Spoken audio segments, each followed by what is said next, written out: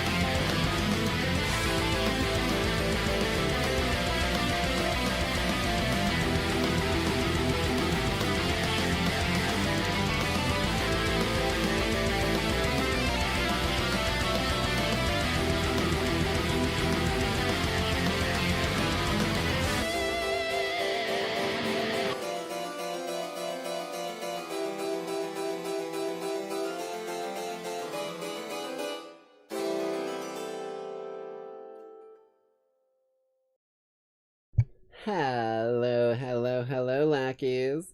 Hope you're all staying happy, staying healthy, staying hydrated. You know all the usual shenanigans. Hold on, let me get some background tunes kicking. There we are.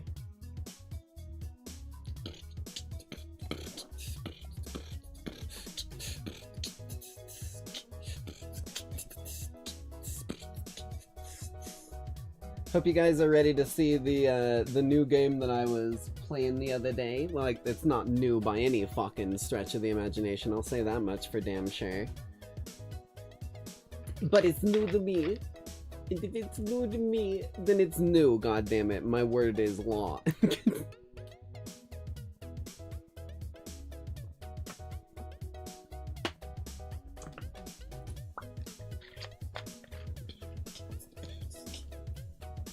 Got myself some beepers.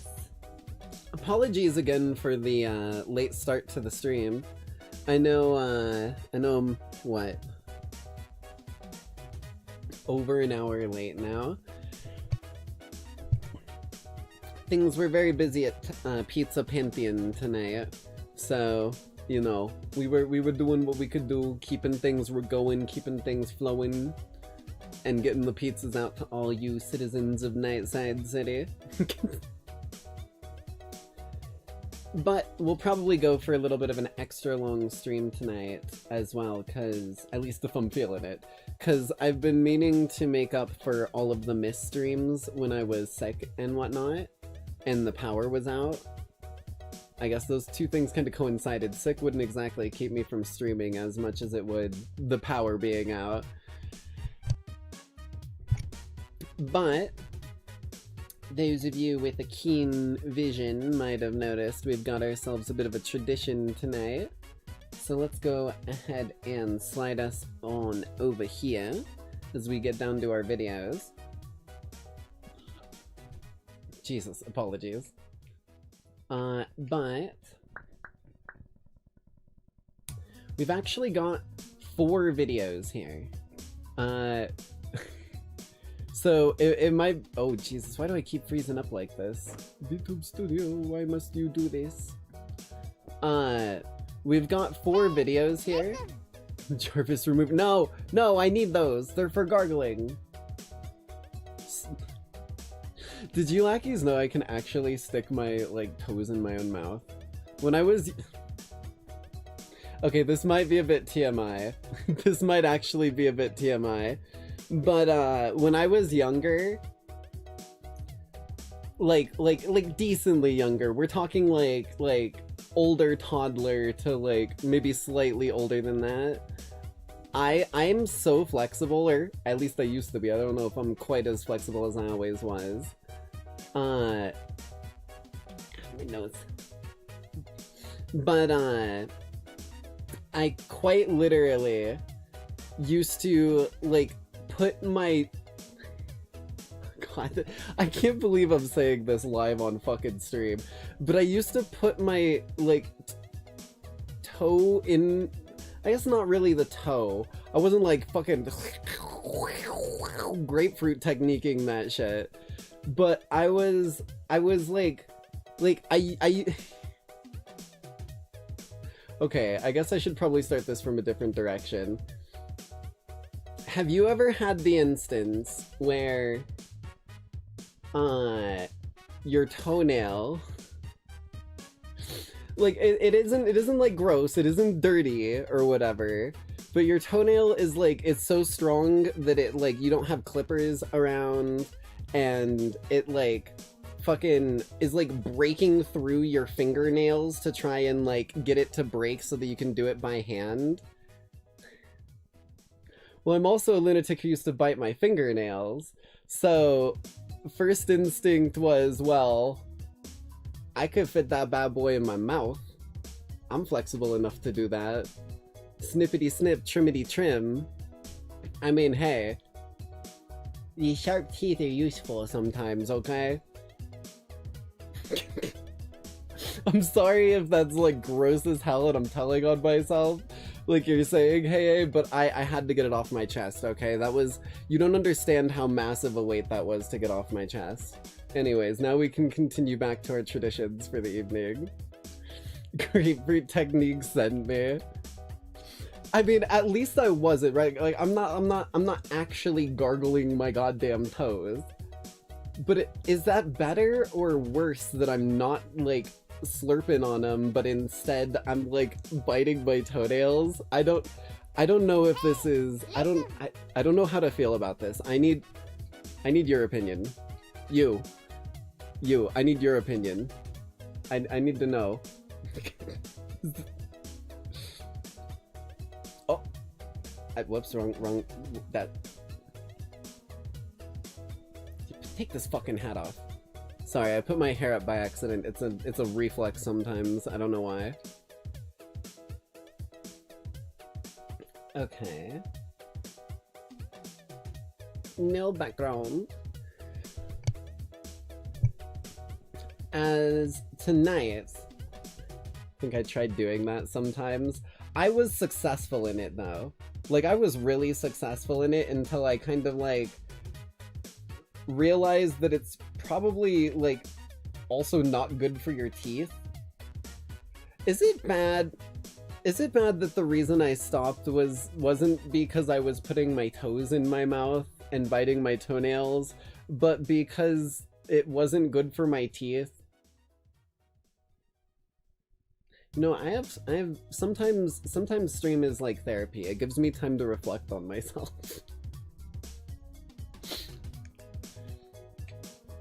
Holy shit. Okay. Tonight we're starting off our tradition with a video by Pint. Now, I will say, another video by Pint called 1,000 Hours. Jesus, one moment.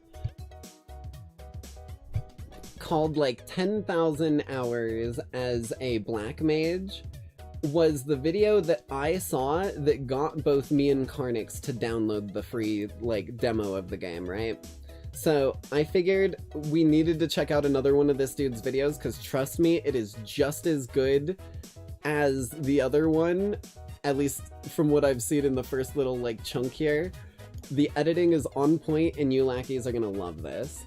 But this is Pint. I enslaved my Final Fantasy XIV guild. Let me turn down the background vibes just a touch. Don't want this too superseding. Perfect.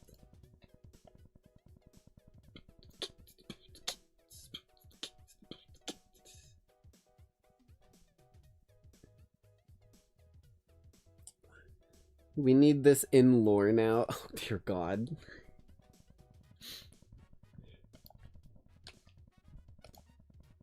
Alrighty. Let's see what is going on here. Now I know what you're thinking. Final Fantasy? Is that not the game with the Goofy in it? No. Final Fantasy is one of the best games I've ever played. I've been playing it for months now, and let me tell you, the only thing goofy about this game is the stunts I pull. I've been known to engage in some mild tomfoolery on occasion. And when I first heard of it, I thought I'd hate it. 'Cause in my fantasy game, children... In my fantasy game, catgirls. That one's right. Yeah, that's and cool. Until last okay year, I genuinely thought the aforementioned... That right there, I'm gonna be real with you. That right there is as far as I made it in this video to know that it's about to be a really good video. This is gonna be on par with the video about 10,000 hours as a Black Mage. Mentioned Goofy was a staple of the Final Fantasy franchise. Turns out he's actually from a different game, but the vibe and art style still never really seemed like my thing. Jesus. But I've never been more wrong. I love this game, man. Since I have the #1... Sorry, I just have to say something. I legitimately almost lost all of my pizza onto the ground because it's so fucking, like... I may have put too much sauce on my pizza tonight. Oh, my steak is too buttery because I legitimately, my paper plate is soggy. What the fuck, dude? I tried to make like a stir fry style pizza tonight, and I think I overdid it with the extra top, with the extra sauce on top. Yeah, in fact it's good.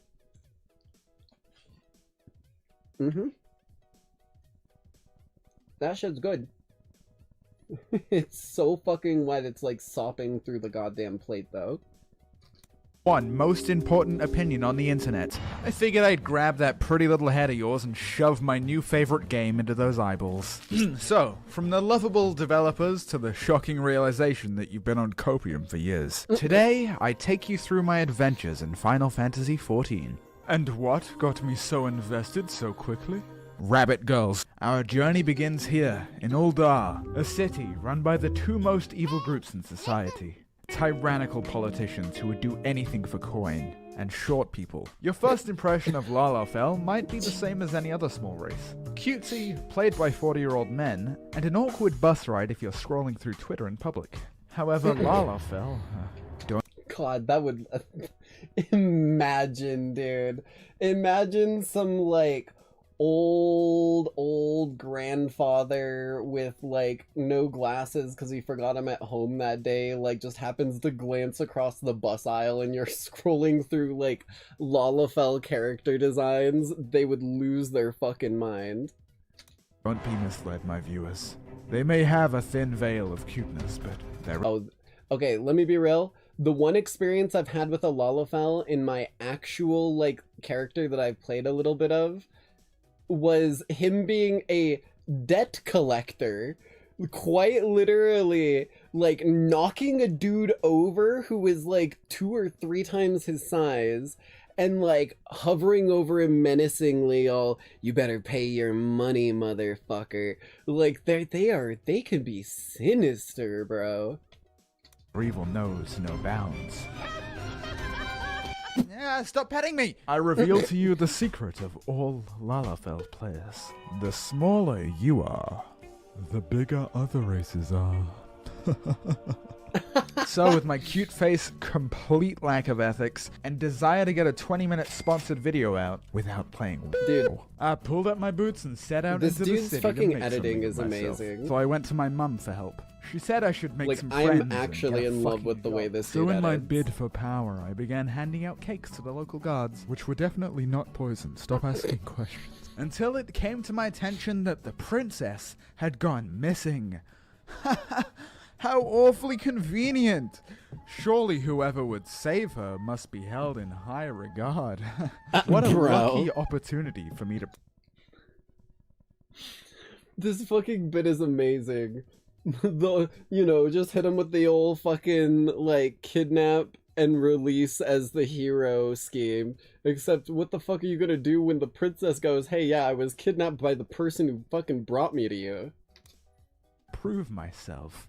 I decided that I would help find the princess. So I opened my map and started running towards her exact location. And that is when I saw her.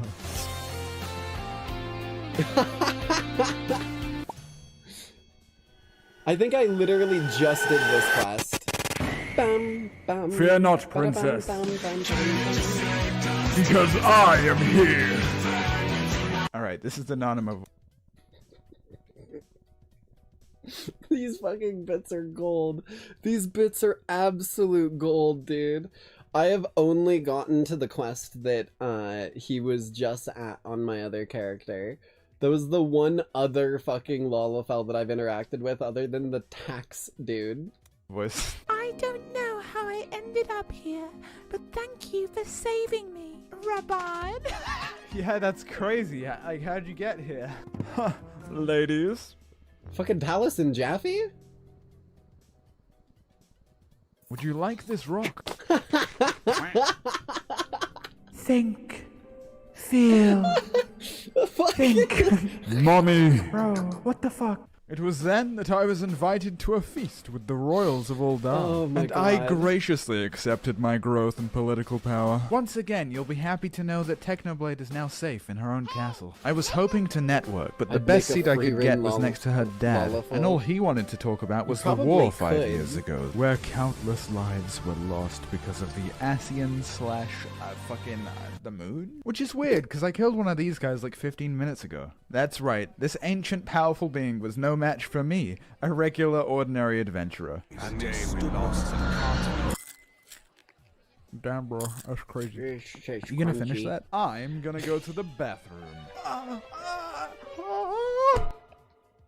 He Dead. is special.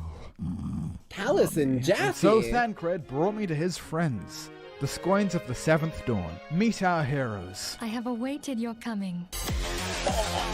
The one everyone I've got that hates, button except too. for the ones everyone should hate. Where is it? The Where guy is it? whose No. Where dialogue is doth it? the ye skip. The E-boy. I never doubted that you'd come. I layered And mine this on guy, top but that we'll time. get to him later. Together they form the Scones of the Seventh Dawn, and the primary goal of this organization is to kill the Primals, which are demigods summoned by various tribes around the world. Primals usually Someone's just mind been playing control too much anyone that eugenics. doesn't have your Either that or they powers, summon because this Maharaga. lovely, curvy lady has given you the power to remember things. So It it may not be turns out curves, all of those but they got blackouts angles. I had were actually a good thing, and not damaging my brain. And so you team up with the members of the Shallots of the Seventh Dawn, but mostly this guy, who is 16, internet. You make wonderful friends, use your power for good, and... And to tell you any more would spoil things, but trust me, Bruh. the story in this game is very good, and I like it a lot. Now this can be a very social game, which means you're going to be meeting a lot of new people, and this game can have quite a twisty story, with many plot points that can be easily spoiled. Those seem like conflicting qualities. While I admit it can be a little stressful dodging spoilers on my Twitter timeline, this game does this combo the best that I think any game possibly could. And the community, generally, is super anti-spoiler. The only things I've had spoiled were kinda minor and were kind of accidents. And annoying as spoilers are, I am a streamer. I know. So I probably have it worse. You've probably already played it, or it's probably only going to be about as bad as... Dude, wait for Heavensward. It gets so good at Heavensward. It gets so good. But yeah, spoilers, bad, hate them. Now, back to the story. I'll be taking my payment. I love... Bad, I will. I'm gonna be honest with you. Part of why I love this dude's editing has gotta be this little fucking mischievous, evil-ass smile. Like, there is absolute sinister energy behind this, and I love it. Like, now, they give me small dog energy a little bit, but in, like, the most fucking sadistic Thank way. you for slaying the primals, but there is more work to be done. Like a cat. They have small dog energy like a cat. We'll do it. And so I ventured forth, as the hero I am, ready to save the world. Wait, what? What is that melody? You're dancing. My god, they're dancing. What are those faces doing? They're smiling. The people were having fun. Oh, and the music. The music was super copyrighted. And as new as I was to the game, that was sort of the first moment where it clicked. I spent the rest of the night taking screenshots with the pals. Look at this guy, he's playing a male character in a video game. It's a feeling I hadn't felt in a while. The fucking, like, wide-ass mouth laugh was okay, guys, so it's time for Pint to pay his rent. The plan was simple. Get in, grab the greatest mobile game of all time, and get out. And to pull this off, I'm gonna need some backup. Meet my 3 favorite spooky Halloween champions. Harvest Jack. He's a jack of all trades. And Madame going like, I'm getting past this, but dude actually just did an ad bit using edited animations of his Lalafell. That's crazy. Wanted me to tell you to click the link in the description below or scan my QR code to get a free epic hero Chinoru, 1 XP boost, 1 energy refill, 1 inch ad over. For the next week I farmed the golden source of free emotes. I think I like it here. Oh look, there's a racing game. Sweet, I got bunny ears. Now I can focus on getting a cool outfit. Please, yo, those glasses go Primals are coming. Did somebody say Palace of the Dead? Sounds pretty cool. Crafting jobs doesn't sound cool, but somehow is. I could have sworn there was something I was supposed to be doing right now. It's very easy to get sidetracked in this game. And I think that's a discovery we all make along the way. Mom, Dad, I have something to tell you. I decided to quit my job as a hero and become a dancer. A dancer? Sick. Well, the party buffs are useful. No, Father. I forgot there was a dancer class. One of the best parts about this game is that there's so many definitions of endgame. There's your usual solo content or raiding or whatever, but under little rocks here and there, people create songs, dance routines, fashion, interior design, economic domination. Some of the most hardcore players I've met are high-end ultimate raiders, and yet they are mere insects beneath the boots of role players. The penultimate form of a Final Fantasy player, logging on daily to take cute screenshots and dance. And that's like kinda not even a joke. And having done a couple raids, it's not like the raids are bad either. It's actually some of the most fun I've ever had raiding. It's just you have a choice now. The driving force is fun. Nothing is mandatory and everything is encouraged. Because to make a fantasy world feel real, you need your sweaty adventurers and your maid catgirl photography enthusiasts. Now I think it's about time I got round to killing those maid primals. Catgirl photography enthusiasts make the world go around. I could do something better. What if I told you that me, the best mage player in the whole world, the betrayer of guilds, found an even greater foe? This content would make even the most experienced raiders quake with fear. That's right. I decided to try and buy a house. But there's a few catches with buying houses. Firstly, there's a finite number of houses on any server. There's just under 400,000 houses in all of Final Fantasy, which is not a lot when you consider the player count. Also, I just want to state, as a free-to-play player, which I will be for probably quite a while, because subscriptions are not exactly something that I could usually afford begrudgingly, we're not gonna be able to buy a house, pure and simple, because we're like money capped at I think like 300,000, and in order to buy a house, which is like your own unique space that you can customize and whatever, you get a little one I think in like an inn at one point, but to get an actual house you need more money than the maximum we can carry as a free player, if that makes sense. And slots only become available when someone doesn't log in for 45 days. I'll tell you about the second catch in a moment. It's a big one. Attention everybody, there is a fucking house I'm for sale. listening. I ran to the plot, looked around a little, and I hovered over the purchase button. Was this truly where I wanted to live? Yes. This would do nicely. Looks nice. So I clicked purchase. Oh. So here's the second catch. At some point in a 24-hour period, the house will randomly become available for sale. Oh, Meaning, what the fuck? to acquire a house, you have to repeatedly do this and hope that you're the person that purchases the house the moment so it becomes bogus. available. Randomly, in a 24-hour period. So bogus. Jesus Christ, I don't dude. have time for this. I give up. No, that's not the guild. pint I know. Well, I guess there is one thing I could do. I don't know. It's kind of no. What is it? I mean, I could exploit the working class. Meet wife havers. knew Oh, it. the things we'd do together. The conquests we'd march. Right after you guys buy a house, for the guild. We had 2 people around the clock clicking a placard, and the rest of us would Jesus sit there to Christ. make it seem like there was more competition than there was to scare off potential competitors. It was truly a chance for us all to bond, a learning experience. They all get What to I learned chat in and this hang experience out. is that my friends are fucking psychopaths. Mrs. Jump, she was there for 40 hours over 4 days. Oh, how do I know this? Only the fucking Google Doc we created to track the hours camped, the plot opening times, and to see how close we were to committing human rights violations. Now, keep camping. You wouldn't want to go back to Oh my Torghast, would you? fucking God. After about 3 days, though, one of our happy little campers discovered something. Something that would blow this case wide open. Take a look at this chart. Yep, turns out in the first 8 hours, the Flicker. chances of a plot opening are basically 0. And for the creamy, most efficient strat possible, you want to click in this 4-hour window. Ah, yes.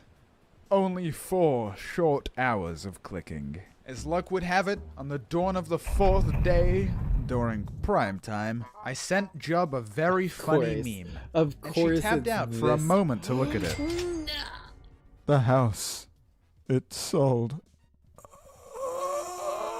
Psych, we bought the house. It was us. It was our backup Holy clicker. There's always a shit. backup clicker. And now we That had a scared the place to fuck out of call me. home. And we relocated immediately because the goblet, say it with me, is for broke-ass bitches. Bro. Holy shit. So Final Fantasy, huh? Crazy to think that it was always fucking here. It has been very refreshing. And at the risk of sounding a bit too serious, it's taught me a lot of valuable things about myself. Trying new things, being a nicer person. I've got a bunch of new friends, way less stress. And honestly, man, just kind of a better outlook on life. I don't think it's just the game that's done that, but still, I'm happy. Plus, I got this house.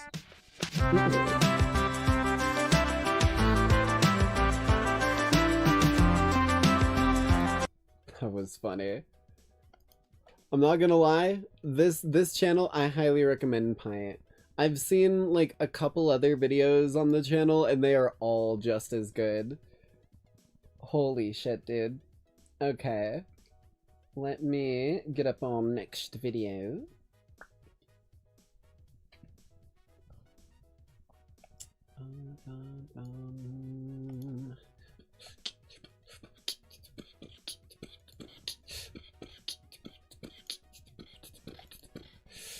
Okay. Up next, we've got one that is hopefully gonna give us a bit of a feel for what each of the different classes are like, so we can, you know, get an overall grasp, see what exactly we want to make our character. I do have an idea in mind, but I'm open to changing it if something else catches my eye. So, without further ado, in this very short 3-minute video, basically every job in Final Fantasy 11, Jesus, Final Fantasy 14.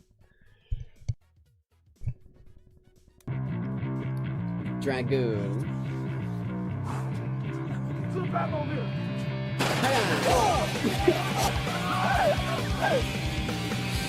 Gunbreaker. Oh my god. Ow. I just fucking shot myself.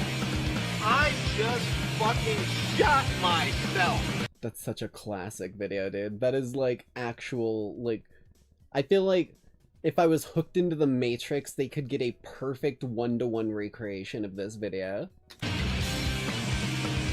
Machinist. Oh, nice. Thing in my hand. What's in your hands? Nothing. I Open your hands. This Alright. is such a classic. Oh, Nothing, what are you, a I comedian? swear. Actually, officer, I'm a magician. Summoning. Ooh. Uh-oh. Okay. Or not.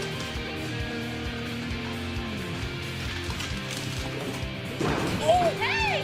Holy shit!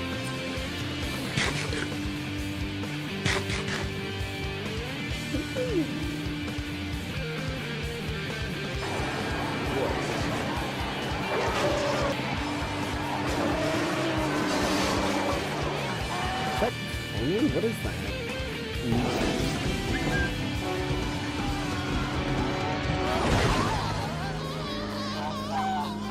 Oh.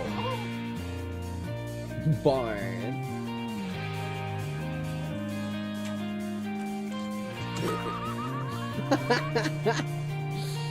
Paladin.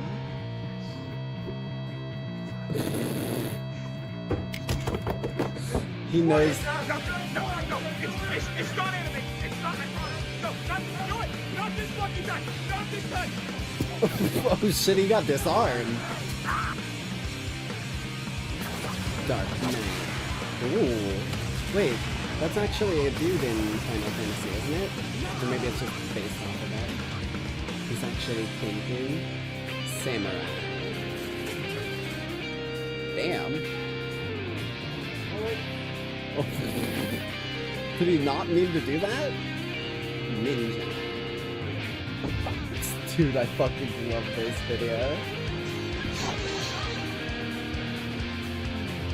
Streligen. Dancer. Yes, you're great. Oh, ow. White mage. Another gun in a drawer. I'm a healer, but black mage. Oh. Chad mages do not move around. Mage DPS sound. Yeah, that seems about accurate from what I've heard about what black mage is like. That's pretty fucking on the nose. Holy shit, dude.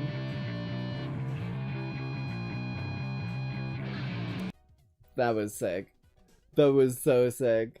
Yeah, black mages are like the DPS class, but they're not mobile, and like for a lot of their stuff they need to be standing in specific spots where they like cast a spell or whatever. So it can be real goddamn rough on them, but they will absolutely annihilate things. Okay, that was fucking funny.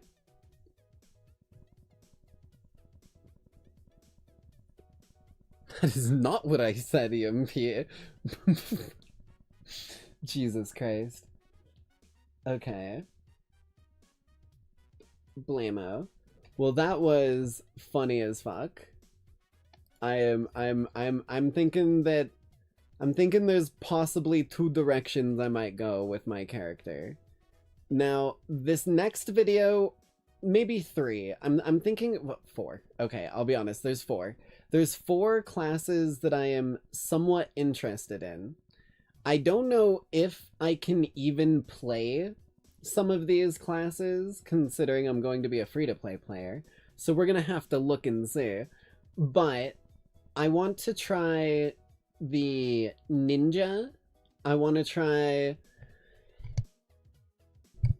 the Dark Knight. Where was it, right? Dark Knight? Yeah. Ninja, Dark Knight, Black Mage, and what the fuck was the 4th one? Monk. So we're not gonna watch this whole video, but this is which job should you play. We're gonna check the intro, and then we're gonna watch specifically the 4 that I mentioned. So we're gonna like jump to just those 4 segments, check those out, and then from there we've got one more video, and this one's not Final Fantasy related, but rather just an interesting, goofy video that I saw that I thought would wrap things up for people who aren't as interested in the whole Final Fantasy stuff. But let's go ahead and blam. Watching this video because you're new to You're probably watching this video because you're new to Final Fantasy XIV and you have one big burning question. What job should you main? Yes. FF14 is a game I've been playing for tens of thousands of hours. Oh, I love it. It was my first MMO, and to this day, my favorite game in the world. I've played every job in the game to max level. Damn. That's what you Endgame, get for Savage, that? and Ultimate Raids, and more. And today I'll break down how all 19 jobs gameplay styles plays, their role in the party, and how you want to prioritize learning them. As a little note, in the run-up to Dawn Trail, I'll be releasing leveling and endgame guides for every single job, so if you're a new Xbox player and you're looking to play FF14 and get into endgame, I would absolutely love it if you subscribed. One thing that's great about Final Fantasy XIV is that you can level, gear, and play every job on one single character. That is also part of what's drawn me to this game, Lackeys. By the way, oh hey, we may have like played all the way to level 70, which is the maximum level that we're able to go to as free to play. But what if I equip, oh I don't know, a summoner weapon and go play summoner? Well, now I'm back down to like level 1 or whatever level I unlock the class at, you know? So there is like re-progression that you do, which is kind of cool. There's still a use for ult, but there's no requirement Summoner to have and all them the summons to with fully chat experience members when the they game. defeated a little You can do D&D your on roulettes how on they were Paladin, finished. I kind then of like job that. change to Ninja and hop We might into an check extreme that one trial out with your too. friends, and then you can go raid on Scholar. It's totally doable, and if anything, it's normal. The armory system makes leveling secondary jobs much faster. So if multiple jobs speak to you, don't worry too much. My actual recommendation is just to start on the job that you think looks the coolest. Hell yeah. And to ignore everything else. And if you want to do that, this video will be a good showcase as well. Every job is both usable and good in even the most difficult content. Yeah. Jesus Christ. By the way, this fucking cataclysm of fire and ice and chaos, this is a black mage. That's a black mage. Without further ado, let's begin with tanks. Tanks hold aggro from the enemies away from the rest Oh, of that's the gonna fuck with me, dude. Hold on, I hate that it does that. Subtitles, options, preset. party, taking the That's majority not of the I'm gonna crash out. You're supposed to be down here. damage in encounters. They use their defensive cooldowns to God, there are some sick fucking looking moves in this game. soak heavy hits, and their party mitigation to protect their friends. In FF14, tanks also do a lot of damage and have a high burst, with When is some the tanks Wizard being able 101 to rival stream? DPS players in their I peak don't heavy think hits. any of my old Wizard There are 101 currently 4 streams are tanks in still on the game, channel, are and in they? endgame full party content, you'll usually That's have funny as 2 fuck. of them I actually in a did party. play Wizard All 101 tanks share on gear, stream. aside from their Or weapons. not stream, edited video forever Paladin ago. is the shield that guards the Oh shit, sorry. I got distracted. So we want to check out Dark Knight, because Dark Knight sounds cool. Relenting. Dark Knight channels their inner darkness to augment their powers, effortlessly holding enemy aggression with their two-handed greatsword. You obtain this job from Ishgard after They're completing the a kind of Realm Reborn and berserker entering the style. Heavensward expansion for the first time, which has a level 50 requirement. We do have Heavensward, so we will be able to get this class. It'll just mean we're gonna have to play another class to level 50, and then we can get this class. So it won't be a good starter, but I'm intrigued, so I want to see it. This is not a starting job, and begins at level 30. Dark Knights specialise in battering the opposition with myriad fast attacks, weaving, slicing and carving. Okay, They I also kinda possess like that. unique magical mitigation and the ability to sacrifice their own mana pool to summon defensive shields in the Blackest Night. Their capstone abilities are Living Shadow, conjuring a simulacrum of their dark side to fight that's alongside sick them, as and fuck, Shadowbringer, bro. cleaving That's through enemies sick with a as damaging wave fuck. of darkness. Dark Knight's LB3 is Dark Force, reducing damage taken by the party by 80% for 8 seconds. The job's gameplay style focuses on an extremely busy burst phase every 60 like seconds, this class. where you'll be constantly weaving attacks back to back and dealing so much damage that during those windows you can hold your own even against DPS jobs. In between these periods, you'll use your blood weapon and regular 3-hit combos to build up gauge, which can then be spent on blood spiller attacks and fueling your Living Shadow. You'll also be Sounds like a managing your lot to mana manage. as There it are enables there are classes in this game that are a lot to manage, and there are ones that are not a lot to manage. Like some of them have a hefty rotation, while others are much more doable. But that's because those are meant to appeal to people who like the constantly doing stuff. And my ADHD fidget fingers always wants to be doing shit. both your defensive and offensive actions to restore your essential dark side. Dark Knight's invulnerability skill is called Living Dead, making it so that when you die, you gain a 10-second inability to drop below 1 HP, That's and begin sick as self-healing hell. with every hit during its duration. Before the 10-second timer runs off, you need to heal the quantity of your maximum HP, or you will die. I love Gunbreaker that. uses a That looks sick one-handed as hell. gunblade. Okay, so Dark Knight isn't one we can start as, but it is one that we can get to later. Castle? What the fuck is Castle? Hold on, I want to know what this is. Is this their sponsor? This video is sponsored. Okay, never mind. What is this? Healers, White Mage, Scholar, Astrologian, Sage. There are a lot of classes, too. Dragoon, that was the Batman dude jumping off the roof. Monk, okay. Weapon. Monk is an expert of hand-to-hand combat, training their limbs to become the most mighty of weapons, honing the On the use of their scale, where is equipped this one? knuckles I'm not wisely. sure. I couldn't tell you, You obtain this honestly. job from I'm leveling just Q-Chest, as new to the game, pretty starting much. DPS class from Uldar to level 30 and completing your class quests. Monks attack extremely quickly, shifting I know the between monk forms is of one that three you have to hit a sacred bunch of animals for buttons their on primary usually. attacks. They have like a big Quo, rotation of Oppo, abilities. Oppo, and Raptor. In their burst phase, they use combinations of these attacks under perfect balance to prepare a powerful blitz, fueled by the power of your beast chakra. Monk's Limit Break 3 is Final Heaven, Are a dragoons the crushing lance single ones? target Yes. attack that deals high damage.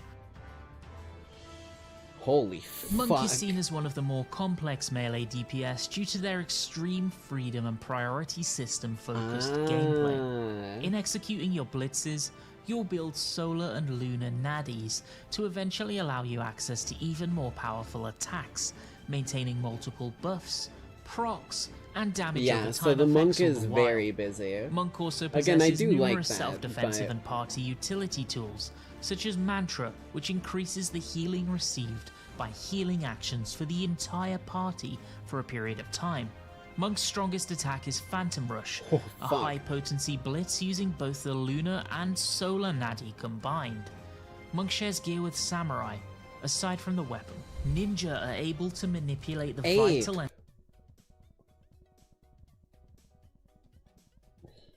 Here it is. Here's another one that I was interested in. I don't think I mentioned ninja, did I?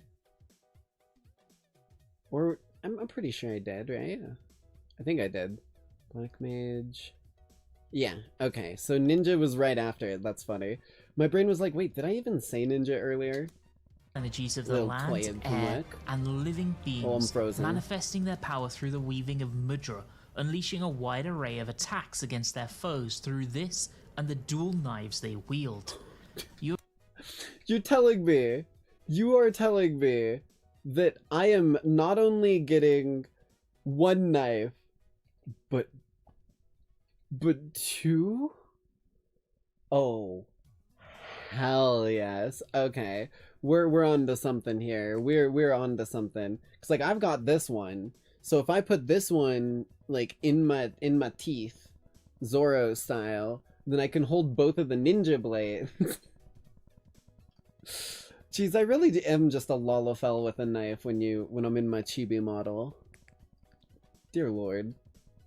I guess I'm more than a Lalafell with a knife. I'm a Lalafell with a knife and a gun. There's a bit of a difference. You obtain this job from leveling Rogue, the DPS class from Limsa Lominsa to level 30, and completing your class quests. Please note you cannot start the game as Rogue. You must unlock it, requiring one level 10 combat job with class quests completed to that point before the guild will accept you. Secret Ninjas excel four-knife at attacking technique. from behind, using their stealth to incapacitate Oh, they excel the at enemy for attacking from themselves and the behind, group, huh? using trick attack and mug. Ninja's limit break 3 is Chimatsuri, a crushing single target attack that deals high damage.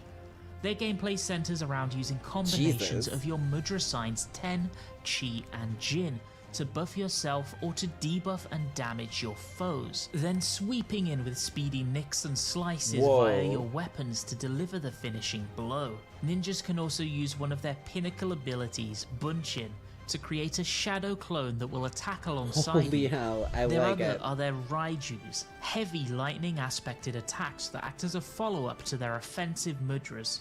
Ninja shares its accessories with ranged DPS. Samurai are those determined few holding Okay. And then Black Mage is right there.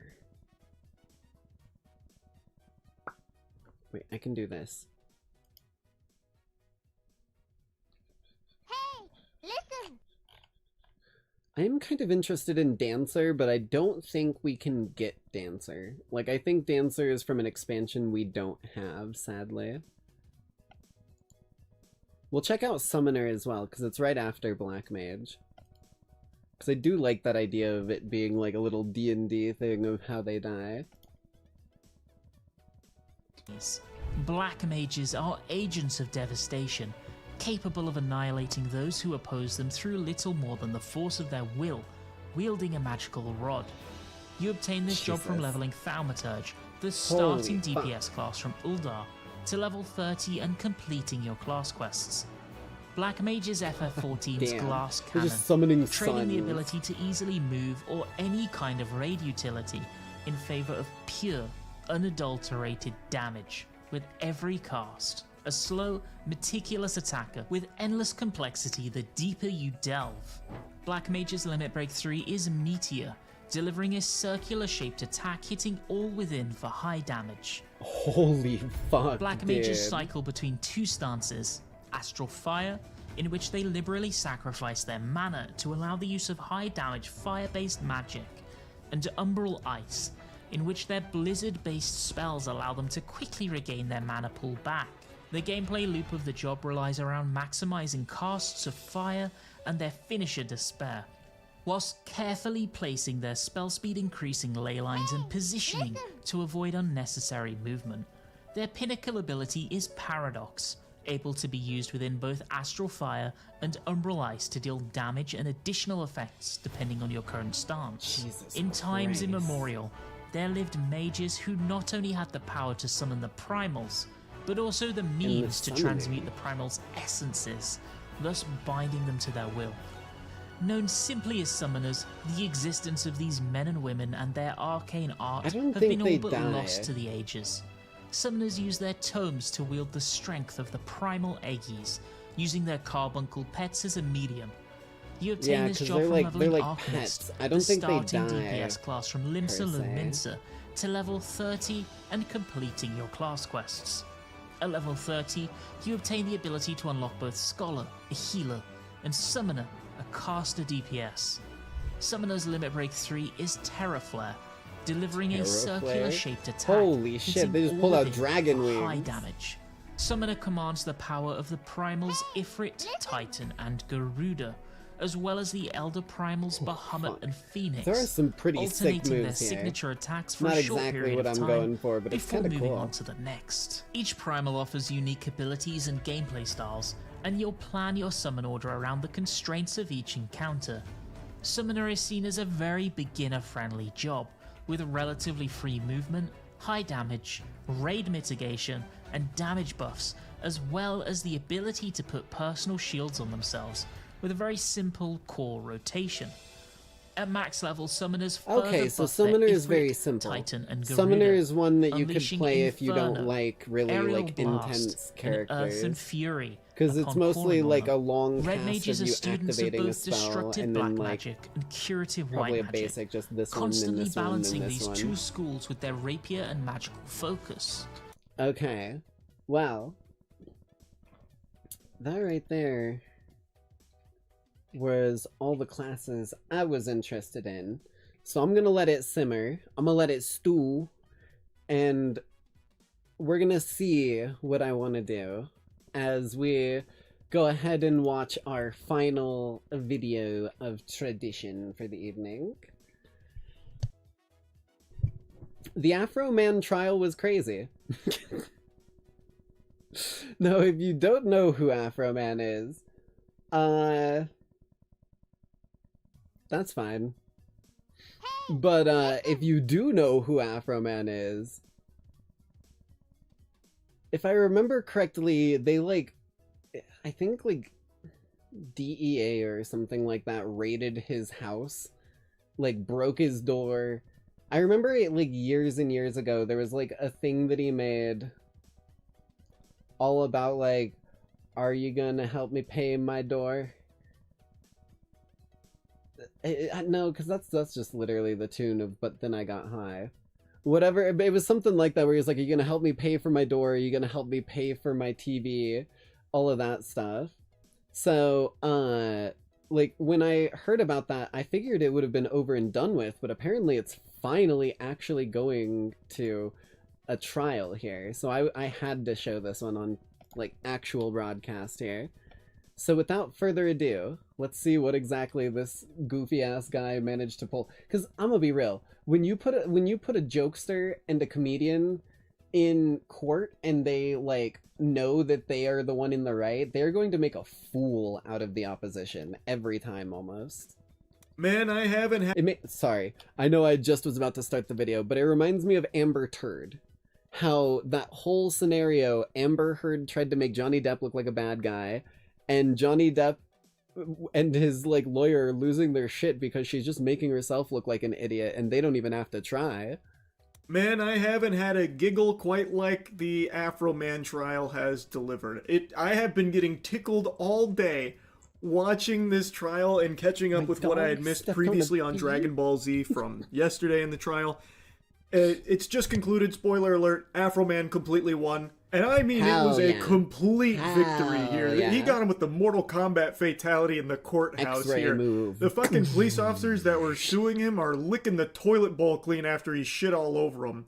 I'll show you the clip of the ruling in a moment here. For those that don't know, Afro Man's house was raided a few years back under suspicion of kidnapping and narcotics. They found nothing. It was a complete sham. It was a load of barnacles. And Afro Man had security cameras set up on his property, so he caught all of this on film, and so he started to use some of that footage to make music, insulting them, ridiculing them, making fun of them, turning this misery into some boner jams for his art. And the officers that he has made songs about and made fun of got really upset. They got super sore about it, so they filed a defamation lawsuit against him. You are a public officer. You are an agent of the public. He is allowed to talk bad about the public and the agents that work for them. That's not, like, bro. And the lawsuit has made it all the way to court, and now it's settled, but we got to witness what has to be one of the most entertaining court cases ever broadcast. In my opinion, I fucked his wife doggy style. He said it like they were facts. I don't know how the jury just didn't erupt into laughter numerous times throughout this case. There are so many moments just like that. So he has made a lot of songs and a lot of like clips all about this raid and making fun of these officers. And I can't believe at no point throughout this process did the officers think, this is a bad idea. More people are going to find out about this. And that's exactly what happened. Huge Streisand effect here. So many people are learning about Afro Man and the new songs he made about these officers through this defamation trial that's gone to court. So now the songs are blowing up all over again. So like, will you repair my doors? Over 9 million This was the fucking one that I was talking about. I remember this.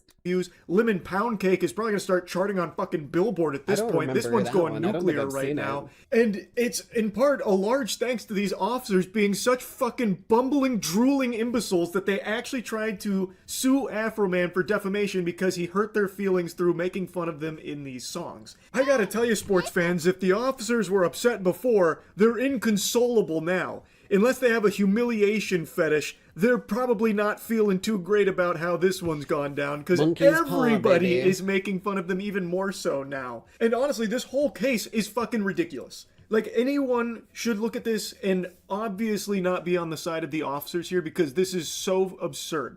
Really, Afro Man said it best while in court. Fact. They never should have came to my house in the first place. True. Absolute truth.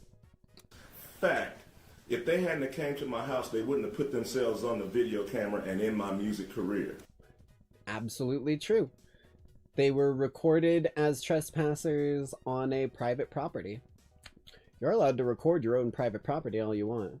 Genuinely.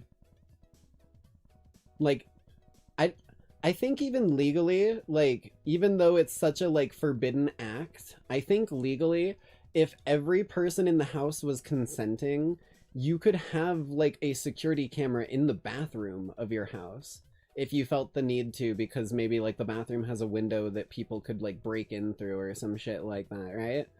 Like, when you're on private property, your rights kind of become the rights of the owner. Like, the owner doesn't have the right to, like, do whatever, you know. They can't just like throw you in a dungeon and put you on a rack and start like stretching you out, you know, because there's laws against that. But your like personal opinion on how something should go when you're on someone else's property goes right out the fucking window. All of this is their fact. All of this is their fault, and they have the audacity to sue me. These people and you are the predators and the victim at the same time.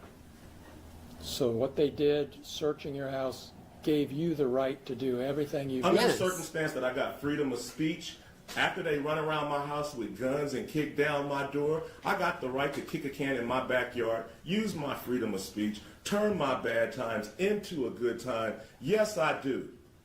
And I think I'm a sport. I love this guy, man. Because I don't go to their house, kick down their doors, flip them off on their surveillance cameras, then try to play the victim and sue them. Amen. All right, I think that about sums it up. Yeah. He has the freedom of speech to make fun of these officers. They are public officials. They went onto his property, breaking his shit. Apparently even disconnected some of the security cameras. People forget that things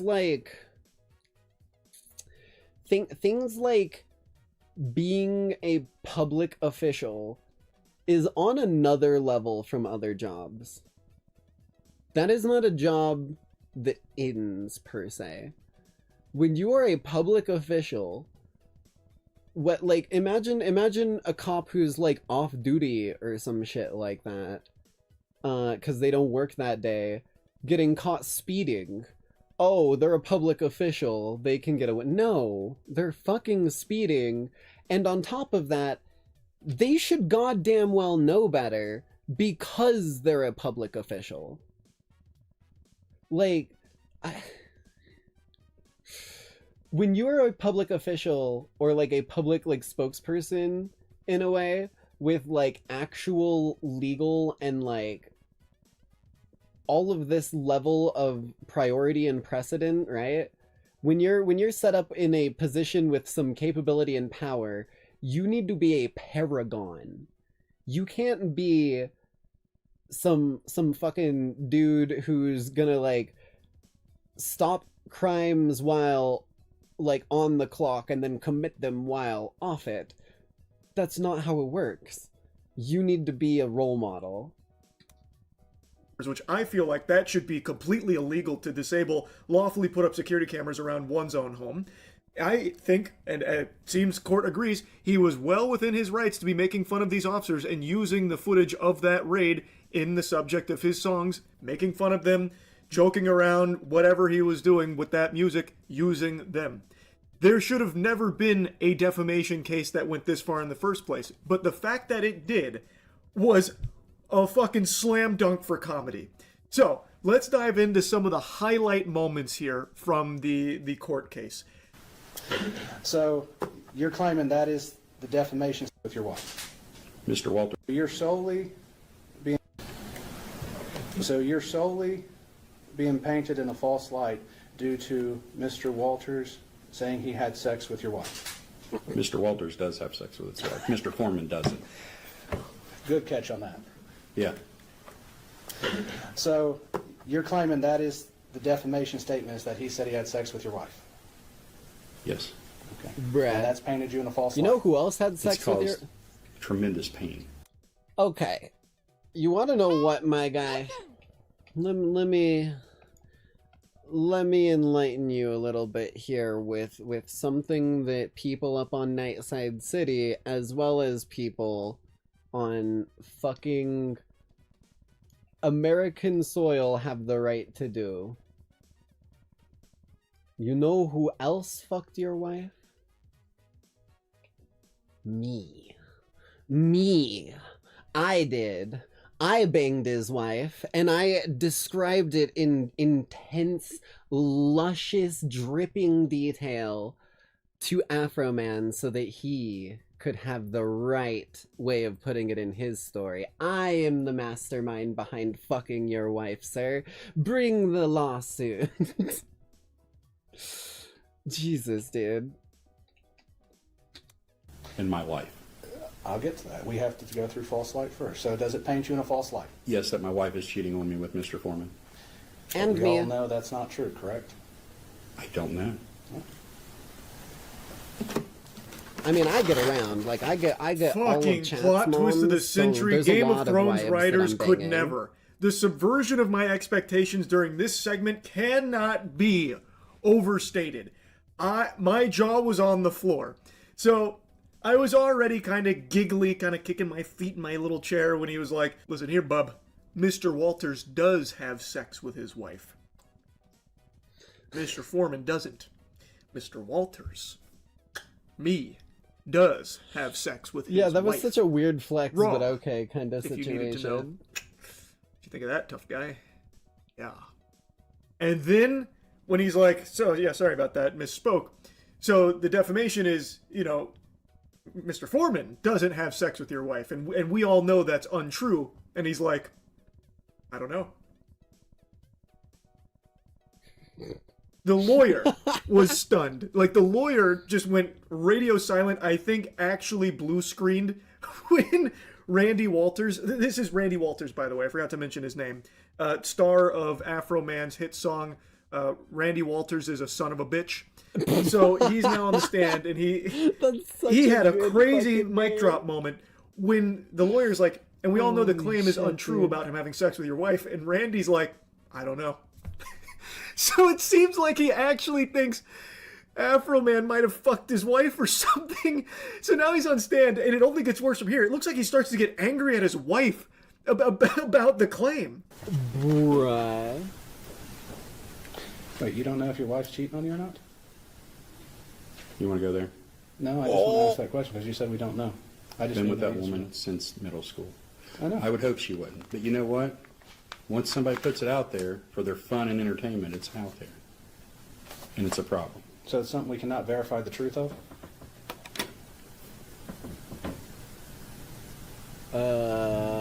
Is it a thing that can be verified, true or false? Ask your client. He thought he was playing chess, but he was actually just playing with his own butthole. I don't know what strategy Randy Walters was cooking up there in the noodle, but this is stunning stuff right now. He was giving him like a layup. He's like, all right, so the claim is untrue, right? And he's like, I don't know. I would hope my wife isn't cheating on me. We've been together for fucking years, but now that he's made a song about having sex with my wife, well, maybe he is. And maybe she's cheating on me, and maybe I hate her for it. We'd have to ask Afro Man about that. Because now it's put out there, and now it's giving me a lot to think about. Like, it looks like he starts to stew I guess we gotta take Afro Man's word for it. I guess really he did don't know fuck what her happened wife there, and but his oh wife. my goodness Her wife, gracious, his when I wife. tell you I was Their laughing, wife. I was belly laughing when this guy started saying that. And you could hear the lawyer kind of switch on to like okay, this is weird, but I'll play along mode, where he's like, okay, so you're saying we can't verify whether or not this is like a true or false claim? It's not verifiable info? Because if he's going to try and say that this is defamatory and then turn around and say that he doesn't know if it's true or not, how the fuck can you say it's defamatory? Like, it's an outrageous tactic? I don't know what else to call it from Randy Walters here. It was mind-boggling.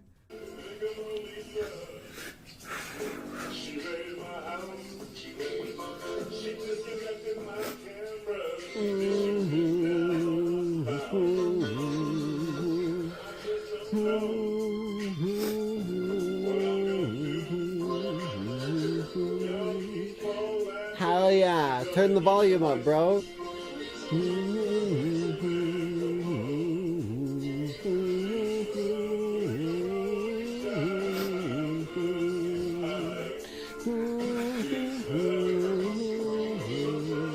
As you can probably gather from the song here, this is an officer involved in the raid. Her name is Lisa. According to Afro Man, she even disconnected one of his surveillance cameras. I bet she's really regretting not bringing a fucking EMP device there to blow them all out, so that way, you know, the songs never got made. But here she is taking the stand in court, and boy howdy. So they're playing the Lick 'em Low Lisa song, which is one of Afro Man's tracks dedicated to her. He made songs for like every single officer in the raid. Hilarious. So they're playing her song, her ballad, and she starts crying during it. And they play the whole song as she is like, you know, tearing up. Okay, we're not I don't gonna think turn they're it off. legitimate We're gonna tears. I make think it these all are go. crocodile tears designed to try and garner sympathy from the jury, like, oh, look at the toll this has taken on her. So I think that's a little bit of acting there, and trust me, I know acting when I see it. I don't like to usually bring this up all that often, but He I was actually in the started Hunger the Hunger Games Games. Mockingjay Part 1 as District 8 hospital helper. Yep. Not a big deal. I don't really think about it that much anymore. Point is, I know when someone is playing a character, and It's right not now she's even playing commitment. the It's like sobbing, principle of the matter traumatized at that officer point. who is being unjustly made fun of in a song, a very silly track. Like, it's ridiculous. Like, I wouldn't stop until I'd made a song for each of them too.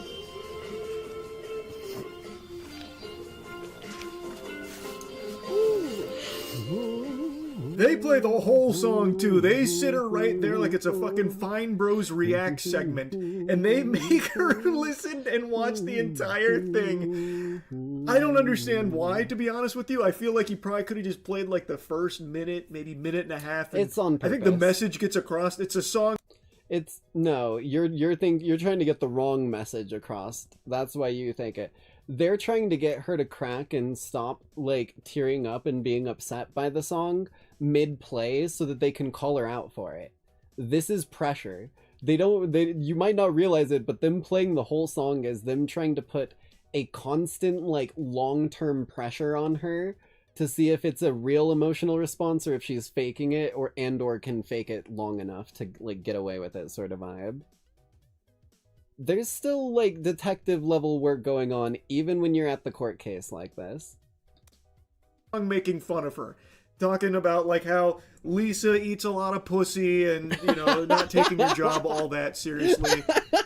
Like, I feel like you probably don't need to play out the whole song, but the fact that they did is comedic gold. So the cameraman even pulls off it there for a little bit just to show like the whole scene in the courtroom. And I'm very curious what the jury was doing. Like maybe they were stomping their feet and snapping their fingers to the track because it kind of makes you want to groove a little bit. It's got just like a real like classic feel to nice. it. And then it pans to Afro Man.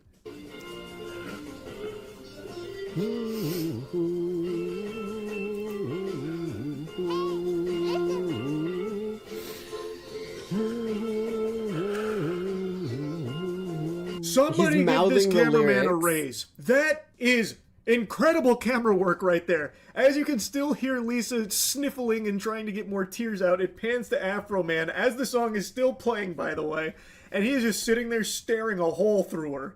He is just mouthing the lyrics, just staring at her. I saw that shit. I erupted into laughter with that camera pan to Afro Man. And now it doesn't stop there. As she's still on the stand, they didn't just play the track or anything. They also just started playing some clips that he made making fun of her. Almost as like a non sequitur. They just kind of pull it out of nowhere. Like, can you pull up another insult here real quick? This the jury's going to love this one. Bro. Go to the next one. Which number is this? Number 21, and it's a video. Okay. Lieutenant, look at Low Lisa. Stop looking at pussy back there. You always look at pussy and you don't even know how many pussies you licked. You don't. Oh no! He caught me. Oh no, Lackeys, he caught me. He caught me. Whoa, no. Oh, I guess the cat's out of the bag. I guess you all know now. I lick a lot of pussy. You know, I tried to keep it hidden. I tried to keep it under wraps. Don't worry, I'll get my ukulele. The apology video will be coming out next week. And then, like, an hour after the apology stream, I'll be streaming some Mugenics. Jesus Christ, dude. Video cameras you've been disconnected. What number? That was 21? Yes. That was it? Did you see that video when it was posted? That was fucking it? He's just fucking being Yes, goofy. next one, please. They got a whole folder here to go through. They got her posted up there like it's a Comedy Central roast. They don't even, like, go in there and really talk about it all that much. It's just... did you see this one when it was posted? Yes, Your Honor. Did you make sure to leave it a like and a thumbs up? Did you leave a comment as well for engagement? It's good for the algorithm. Okay, just checking. Okay. I'm gonna be honest. Like I get why it's there, trying to show like, you know, he's insulting her a lot or like defaming her by making fun of her a lot. But like these are just short clips of him taking the piss. He has a right to do that. Like, all you're doing now is just showing a bunch of insults directly to the person being insulted and maybe making some people on the jury laugh. Like, truly incredible strategy, I've got to say.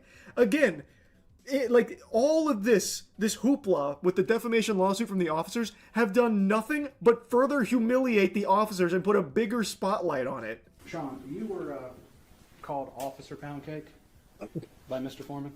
Multiple times. You We were received hundreds of pound cakes at work. Nice. From different people. Have you been eating them? And the context of that name comes from a music video that Just Mr. Foreman curious. created, correct? I don't know where he got it at, but Better not be wasting those Yeah, pound cakes. You that's better be good. giving them to hungry people. Well, Oh no. I'm going to play what's marked. Pound cake.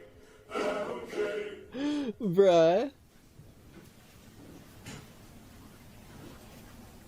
They just like played all of his fucking tags. So you've seen Exhibit D, correct? Oh, they probably had to cut the You would song admit for that you with copyright. glasses walking by a lemon pound cake on the counter? yes. To be honest, this is probably the best promo any artist could ever hope for. They played like all of his greatest hits here from this whole saga directly to the people he was making fun of, and left in all of like the links and the promo and like the calls to action pushing to Afro Man's socials. Like, you could not pay for this kind of marketing. It's too effective. Like, oh my god. So they play the entire Lemon Pound Cake song to Officer Pound Cake, and they're like, yeah, so that's you, right? That's why they call you Pound Cake, brother. And he's like, oh. Like, this whole trial was, it was amazing. It was a sham. It has from a the happy start. ending as well. The cherry on top of the Lemon Pound Cake. Afro Man won. The First Good Amendment shit. won. Hell yeah. In all circumstances, the jury finds in favor of the defendant. No plaintiff verdict prevailed. So the matter will be concluded with defense verdicts. Thank you, Mr. Klingler. Thank you, Mr. Osborne. Thank you to the court staff and the sheriff's department. It's not a problem to be like a troll and call someone out. You love for to see something that they right got there. caught or So they with were or looking for whatever, a lot of money from this case, from what I can see online. Doesn't seem like they'll be getting a single penny. Hell Nothing yeah. at all here except for further humiliation. What an incredible defamation case. Unironically, I genuinely feel like it should flip on the head. I feel like it should flip on its head if someone like pursues legal action like this and it is found to be like not fraudulent, I guess, but like false enough that it like never should have even come into the court in the first place. It should flip over on the other person where like all of the charges and like amount that they were trying to take from the other person goes into fees against the person that was trying to charge them. Like, not in every case, but in like some of these points where it's just flagrant, dude. Alright. Holy shit, dude. That was the final video of tonight's traditions. So let me go ahead and put that bad boy away.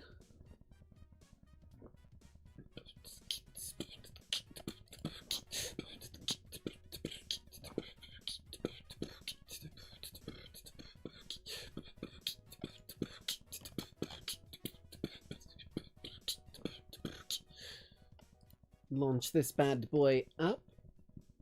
And they do need to get it capturing, so give me a minute here.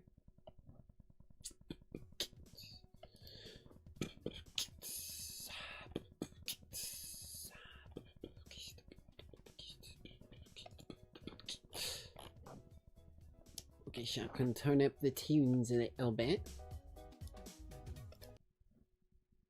Oh.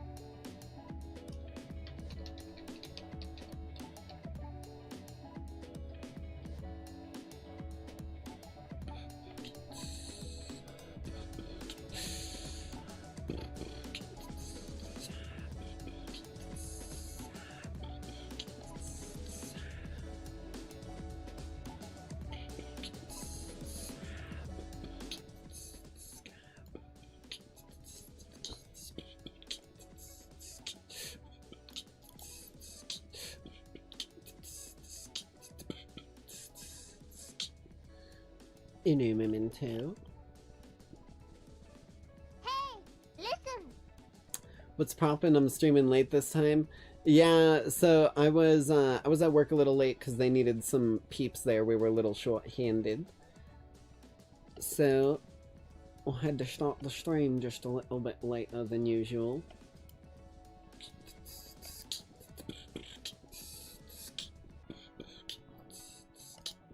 There we are. No big deal though, they needed some assistance and I am happy to provide. Oh. Okay, hold on. blame.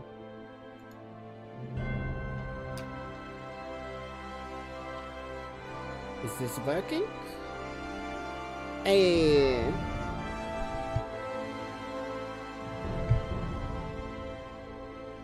Alrighty. Let me go ahead and get my intro out of the way.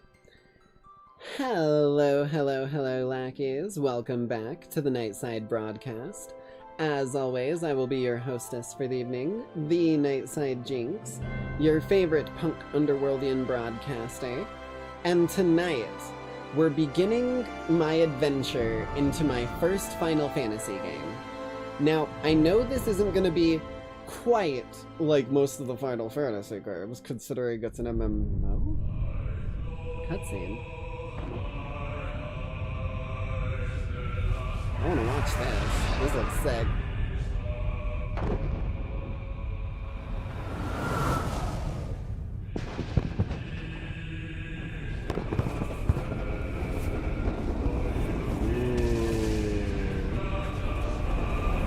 Oh, this is the cutscene that I got the thumbnail picture from. Okay. This is a sick cutscene. I'm gonna watch it. I've seen it before.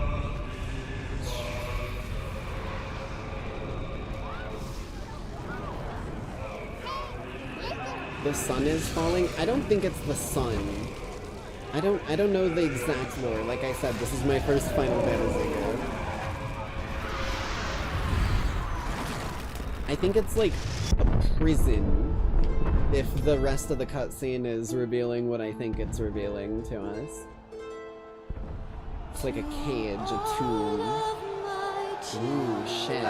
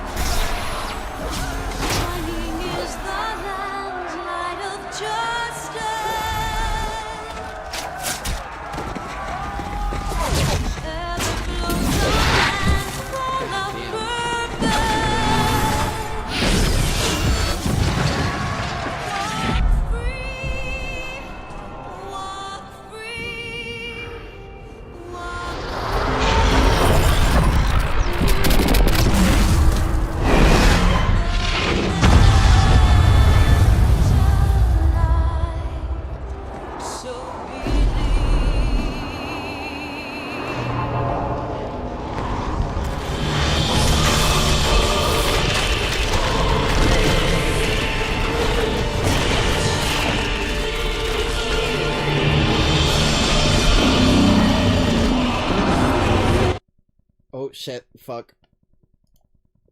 Sorry, I was trying to fix the volume but I turned it way too low. Because I was a little too loud, that was hurting my ears. Yep, it's a prison.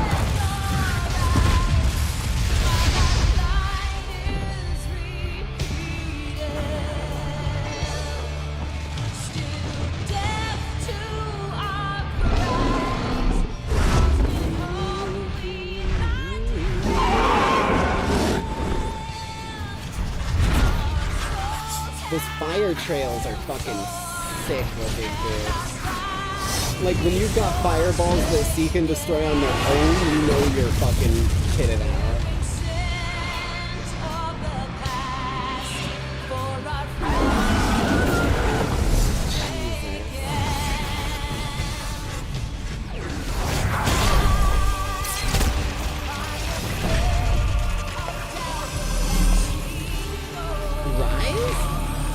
Oh shit, it's Rise League of Legends.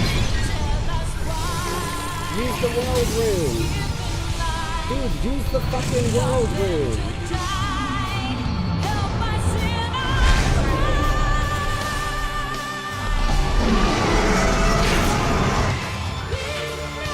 shit, he's activated the world runes from everywhere. Okay, Rise, go off. Go off, girl.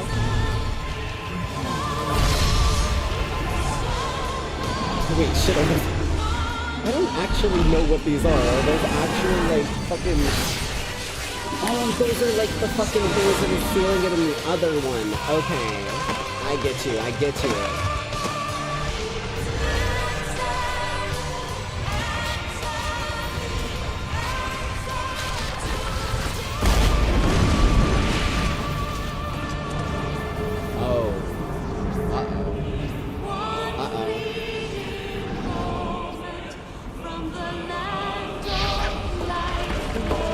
Bro's got a spirit bomb, you better be careful, Rise.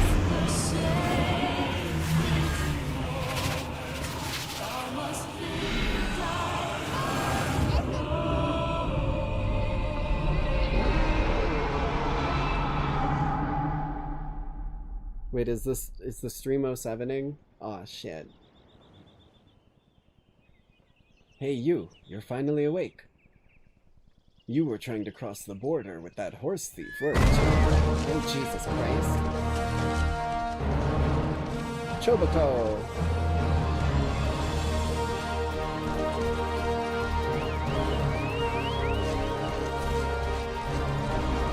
I like Chobakos.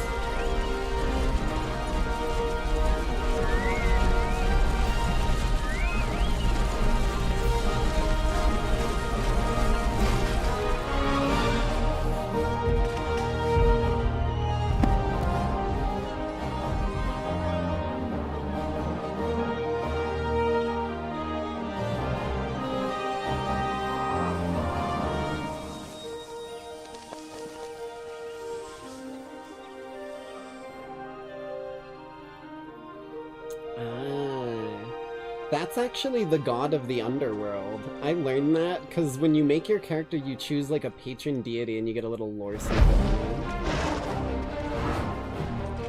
I didn't know Talus and Jaffe worship the god of the underworld. That was a sick fucking pose. Like, that would make a good wallpaper.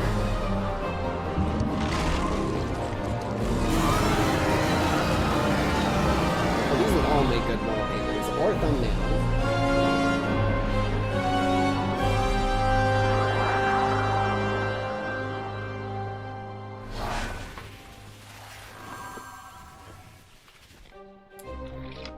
Rise used his fucking one world rune he's always got on him to teleport us out of there. I gotcha.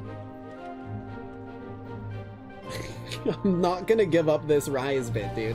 He looks like Rise and his ability was bright blue. Fuck off.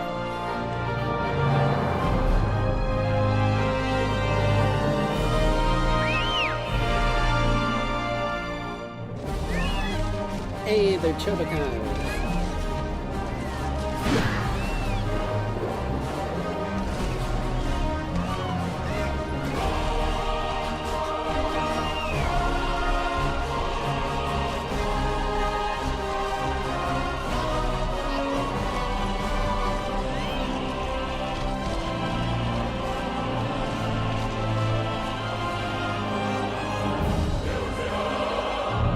His name is Climb, I'm gonna fucking lose.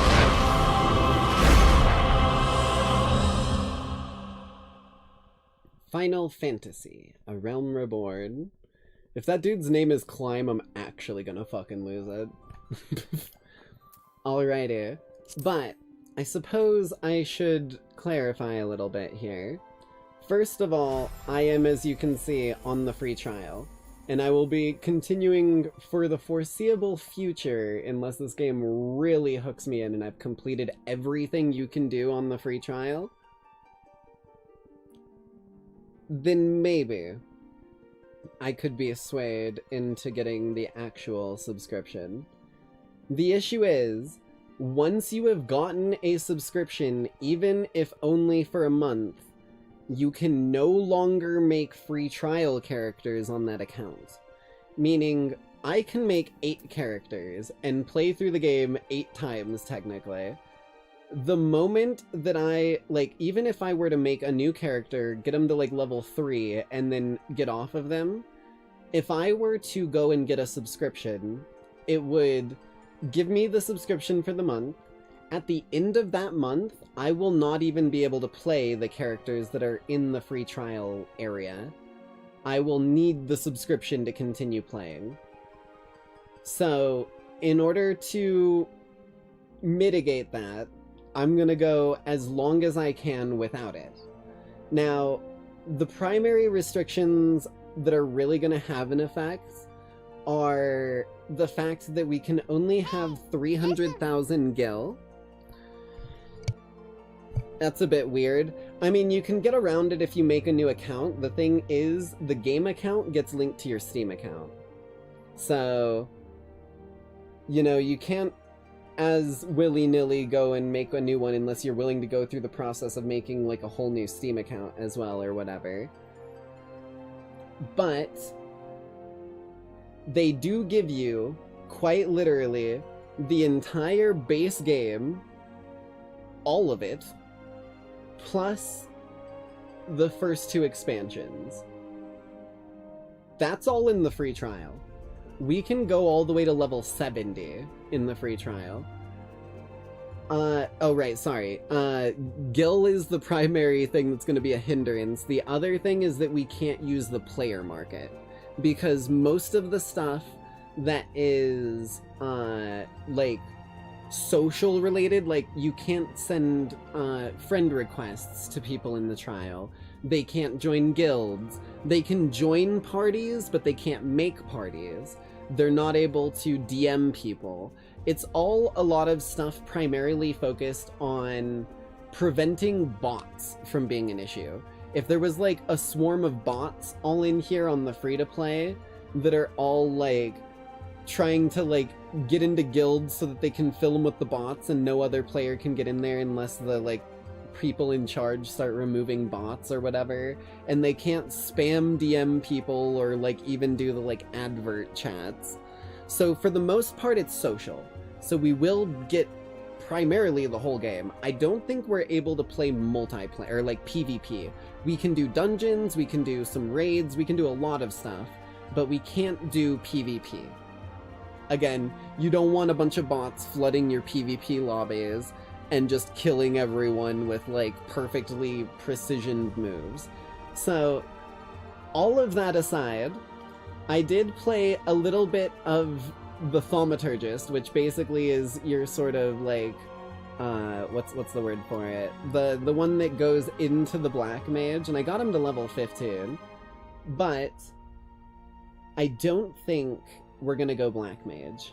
I think I'm gonna stick to what I said in the description of the video, and I think we're gonna make someone a little stabby. Both words of that description being extremely important, little and stabby. So let's go ahead and... Wait, can I load appearance data of this one? I'm curious. Can I do this and then switch the gender is the big question I want to see. Is there an assassin class? That's basically what we're going to be doing. This is my saved cosmetic here. I'm kind of happy with how this turned out. Let me see if I can show you.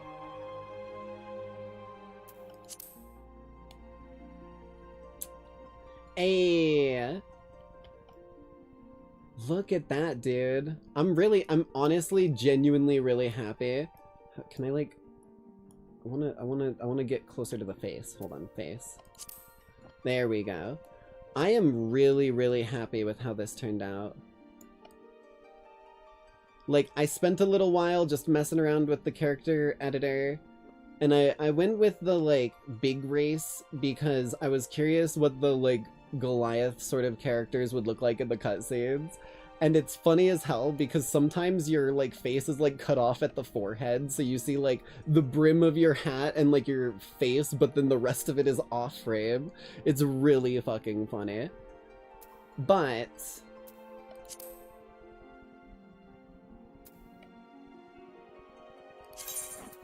we're not gonna be making Jinx Altair tonight. We're gonna be making something a little different.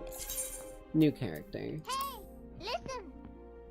I think she's cute. I tried to make it as close to, like, the, like, face shape and visibility as I could for my actual appearance, which is kind of funny.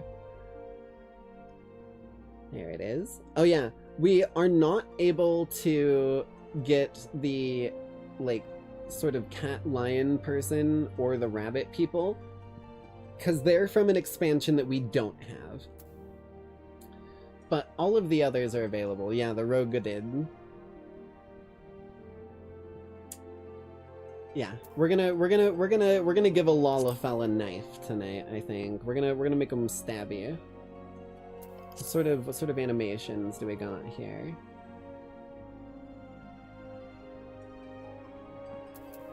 Let's get a nice environment. Oh Jesus. Your eyes, okay, their eyes look freaky as fuck to me. I don't know what it is, but in light like this, their eyes actually look soulless. That is there's evil there. There is evil in those eyes. We're starting off in the right direction. Okay. Let's get like a nice indoor. I like this indoor area. It's fucking soulless. It's too cute to be threatening. Pulls out what are you gonna do when you say that and they pull out two giant ass knives and start like running for your ankles? What are you gonna do? I think we're onto something here. I like this. What? Select the feature wish to change from the list as marked with question mark have yet to be confirmed. What? Lalafell. Confirm. Okay, I was like, I don't know what the fuck just happened. Actually, I do want to read the lore bits. I want to read the lore bits because I genuinely avoided reading almost all of the lore bits so that I could get to experience them on stream. I was more interested in the gameplay. Lalafell. A wee people sporting short, rotund bodies, the Lalafell appear as no more than children to the eyes of most. Many of these nimble little folk hail from the islands of the South Seas, where they practice a simple agricultural lifestyle. It was not until the opening of maritime trade routes that the gradual migration of Lalafells to Eorza began. Now one of the most well-established... Are you done? Okay. Now one of the most well-established races in the realm, Lalafells can be found in great number in nearly every city. Though Lalafellin culture places a great emphasis on blood relations, individuals are known to get along amicably with members of all races. Okay. Let's put you back to your normal pose here so you stop yawning and gasping. Dude, those eyes are sinister, bro. There is some level of malice here that I actually, like, I can't comprehend it properly, but it's sitting in the back of my mind like a mimetic hazard. I guess an anti-mimetic hazard. From the flat landscapes of the Plainsfolk's home islands are where this Lalafellin clan takes its name. Their distinct hair coloration, a myriad of earthy and grassy tones. Okay, well, we might have to go with this one. It's gonna give me my green hair, like, naturally. Helps them blend in well with the environment, acting as effective camouflage against would-be attackers. The similarity of Lenosia's grassy fields to those of their homeland that drew them to the island of Vilbrand and what is now Limsa Lominsa. Jesus, that's a fucking name. Say that 5 times fast. They are a clever and opportunistic people, and crafty with their words. They generally accepted I don't know why I keep seeing a Y here. The generally accepted view of Plainsfolk is that they are a vibrant lot with a penchant for excessive conversation. Or the Dunesfolk. Still just as fucking sinister looking, man. Perhaps the most unique characteristic of the Dunesfolk is their luminous eyes. What? Look into the light, creature. I said look into the light, creature. What do you mean luminous eyes? I don't see no luminousness.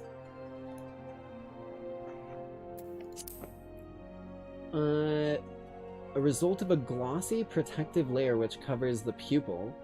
An evolutionary response to the homeland's glaring sunlight. Oh.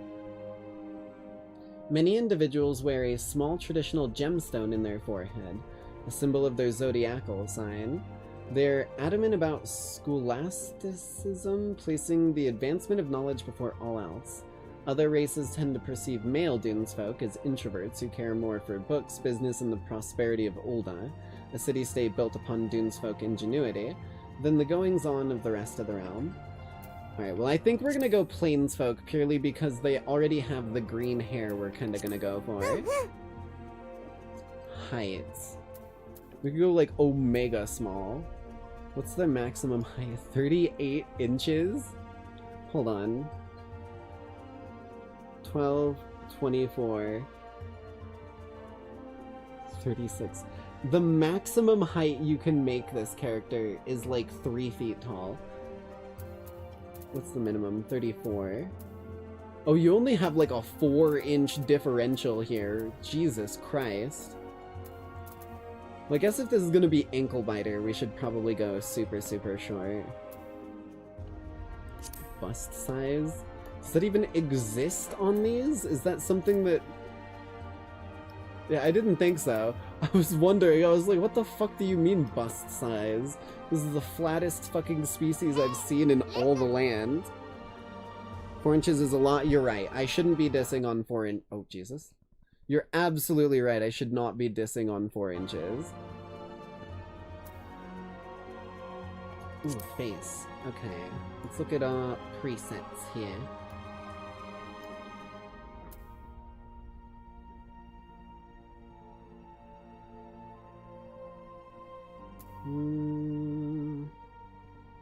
Kinda like the freckles.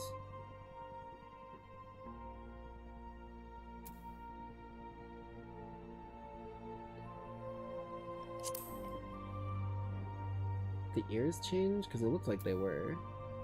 Oh, only on the front. I kinda like the freckles. We'll stick with that. Skin color. Right, this is supposed to be me, basically, so... Let's bring this... Hey, listen! All the way... Wait, is it better there or there? Definitely more in the, like, olive range, I think. Her eyes look similar to a snake's eyes. That's kind of what I'm saying. There's, like... There's a level of inherent... possibility for evil that's kind of, like, sitting in there. Oh, she has twin tails. I didn't even realize. There's a lot of options here, too. Oh, hold on. Yo. I kinda like that. Hold on, let's get the hair color down. Main hair is green. Where is the good green? I need the good green.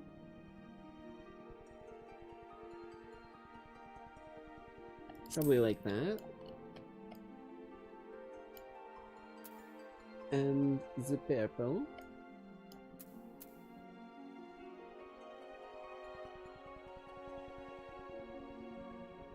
It's not very vibrant, but we can work with it.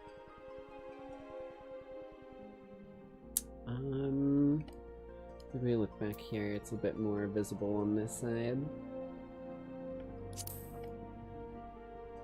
There we go. Okay. Now we can look at the hairstyle a bit more freely. Wish I could, like, spin it, put it on, like, one of those, like, lazy Susans that just, like, slowly rotates it so I can look from multiple angles. It's kinda cute.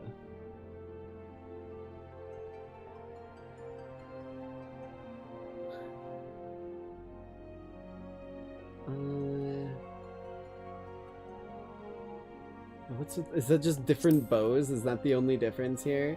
You can have black bows, white bows, or red bows. Oh, or green bows. What are you? Sort of longer pigtails. I kind of like this,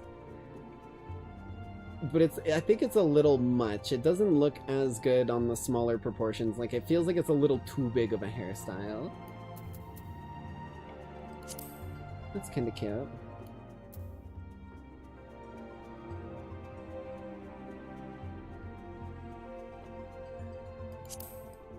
This was the starter one.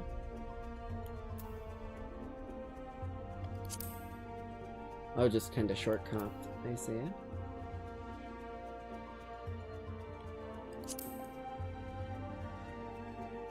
It's funny, this basically is my hair in real life. This is kind of what it looks like. You always get these like crazy swoopy little curls, and that's why I literally put snakes in my hair in lore. No joke. Just baby Cloud Strife unlocked. Fucking hell, bro. God damn, your hair is bigger than your entire head is.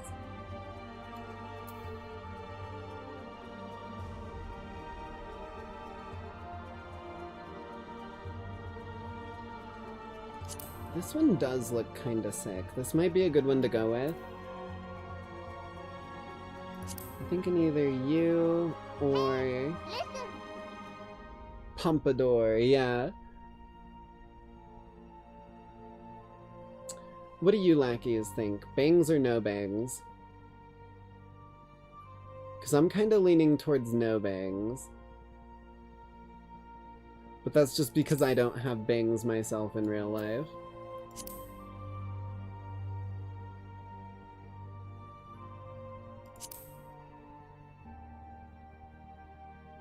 I'm thinking no bangs myself. Is that really the only...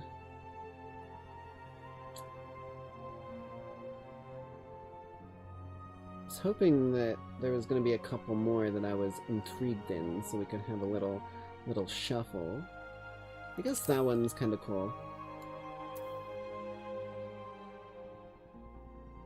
Yeah. So we've got 3 options here.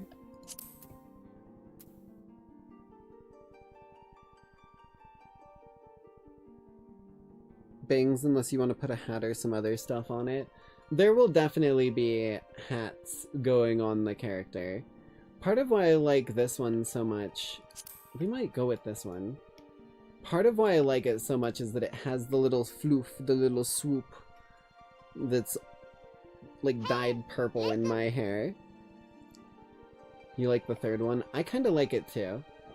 I think this is going to be good for Ankle Biter. Okay. Jaw type?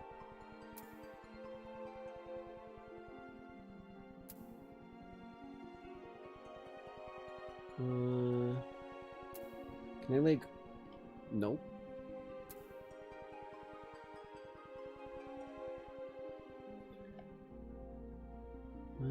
I mean, it's kind of hard to bite ankles if you don't have the jaw power for it. And if you got big cheeks getting in the way, so we're gonna go with this one.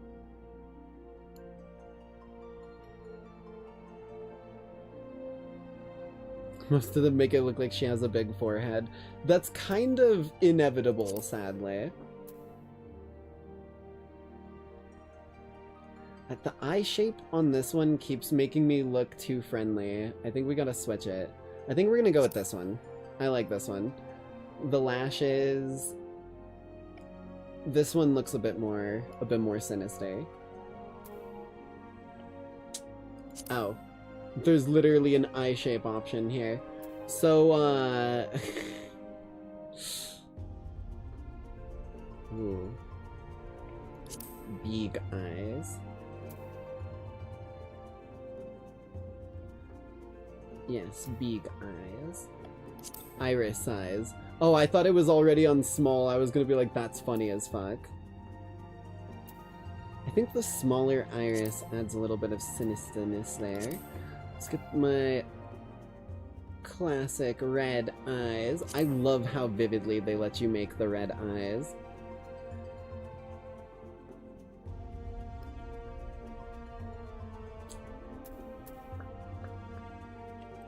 Eyebrows.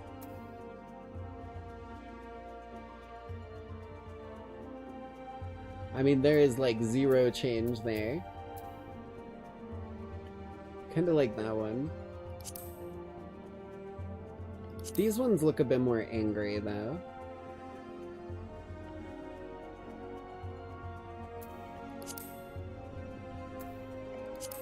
News. God, fucking nearly non-existent nose. Hey, listen. How is Voldemort not an option? I want to I guess that's kind of a Voldemort nose option.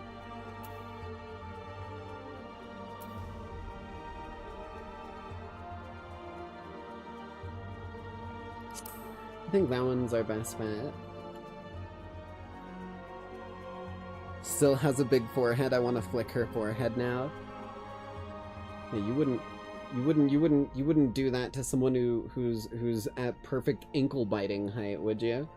You're gonna lose your Achilles tendon real quick. May not look like it, but Lalafell teeth are actually sharper than most razor blades, even the ones that don't look sharp. You do not want to be bit by one. It's like puppy teeth, dude. I'm telling you.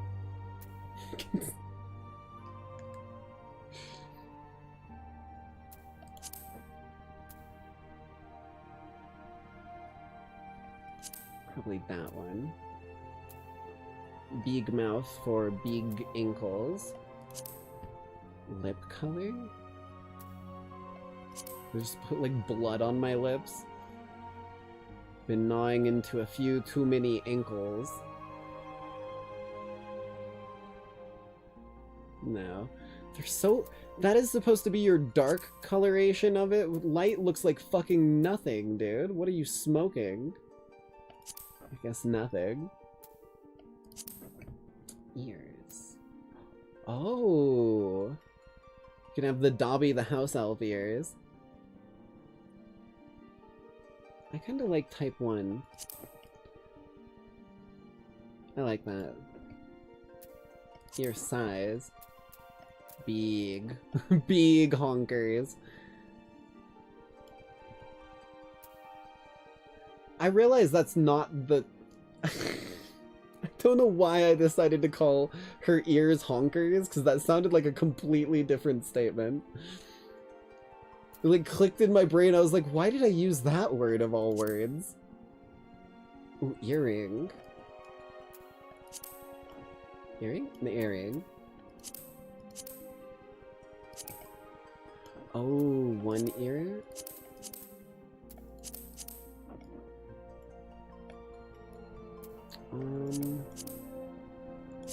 I think that one. I was trying to see which one looked like the best from the player's perspective. What is this? Oh shit, I can actually have eyebrows! Whoa! Okay, okay. Now the forehead doesn't look too big to me. I think that that's all they needed was eyebrows. Like actual eyebrows, not a fucking line.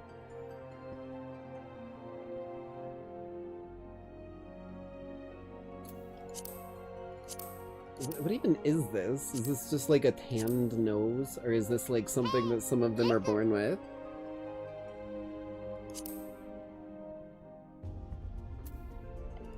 Tattoos? Fucking... Yeah, let's just tattoo blush on our cheeks. Ooh. Ooh, what is that? That looks cool.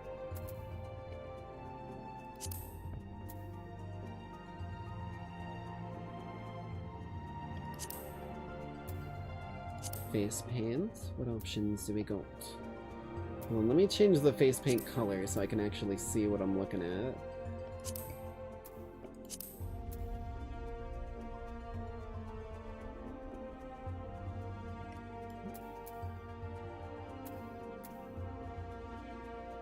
Okay.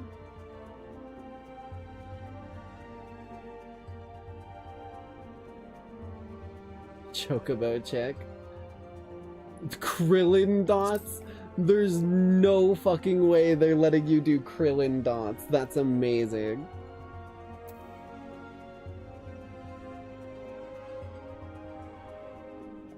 Ooh.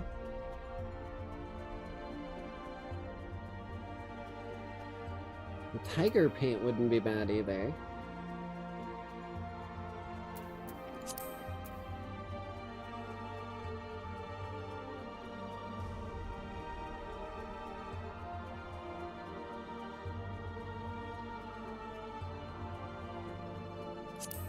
Fresh blood.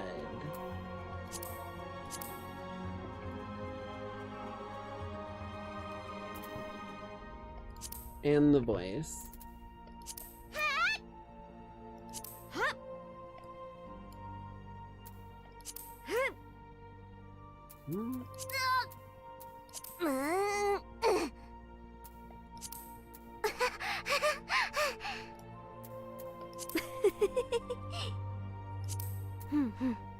That one wouldn't be bad. Maybe two. Hmm?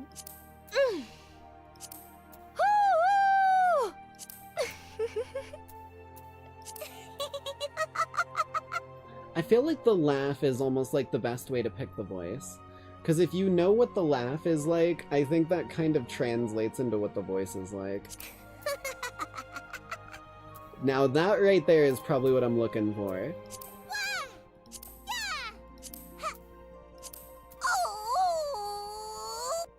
Okay, this may be a little too accurate.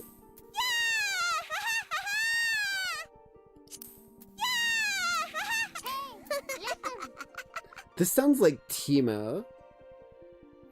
The paint mark might be overlapping the other cheek mark. That's kind of on purpose. The face paint mark kind of looks like a, maybe like an older, washed away blood stain. And then the mark over here looks like fresh blood. So that's kind of the idea that I was going for with it.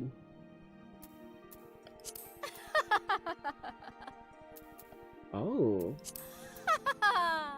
Okay.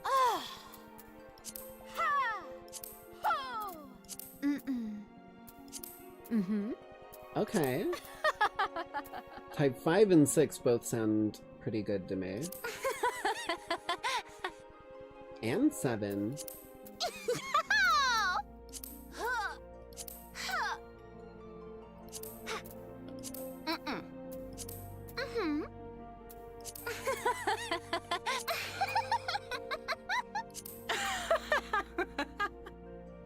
And 10. Or 9. Maybe a bit deeper than I was aiming for.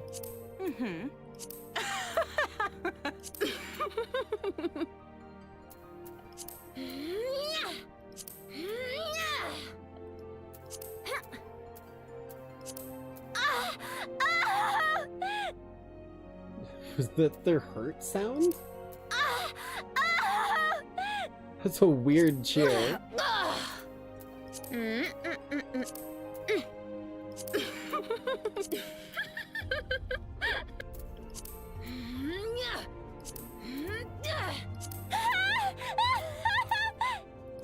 Woohoo! Hey, listen!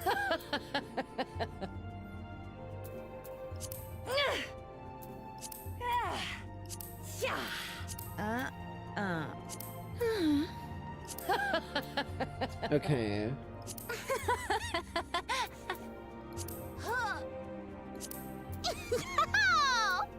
Okay, yeah. I think we're gonna go type 7. I think type 7 fits.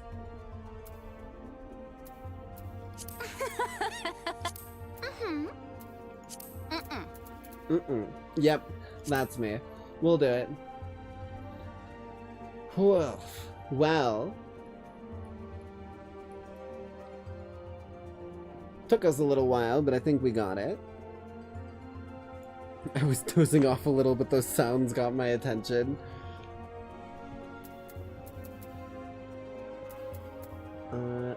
Okay. I think we're all set?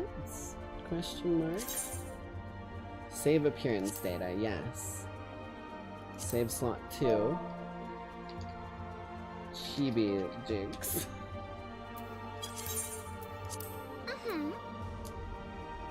Specify character's date of birth. 4.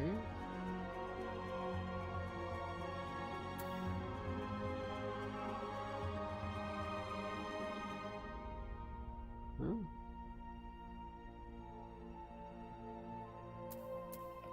What do you mean 418? What the? Hold on. What do you mean? 1, 2, 3, 4, 5, 6, 7, 8, 9, 10, 11, 12, 13, 14, 15, 16, 17, 18. What? Wait, but that says 1. Oh my god, look. 7th sun, 2nd moon, 4-7. 8th sun, 2nd moon, 4-7. Holy shit, has no one ever found this before? They have a date like double set in here. Anyway, 419. That's not 419, but 419. And then we select our deity. I'm not sure which of these we're gonna go with. Let's go over them real quick, because I've only read a couple. Helone, mover of glaciers and goddess of war, is the guardian deity of Ishgard. She commands the element of ice and is associated with the first moon of the Eorzean calendar.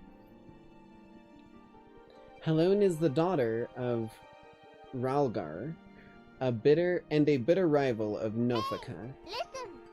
She is most often depicted as a relentless warrioress, armed with a bronze great shield. Her symbol is the 3 spears. Purple hand. Yes, that is a dude. We'll get to him in a minute. Menfina. Menfina is Keeper of the Moon and Goddess of Love. She commands the element of ice and is associated with the 2nd moon of the Eorzean calendar. Menfina is the sister of Azima and the divine lover of Oshan. She is most often depicted as a maid carrying a round skillet? Carrying a skillet? She's about to beat someone with a fucking frying pan. And her symbol's the full moon, bruh. We might have to, you know what, I might have to go with that one for the fact that that's just gonna be me when the Lackeys buy me a maid outfit. Thaliak, ruler of rivers and wisdom and god of knowledge, is the guardian deity of Sharlayan. He commands the element of water and is associated with the 3rd moon of the Eorzean calendar. Thaliak is the father of Limlelun,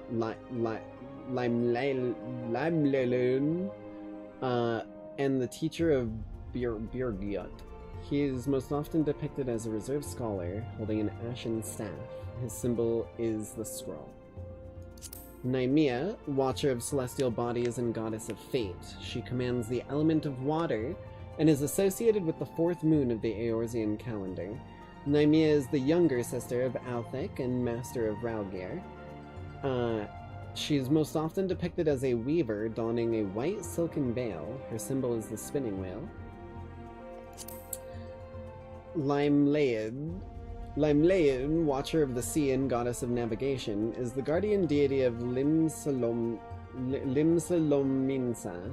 She commands the element of wind and is associated with the 5th moon of the Eorzean calendar. Limlelin is the daughter of Thaliak. These fucking names, man. Hold on, I gotta take a sip. My voice is breaking.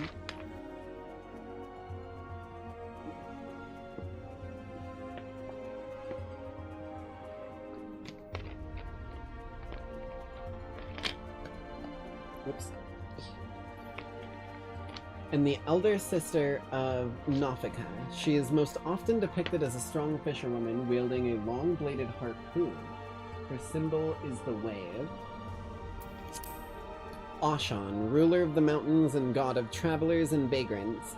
He commands the element of wind and is associated with the 6th moon of the Aeorian calendar. Ashan is the brother of Nethal and the close companion of Halon. He's the most often depicted as a carefree ranger wielding a bow of yew. His symbol is the walking stick. Biragot. Biragot is purveyor of architecture and industry, also purple hands, and the god of the arts. He commands the elements of lightning and is associated with the 7th moon of the calendar. Biragot is the elder brother of Halon and the pupil of Thylak. He's most often depicted as an ardent smith with a 2-headed hammer, and his symbol is the hand. Ralgir. Ralgir, Breaker of Worlds, is the god of Breaker of Worlds, Jesus! Is the god of destruction and guardian deity of the now fallen nation of Alamigo. He commands the elements of lightning and is associated with the 8th moon of the calendar. Ralgir is the father of both Biragot and Halon, and serves as an attendant to Naimela. He's most often depicted as a magus, carrying a staff of bronze. His symbol is the streaking meteor. Azimia. Azimia is keeper of sun and goddess of inquiry. She commands the element of fire, and is associated with the 9th moon of the calendar. Azimia is the daughter of Althic and the elder sister of Menfina. She's most often depicted as a noble lady, holding a golden fan. Her symbol is the radiant sun. Naudthal, overseer of the underworld and god of commerce, is the guardian deity of Ulda. He commands the element of fire and is associated with the 10th moon of the Eorzean calendar. Naudthal is the single manifestation of the deific twins Naud and Thal. He's most often depicted as a discerning merchant holding a balance. His symbol is the cowrie, an ancient shell currency. That's the one we saw in that statue during the cutscene. Nafika, tender of soils and harvests and goddess of abundance, is the guardian deity of Gridania. She commands the element of earth and is associated with the 11th moon. Nafika is the daughter of Azima and the younger sister of Laimelin. She's most often depicted as a jubilant farmer holding a scythe of steel. Her symbol is the spring leaf. And finally, Althic. Althic is the surveyor of change in space and god of time. He commands the element of earth and is associated with the 12th moon. Althic is the father of Azima and Menfina, and elder brother of Naimea. He's most often depicted as an Astur emperor wearing a mithril great axe, a wielding great axe, and his symbol is the hourglass. Interesting. I like the level of lore put into this, I will say. That's like one thing that'll draw me in pretty closely. You also like the second one, Menfina? Keeper of Moon and Goddess of... God damn it. It's the fucking maid one, of course it is. Fine, we'll go maid Jinx for the worship deity of Chibi Jigs. Okay. Alright. Now, in order to play the rogue, we need to start in what is the place called? I think the Marauder starts there. Limsa Lominsa. We need to be in Limsa Lominsa. So something tells me we're probably going to oh, I guess the Arcanist starts there. They are DPS. I think we just do it. Because the Rogue is not a starter class, but it's one that can be started at, I think, like level 10 or 15, like really early on. So we should be able to get it fairly quickly, if not tonight, and then start like working with it and leveling it up. So I guess, considering it's the only DPS class that starts there, I guess we can start as Arcanist and just see what exactly is going on here. What even is the Arcanist? Adepts of the art of Arcanum derive their might from symbols of power, born of geometric techniques hailing from across the southern seas. Held within occult grimoires, these symbols lend shape to the Arcanist's aether, thereby allowing them to produce a myriad of powerful spells, using the self-same symbols to unlock latent power contained within gemstones. Arcanists are also able to summon forth the familiar known as Carbuncle to carry out their bidding. Okay. Sounds interesting. We ain't gonna be sticking with it too much for the long run, so let's do it.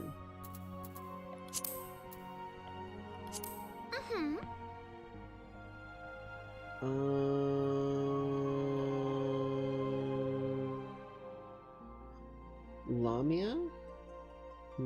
Okay. I guess I should mention this. I'm gonna hit select another. If you lackeys want to play along with me, I will gladly do so. Keep in mind, because I'm a free trial, I can't send friend requests, and I can't like DM people or anything like that, or join parties. But if you want to try and play alongside me, you will need to be in the Primal North American Data Center, and then you will need to make your character on Lamia, which is where it was trying to tell me to go, but it's where I'm gonna go anyways. I just wanted to explain that. First and last name of our character, Ankle Biter. And thus begins the journey of Ankle. I'm curious, what are some random names? Dororo Daro. Kukiki Quiki. Fuwowo Fuwo. Jilulu Jilu. This is how most in-lore Lalafell name themselves, by the way. It's like syllables. They get like 3 syllables and they use the same 3 syllables for both the forename and the surname. Hakuku Haku. Yeah, no. This Lalafell is a little unkempt, a little outside typical Lalafell styling. They've probably been expelled from their village like long before they ever got their official name, after biting too many ankles.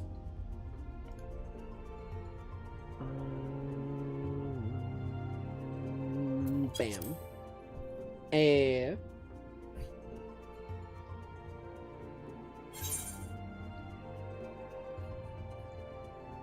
Character name cannot be used. Please input another. No! Someone else beat me to it.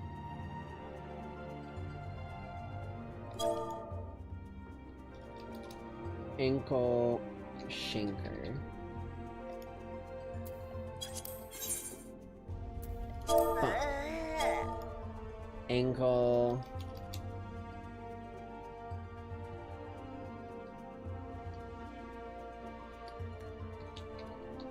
Ankle Bleeder. Hey! Ankle Bleeder.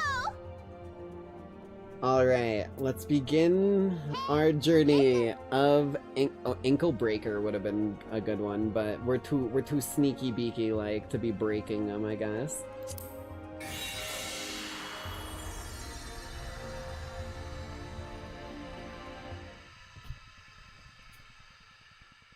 And away we go.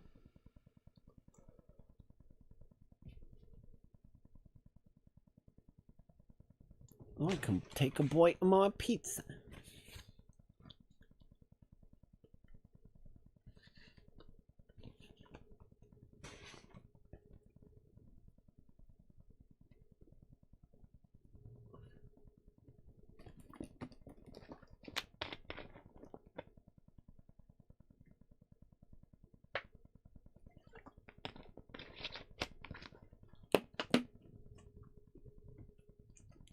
So, lackeys, y'all come around here often? Over to Limsa... Fuck. Limsalo... Limsa low rider gets a little lower. Well, that's not good. That's not good at all. I don't think they liked my jokes. I've been banned from Limsa Lo Minsa. Hold on, let's try that again.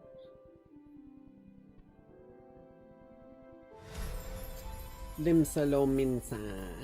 Ankle bleeder.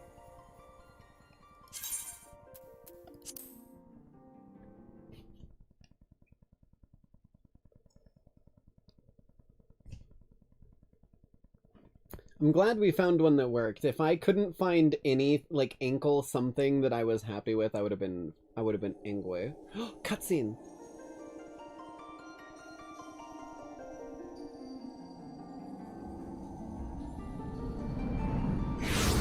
Flashbang! I'm blind. I cannot see, I'm legally blind.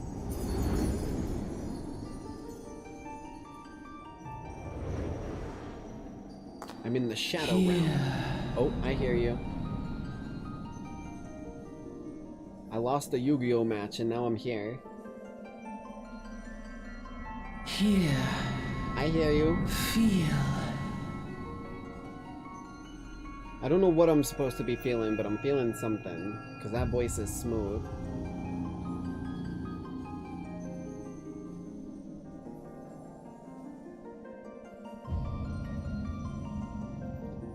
As a resident fucking, what is it, vocal fry inhabitor. Hello. Hear. Feel. Think. Okay, the Shadow Man is no longer in existence. He's fake.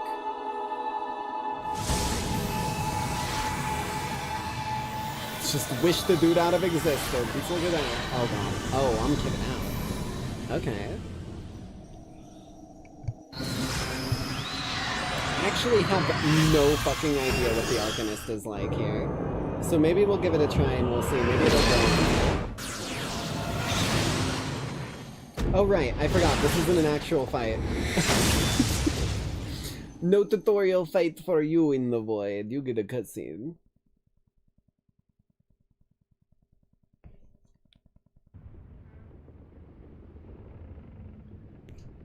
Oi, you alright, lass?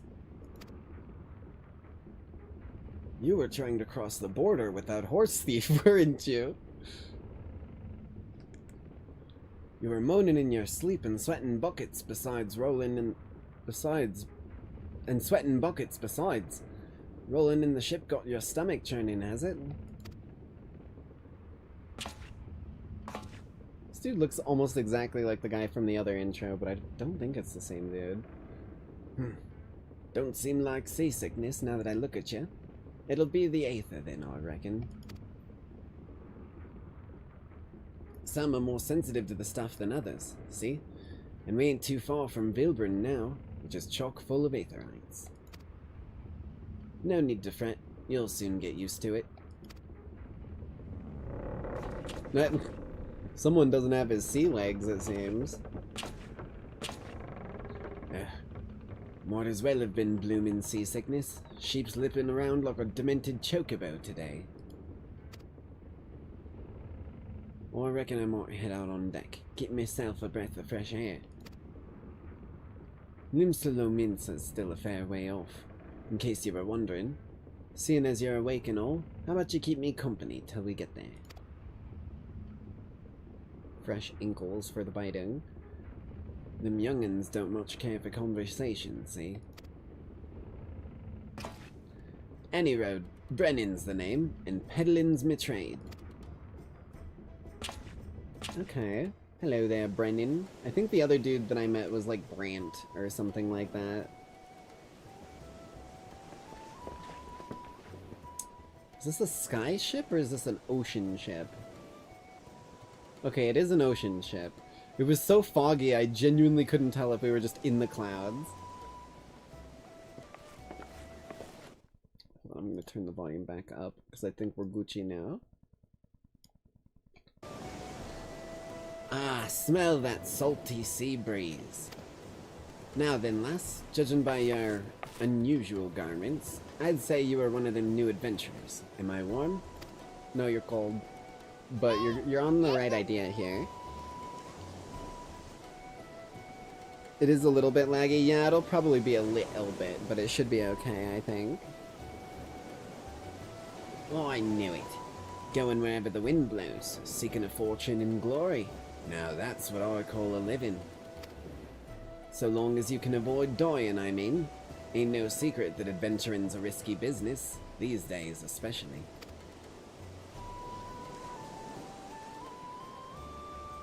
What was it that first attracted you to it?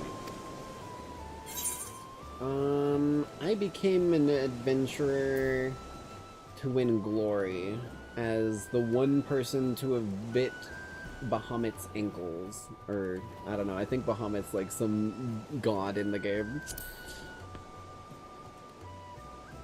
Hey, listen. Glory, eh?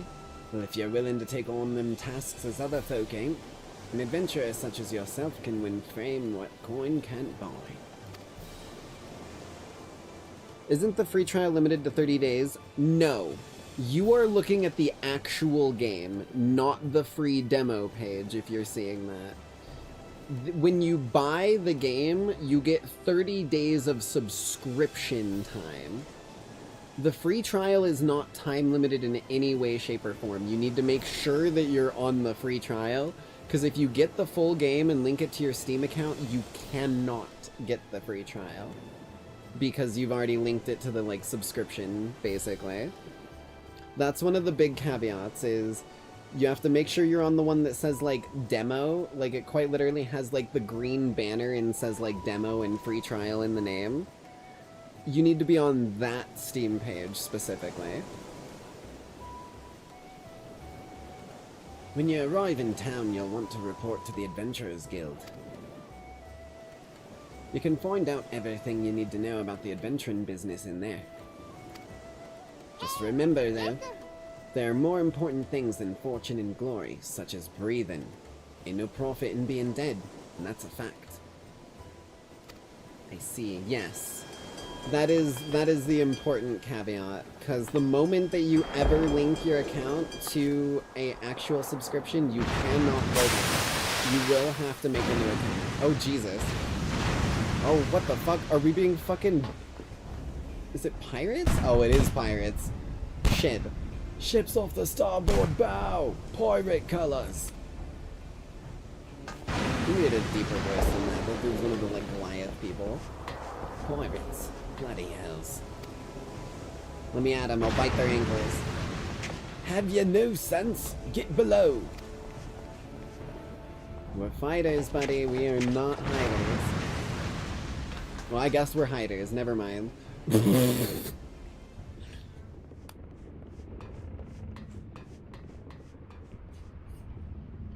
is a rather lavish area. What's the world coming to? Pirates flying on a ship flying Lomisian colors? Bastards either have a boatload of balls or bugger all for brains.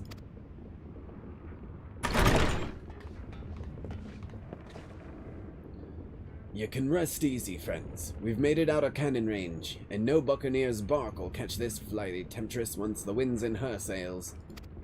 That's a better voice for him, I think. That was too bleeding close. Glad one of us kept her head on our shoulders. I reckon I'd have lost mine otherwise. Bro, I followed you downstairs, didn't I? If them pirates gave up the chase, we must be close to port. Let's head up on deck and have a look, shall we?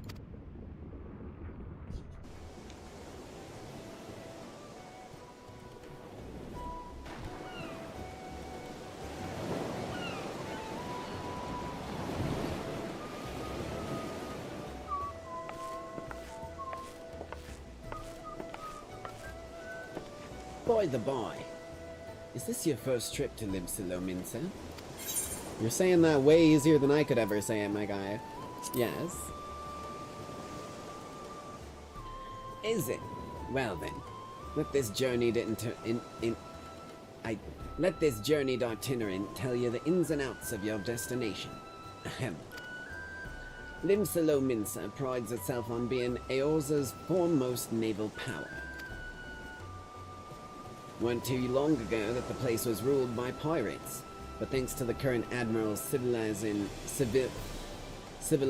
influence, the city-state could almost pass for a respectable nation.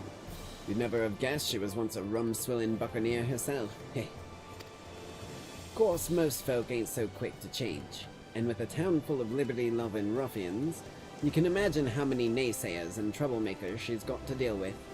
Like them pirates who took a fancy to us just now. And if that weren't bad enough, I've heard the Sahagin are raiding the coast just as bold as you please. Them are the sea-dwelling beastmen the locals call fishbacks, in case you didn't know. Okay. Ah, at long last, land ho! I think this dude's voice has slipped a little, but oh well. Behold, Limsa Lominsa, a nation blessed by the ocean's bounty and beloved of Limelin, goddess of navigation.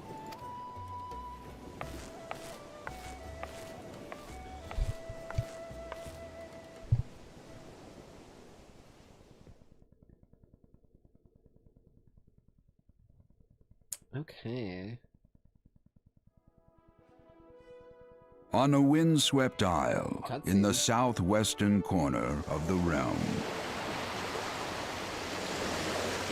Amidst the roiling waves of the Lotamo Sea lies the maritime city-state of Limsa Lominsa. At least I'm saying it right, Limsa Lominsa. This has to have been fucking To this made by haven for Lalafell. bandits and brigands, cutthroats and curs, seekers of both freedom and fortune, comes a lone adventurer. A lone adventurer. This dude's voice is very, very intriguing. I can go into my sort Lone of yet not regal alone, for the hero's arrival has drawn the gaze of the nation's patron deity, Lim Lane. Lim Lane? That's how you Lim Lane? What Okay. realm-shaking fate has she described in the easier. churning waters of this mortal's future?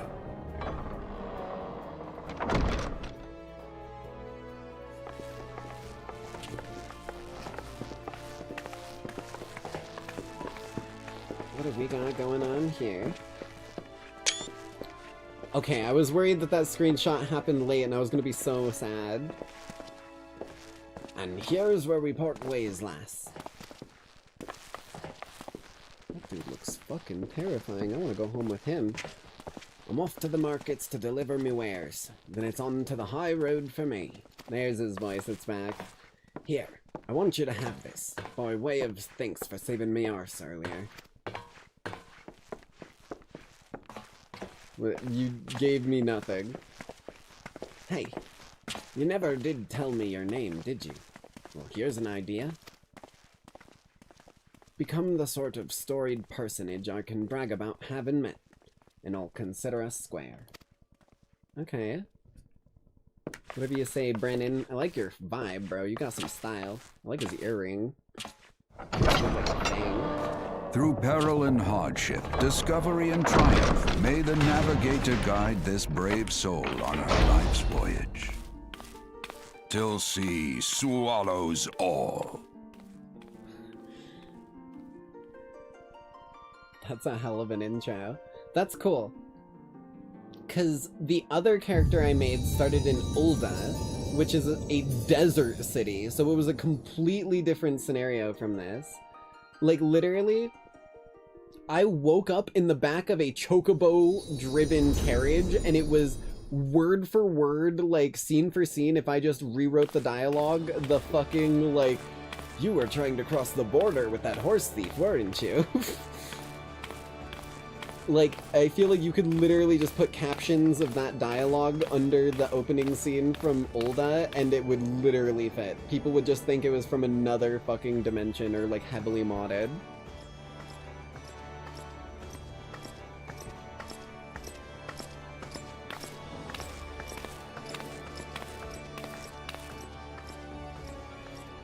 Hey, you there. Mia? Oh, hi, dude. I mean you.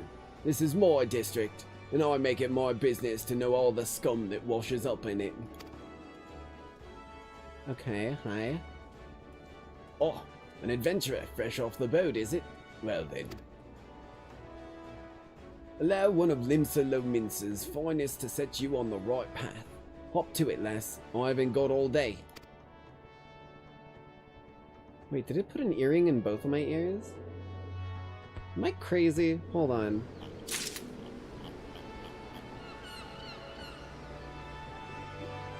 It must be the helmet that I have on is like adding those two earrings, because I was like, those were not there in character creation. Welcome to Limsa Lominsa, a bustling city filled with scoundrels and brigands, rough-cut diamond of the Rotano Sea. Please select the control scheme. We're using mouse and keyboard. You can use controller for this, which is really fucking nice. Like, unironically, that is such a nice thing to allow. But I don't trust myself to play an MMO with a fucking controller, let me be real with you.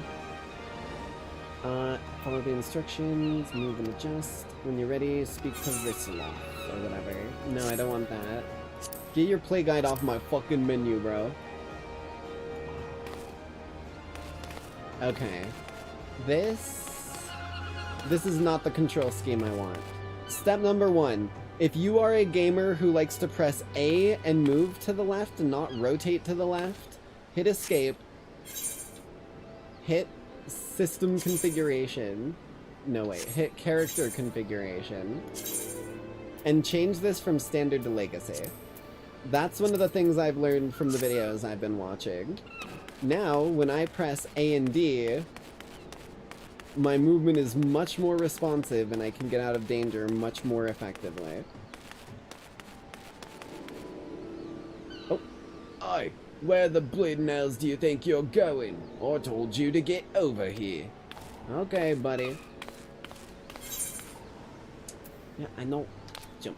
Holy fucking Christ. Hold on. No. What is this vertical? I am just barely taller than this stone here. Let's get my camera level. I can, like, double my height with a vertical here. Holy shit, these dudes have legs. Also, I know there's, like, a bunch of emotes.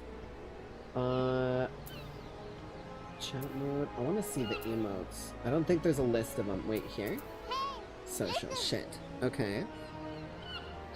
Correct. Free trial players are not able to assemble a party, but there is one slight workaround to it where if you are in an area where there are people who are subscribed players, you can ask someone to make a party, invite your friends to it, and then they leave the party. And even though you all, because you can join a party if you're invited, but you can't make one, if that makes sense. So you kind of have to do a little workaround shenanigans. Dance? Does dance work? Oh, it does. Hell yeah. What about slash upset? Slash angry? Okay, there's a lot of nice... I gotta look up the list of those, because I'd literally be fucking going through those left and right. Also, I'm gonna be skipping a lot of these that I've read before. Just basic tutorial control scheme stuff. Look at this, dude. I am at perfect angle to take this dude's fucking ankles and run. Like, let me just yoink them and then fucking jump over the edge here. He'll never catch me. Especially not missing one of his ankles. Okay. To be recognized as an adventurer, I must register at the Adventurers Guild. Sounds good to me.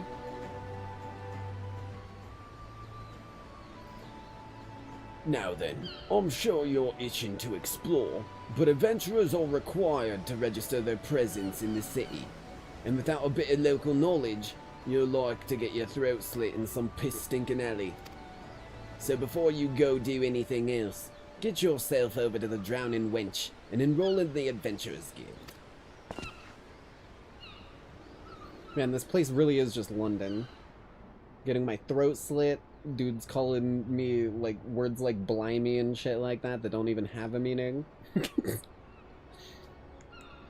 It's not far. Just head straight down this street and speak with Griffith. He'll show you how to work that big moving platform we call the Crow's Lift, and that will take you up to the pub. There's no way they're calling it a pub. Looks like I have to wait for the download. Yes, that's the other bad thing about the game, isn't it? I mean, you are getting the whole base game and 2 expansions, so you kind of give and get a little bit on what you can get from it, because it is like 140 gigs. It's a massive game, but you're getting most of that content. I think it's like 100.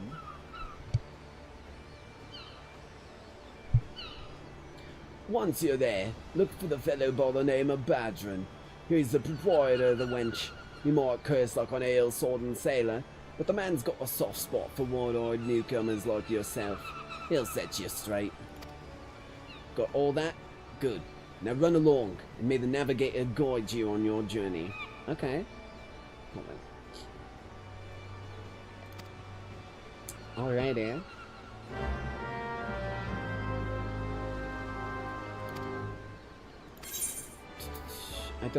I don't need to use the duty list. I know what the duty list is. Okay. Kinda like this place. Actually, I really like this place. Something about the architecture and design of it, I really vibe with it. It's got some style. What is this? Probably a shrine to the navigator. Hello, Greffar. Welcome to Limsilo Minsa. If you have a mind to visit the Drowning Wench, the Crow's Lift will take you there. Take the Crow's Lift. Yes, please.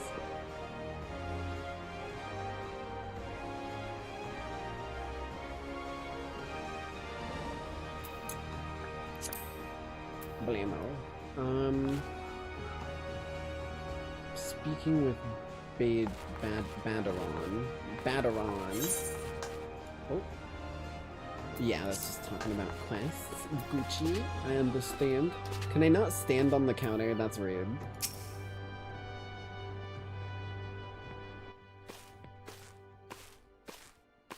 Excuse me. Down here, puts, like, taps fucking hand up above counter so they can see me. Greetings to you, lass. What'll it be? Ah, but you ain't here for the drink, are you? You've come with a mind to try and adventuring. I reckon, at least. Well, you'll find no shortage of work here in Limsa. The name's Badron, and this is the most hospitable in the Austries in the Drowning Wench. Hospitable of Austries in the Drowning Wench. 'Tis also the home of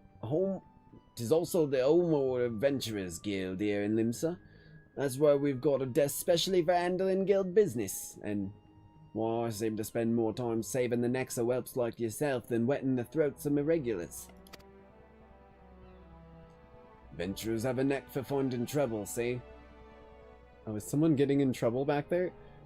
What the... Are they, like, fucking patting this dude down? Oh, no, I thought he was up against the wall. Not that they need it in these parts, on account of there being trouble wherever you look. If you manage to steer clear of the fishbacks and the kobolds outside the city, the pirates on the inside will get you instead. And if they don't manage, there's always the Garlean Empire to finish the job. Oh, no one knows what they're planning. Of course, but if they're planning anything, you can be sure it's to kill the lot of us.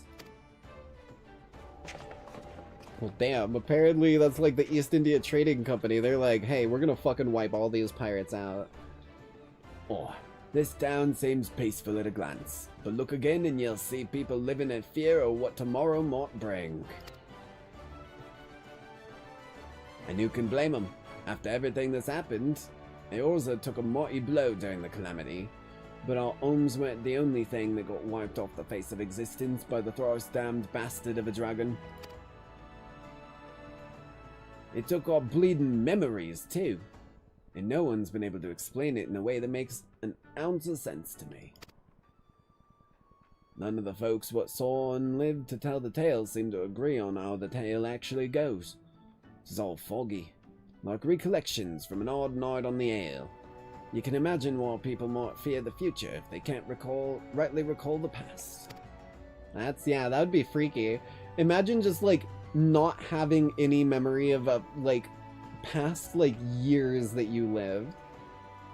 But there's one thing we all remember, and that's that the group of adventurers who laid down their lives to drag Eorza back from the brink when she was bound for the abyss. Well, or say we remember. Truth is, though, we ain't forgotten what they did for us. This god's damned calamity-spawned memory loss robbed us of their names. It won't even let us picture the damn faces. 'Tis like staring at gulls flying in front of the sun, and all you see is your mind's eye is like a shadow set against a blinding glare. And that's how every bugger describes it, by the by, give or take the odd gull.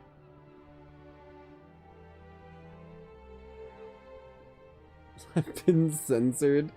George Orwell predicted this. Oh my god. The Lalafell George Orwell. How did you know? How did you know that he was...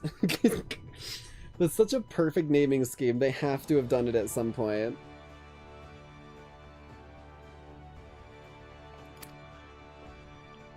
Is this what's got people calling his heroes the warriors of light?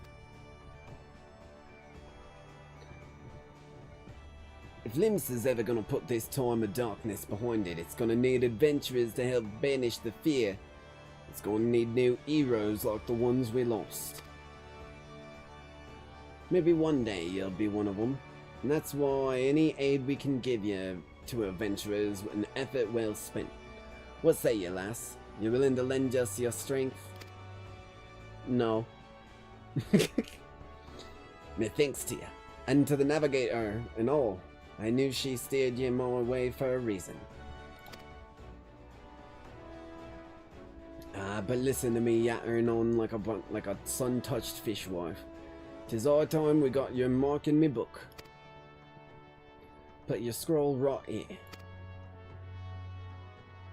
I like this place. I like the pirate vibe. Ankle Bleeder, is it? And a fine name it is. Congratulations, you're now an upstanding member of the Adventurers Guild. You there, adventurer. You sailed on the last ferry, did you not? Yes? The captain reported being attacked by a pirate vessel, and several witnesses have testified independently that a passenger matching your description went out on deck mere moments before the incident took place. Sending your friend signals, were you? Okay, buddy. Now hold on just a moment there, officer. You've got the wrong lass.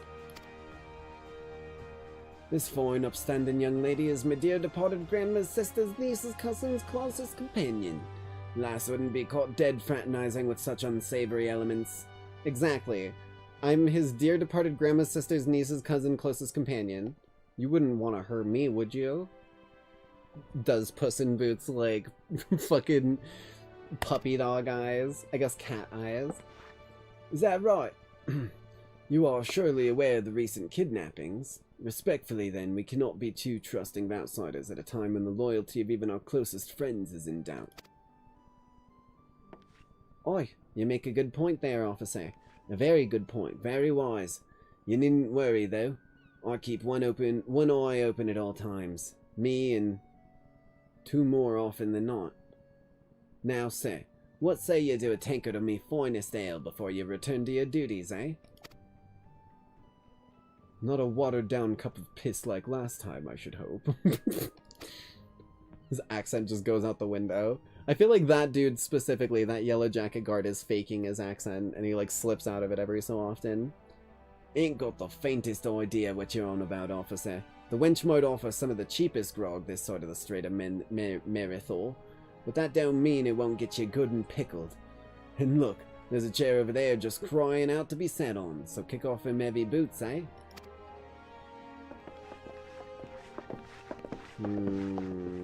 They just laughed. You'll have to excuse these eager bloody yellow jackets. There's been a spate of kidnappings, see, and they ain't got a clues behind them. Naturally, they've taken to clapping irons on anyone who looks vaguely suspicious. Yeah, because I'm kidnapping people. Me, fucking, like, not even 3 feet tall. I'm out here, like, grabbing a dude, knocking him over, and, like, dragging him down the street by his heel. Which means venturers, visitors, and pretty much every bugger else in this town. Yeah, I'm hiding them in my bag here. You might want to check through it. There might be a couple missing people in there. Don't take it personal, though. Us Lomisians can be a bit headstrong bunch of bastards, 'tis true, but given time, we'll grow up on you. Now, where was I? Oh, aye. Welcome to Limsa, where the sea's as green as the faces of me patrons after too many black belly whiskies. I like this dude, Baderon. Now take a moment to gather your wits, and we'll get started with learning you the ways of the city.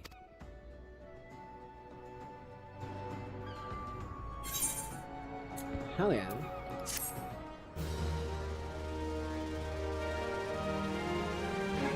This concludes the introductory game tutorial. You've taken your first steps as an adventurer in the city of Limsa. Listen well to the wisdom of Baedron Tenfingers. He's got all 10 still? Damn. Then go forth and discover the incredible adventures that await you. I'm not gonna lie. I'm really not gonna lie. This fucking dude and like the way the city is designed, I feel like him having all 10 of his fingers is a show of his charisma more than anything. Like, this dude has talked his way out of enough situations where they were gonna chop off fingers to, like, make a fucking point that he's still got all 10. You can now summon a pet to do your bidding. You have access to 1 pet now, but there will be many more as you continue. Cast the summon spell from hotbar to complete the arcane pact. This is new. Once the pet is summoned, a fixed hotbar known as the pet hotbar appears, in addition to regular ones. Pet hotbar is preset with all pet commands currently available, freeing up normal hotbars for personal actions and spells. Guard command tells him to guard the master, refraining from attacking until you attack or are attacked. Steady orders refrain from attacking unless you order them to, and away is don't get in the battlefield. Okay. Easy enough. Easy enough. Main scenario quests have this icon. And the scenario guide up here tells me what quests I need to do. So I can summon a carbuncle. Right, this is the start of the summoner class, isn't it? If I remember correctly, this is the one that turns into summoner when you level it up a bunch. So maybe we will get to play a bit of summoner later on, but I'll tell you right now, once we get to the level that I can go and do the rogue, we're gonna fucking do it. But hold on here. Let me.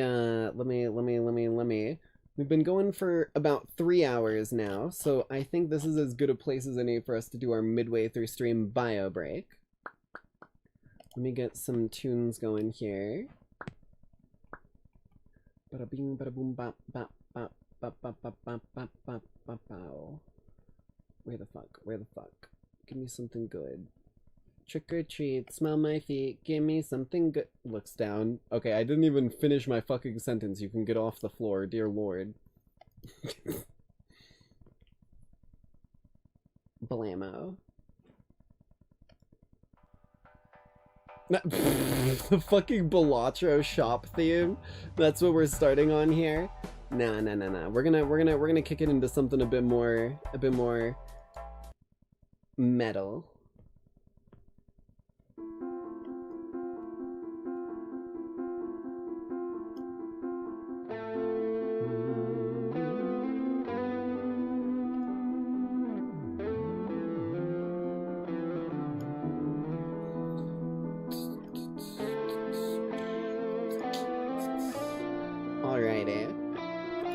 Give me just a few minutes here, Lackeys. Any of you who need to grab a snack, grab a drink, anything along those lines?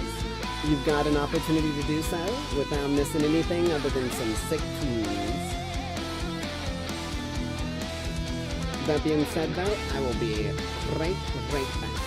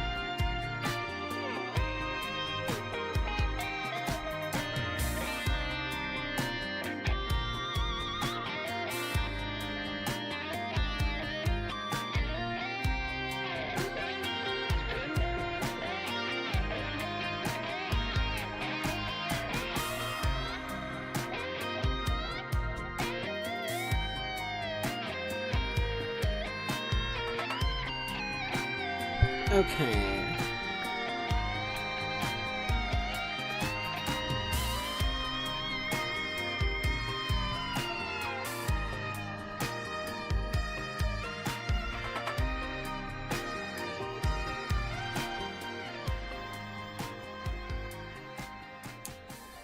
Thank you for the sick tunes, Cristolo. I never know how to say that dude's last name. I just call him Chris Condolo. I don't know why. Alrighty. Let's get this bad boy going. Get back into stuffs. Blammo. Also, what do you lackeys think, by the way? Do you like it more when I have the gameplay kind of like shrunk so that you can see the edges a little bit better? Or do you prefer it when I've got it full screen so it's all immersive and whatnot? I'm fine either way, so if any of you lackeys have a preference, I'll gladly run it that way. Blammo.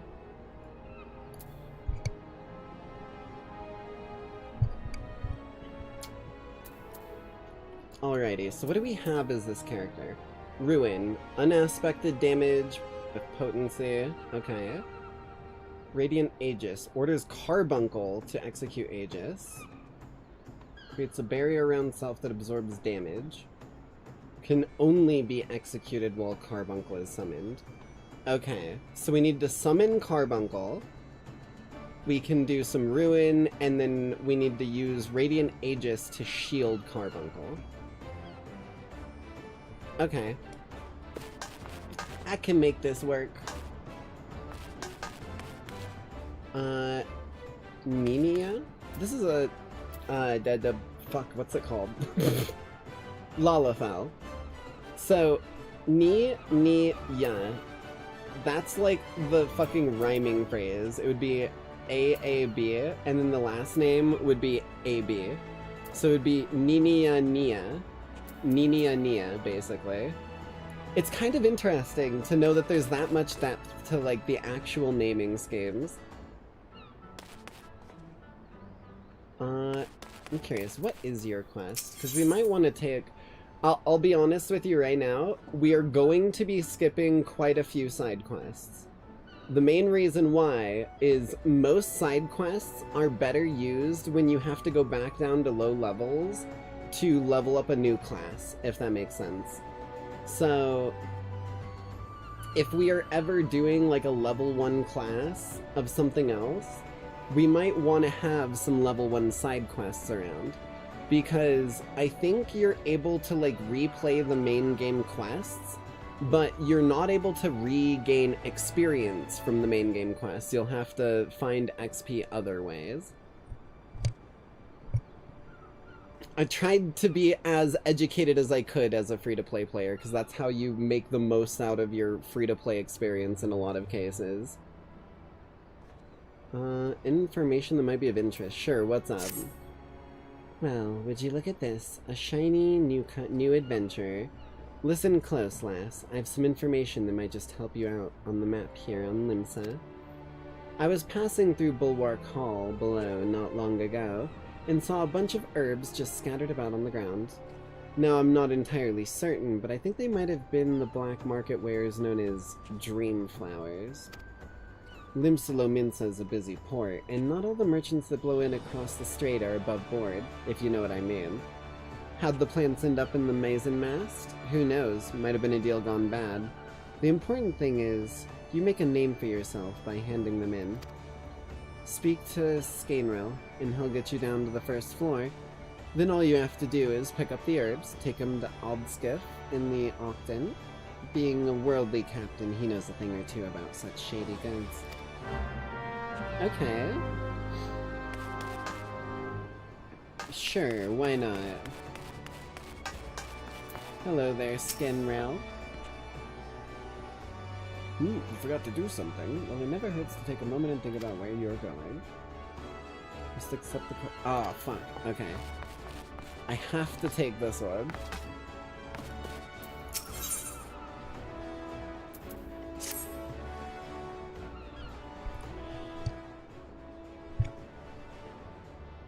Right then, let's start you off nice and easy with 3 tasks. What'll help you get used to life here in Limsa?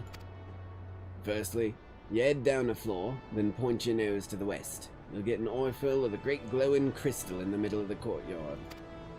That's an aetherite, a device that can help you move from one place to another in the blink of an eye. Ain't no swifter way to travel, providing there's an aetherite where you want to go, of course. Have a chat with the Yellow Jacket on guard down there, and you'll be treated to a lecture on the workings of the device. Before you do that, though, remember to touch the thing. Strange as it sounds, it won't work till you have. Second on the list is the marketplace. You'll find weapons, armor, and all your venturing bits and pieces for sale in the district, what lies beyond the aether. Don't go throwing your gear around just yet, though, or you'll get fleeced quicker and you can say, why is my coin purse so light? Have a word with Swazblade. Have a word with Swazblade instead. He's the head of the Merchant's League, by the way. Give him his this old Octon, and he'll treat you well. For the last of me helpful hints, I suggest you meet some fellow spellslingers at the Arcanist Guild. I'll guarantee you'll learn a few new tricks for your tome if you decide to join their crew. Murray at the front desk is the one who'll get you started.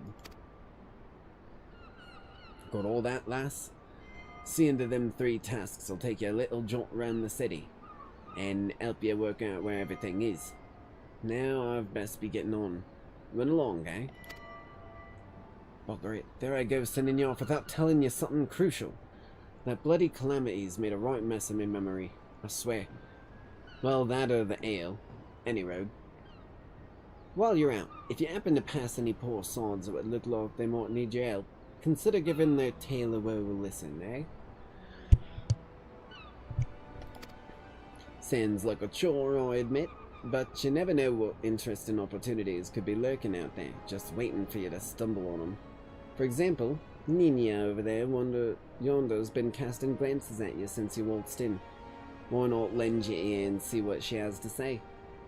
You like to find yourself running odd errands in the beginning, but once you build a reputation as a woman folk can trust, the jobs will get harder and the rewards more generous. If you're the time, I'd also seek the advice of the smith here in the wench. Lads as bear that title have some fine advice for them what are just starting out in the profession, and that, my girl, is how you become a legend among venturers. Hello.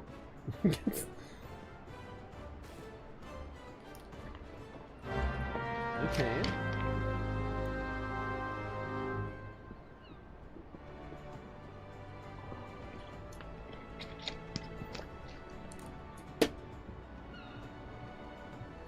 To leave the drowning wench, oh, I already did that. Hey, listen. What game is this? This is Final Fantasy 13? 14. 14. Final Fantasy 14.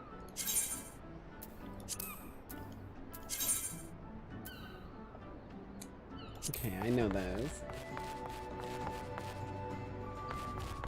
Hey, buddy.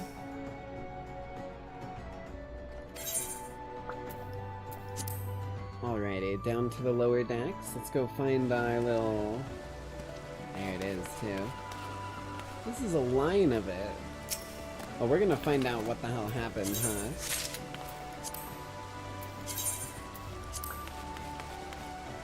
This is like a trail leading to where the person carrying all of it went. I know a trail when I see one.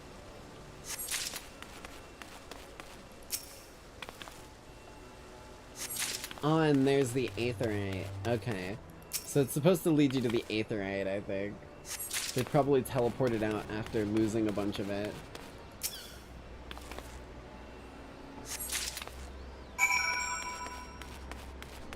Hey, Aldskiff. Damn, bro. Holy fuck. This dude is massive. I'd barely even come up to his knees. Don't ever talk to me and my child ever again. Yes, I'm Old Sith. You have some herbs you wish me to examine. Here you go.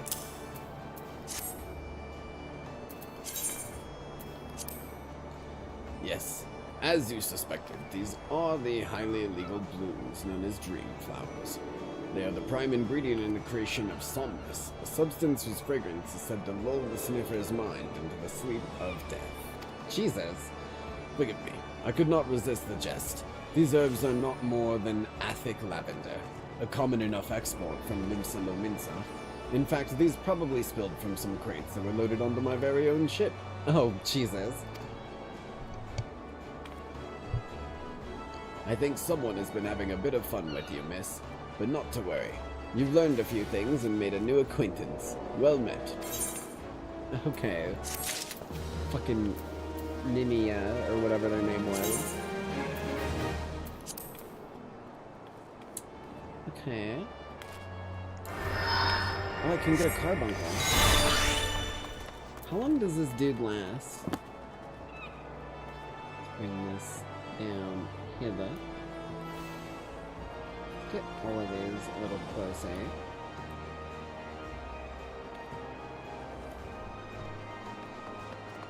You're just permanent? I think you're permanent.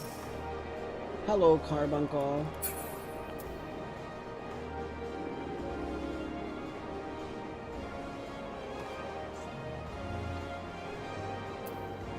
Okay.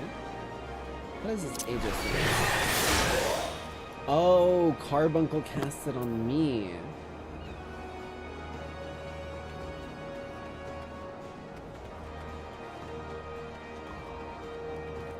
That lasts for 30 seconds? I didn't see a barrier, but... Oh, it's up here.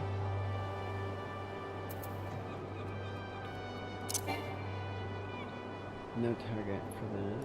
Okay. Well, heal. Heal? Okay, I think it's already doing it. We've got a little friend. There's the lift. Hey you, take me upstairs.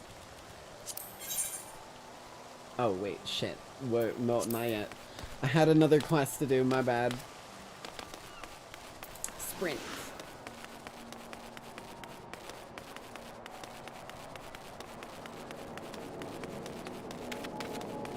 Let's poke the big gluey rock. Always seems to go well.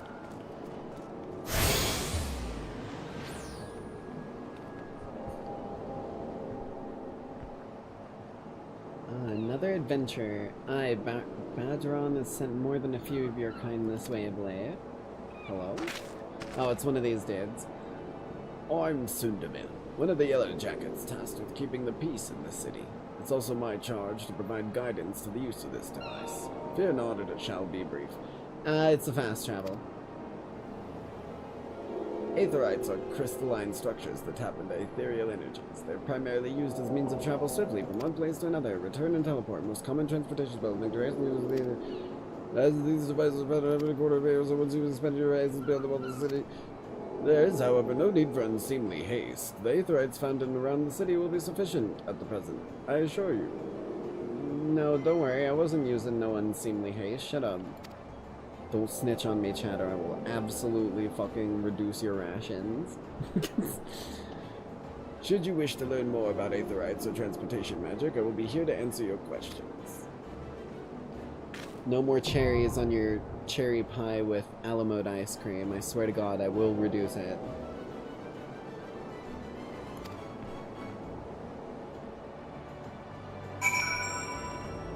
Why is it online? Because it is. It's an MMO, baby. Okay. Explanation of the markets. Where is that at? Right over this way.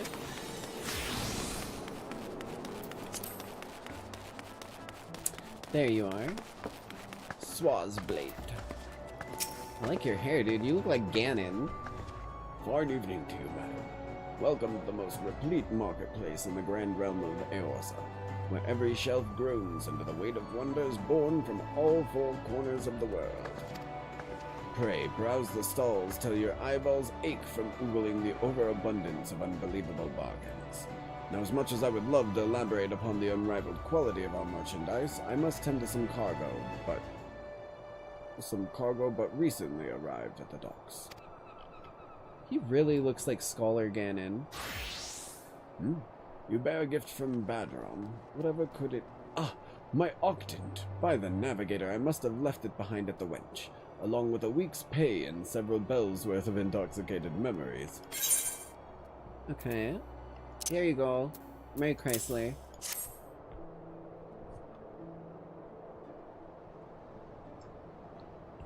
I am most grateful to have it back. This tool is a keepsake from my days as a ship captain, you see. Needless to say, your good deed must be repaid. And what better recompense than the wisdom of a master merchant? If it is simple and sturdy adventuring equipment you seek, you need look no further than the east and west arms of Hawker's Alley. Lest you doubt each gil you invest in arms and armor will be money well spent. Adventuring is, after all, a dangerous profession by its very nature. It goes without saying that Hawker's Alley boasts stalls specializing in the tools of every martial discipline imaginable. And with but a few steps are bazaars and apothecaries that will most aptly supply all of your potions and perishable needs. Our keen-eyed agents procure a frankly befuddling range of wares during their sojourns to distant shores, so it pays to become familiar with the type and price of the goods offered by each stall. Okay. Such knowledge will serve you well, if your purse is light or your time is short. But verbal instruction of this kind will only profit you so much. Experience has ever been the surest teacher, if not the kindest. I invite you to explore the markets for yourself.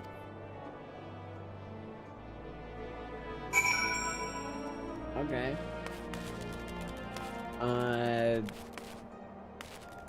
Where's the Arcanist Guild?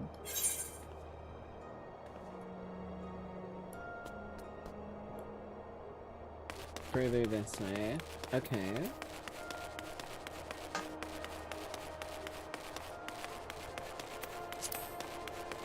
Hawker's Room. Ooh, okay. This game is fucking pretty, dude.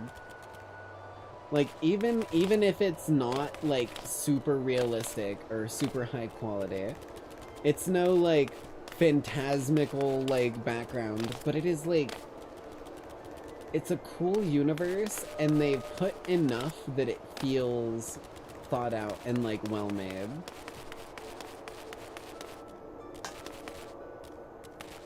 Wait, am I going the right way? Yes, okay. I had to make sure. I was like, wait a minute. Also, I should have tuned to these. These small Aethernet shards, very, very worth attuning to. Free travel around a city is pretty fucking useful, considering all of the different areas of the city are pretty big and pretty far apart. Like, scale is well done in this, from what I've seen.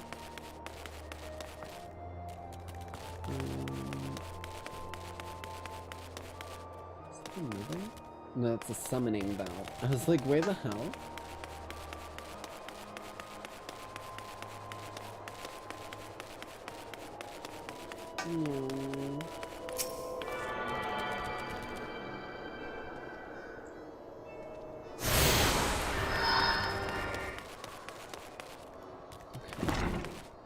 Hey. Hello, Miri. Welcome to the Arcanist Guild. It is here that we research and develop the field of Arcanima. Arcanima is the science of employing arcane geometries, intricate patterns that map the unlocked mysteries of existence, to draw forth and manipulate the body's etheric energies. but if I'm not mistaken, you already possess some rudimentary understanding of the craft. Shall I deepen your knowledge with our history as well? The roots of Arcanima can be... Jesus.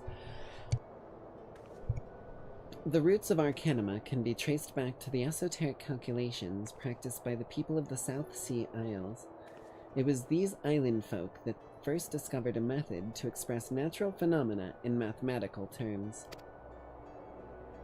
Building on this process, the existing mathematical formulae were further developed into arcane geometries, precise patterns that allowed a practitioner to weave aether into specific magical effects. The mages who invoked this new form of magic became known as arcanists, and the school of Arcanima was born. Many such mages, wishing to expand their understanding of the world, took to the seas aboard trading vessels, and upon their arrival in Limsa, arcanists found themselves welcomed into the academic elite, and soon secured positions in the realms of governance and council. The knowledge of an arcanist, however, is traditionally passed on from master to chosen disciple. As such, Admiral Merylweb, counting several wielders of Arcanima among her personal staff, became concerned that this exclusionary practice would lead to the eventual extinction of the art. So, at the Admiral's express orders, an official Arcanist Guild was established, and funding was provided for research and training. The complex and demanding nature of Arcanima, however, remains the greatest threat to its own future. If you would continue your study of this challenging discipline, I must insist that you indicate your commitment to joining our guild. Okay. I mean, it's not like I can take any other guild right now. Well, have you decided to enroll in our guild, or are you now intimidated by the thought of excessive thinking? I mean, I'm an arcanist. Don't have the choice here, lady. I need to get stronger so that I can pick up a knife and get even better. Your sound judgment is to be commended. Now standard practice dictates that I introduce you to our guildmaster, that you might convey your intentions in person. Due to extraordinary circumstances, however, he is unreachable at present. Instead, you may speak with Mistress the Brigrim. She has shouldered full responsibility for the guild's leadership in the interim. You will find her just over there by the bookshelves. You needn't be shy, though. Her mind is sharp and critical. Her manner... Christ's sake. Though her mind is sharp and critical, her manner is always most welcoming. There we go. Couldn't get a simple sentence out.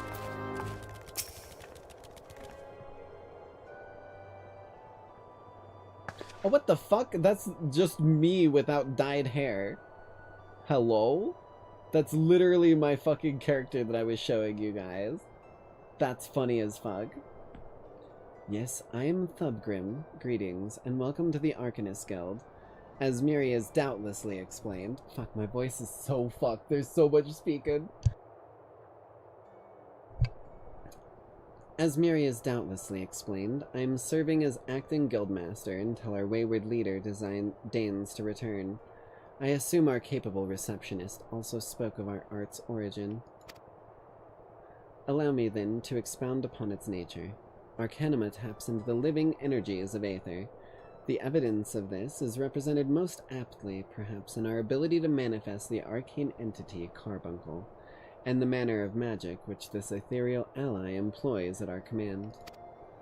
The core of the discipline, however, is found in the pursuit of definitive solutions to any potential quandary, even the field of battle, nay, especially on the field of battle.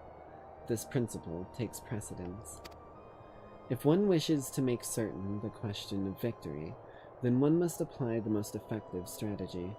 An arcanist is measured by her ability to calmly analyze a situation from moment to moment, and respond with the most appropriate spells at hand. The study of Arcanima will test your mental faculties to the point of perplexity. Are you prepared to reason your way through predicament after predicament? I mean, reason and or bullshit. That's kind of my specialty. Am I prepared to reason? Yes. An unambiguous response, the kind I most prefer. Let us now see if the clarity of your words is matched by the sharpness of your mind. In Lower Lenoska, you will find, among others, 3 species of pest. Wharf rats, little ladybugs, and aurelae. I ask that you employ your skills in Arcanima to eradicate 3 of each type of creature. Leave the city through the Tempest Gate, and you will soon encounter the potential targets in abundance. As long as you remain focused, I do not foresee these opponents causing you or your budding abilities undue difficulty. Once you return from completing this preliminary trial, I will welcome you as an official member of the Arcanist Guild. May your judgment remain swift and clear. I like that lady. And yes, I did just give her my voice. My like speaking voice naturally on stream, maybe a little more like expressioned, a little more exuberant. But that's just like energy 101 when you're streaming. You be a little expressive, you put your energy into it. You're being yourself. So may as well be 100% yourself. But like when I'm off stream and I'm just talking in general, I'm kind of talking more like this. This is kind of my usual talking voice. I just vibe around here a little ways, you know? It's kind of where I sit. So I figured I'd give it to her since she looks so much like, literally, this is the exact curl that my hair does. That's why I did it for the Jinx Stealthair character. Okay. I think we just want to go back to Bateron. So let me go over to our Aethernet crystal.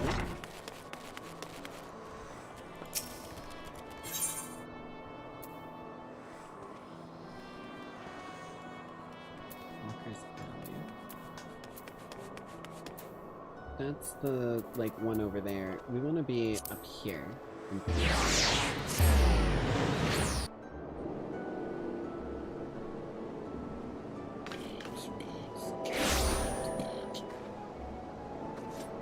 Where? Shit. I don't remember. Upper decks? Okay. I guess I could just take the stairs?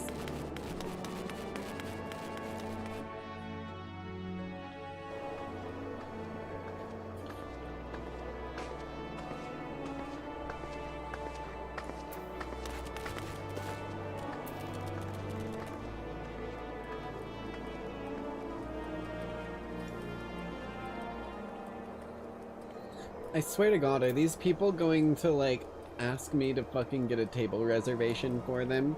Because I am absolutely going to do that for them. Needs help replenishing the larders. Okay. I beg your pardons, good madam, but you are an adventurer, are you not? I realize this is sudden, but we urgently need help restocking our larders. We're in the midst of preparing a full-course meal for soon-arriving guests, but I fear we're short on fresh lamb for the main course. I would be grateful if you could procure 4 slices for us. I dare say it would be quickest to obtain these directly from the source. Wild lambs. In case you're unfamiliar with the creature, I suggest you speak with Abelfar, a sentry stationed in Bulwark Hall, just below the Drowning Wench. Okay.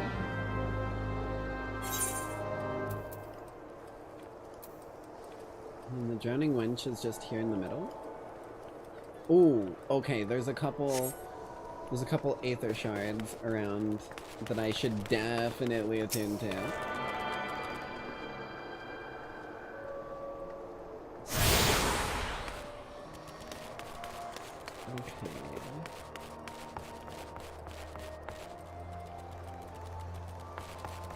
This one I already got. Just gonna do a little loop-de-loop. Because you give a loop-de-loop and pull, and your shoes are looking cool. I don't think those are the right lyrics. Because if they are, that pisses me off. Because that doesn't fucking rhyme. Like, I don't know how I'm just realizing now that those, like, words don't rhyme, but that's gonna sit in my brain like an earworm and it's never gonna let me go. I always forget about sprint.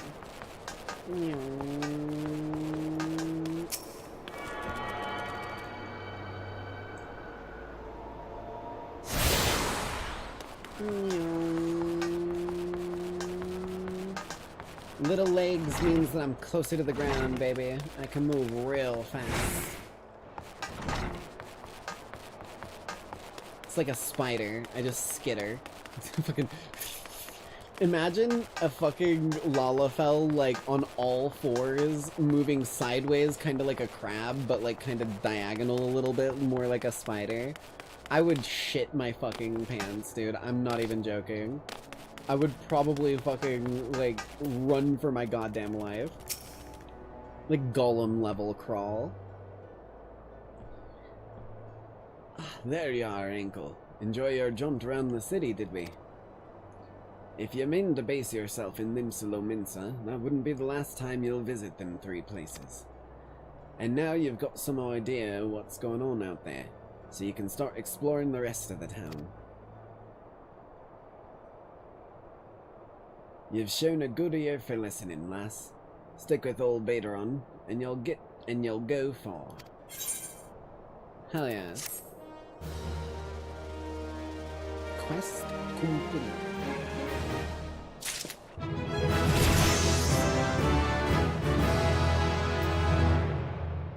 I leveled up. I didn't get fucking anything new.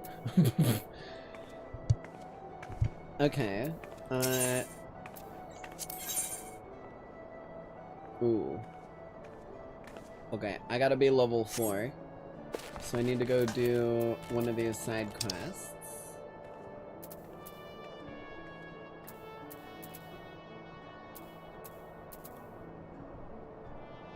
Where's this dude? It's down by the entrance. Okay. Hold on, where's the... There's gotta be an aetheryte crystal here, right? It's this way.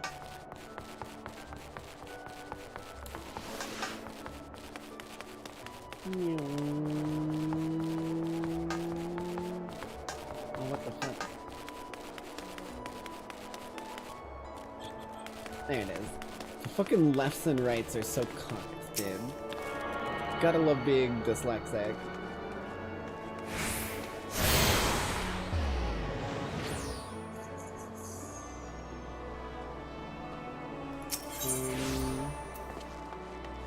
We don't have is the Fisherman's Guild.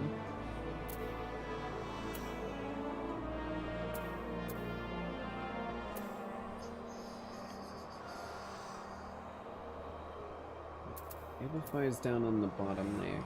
I kinda wanna get the Fisherman's Guild though. Where is that? That's down here. Let's go to the Arcanists. Cause there is a benefit to getting all of the fast travel points in a city. Oh, okay, this way. And the benefit is you can actually use them to fast travel just outside the city gates at each of the spots. Which means, if I can get a word of my native language out of my goddamn throat, which means that if you... Did I touch this one? I have. Okay. If you get all of them, you don't have to travel, like, teleport to a crystal close to the gate you want and then walk through the gate. You just, you know, teleport where you want to go. It's pretty useful. How the fuck? Put me down here. Hey, what the fuck? Hell yeah. I'll take it. I ain't gonna look a gift horse in the mouth.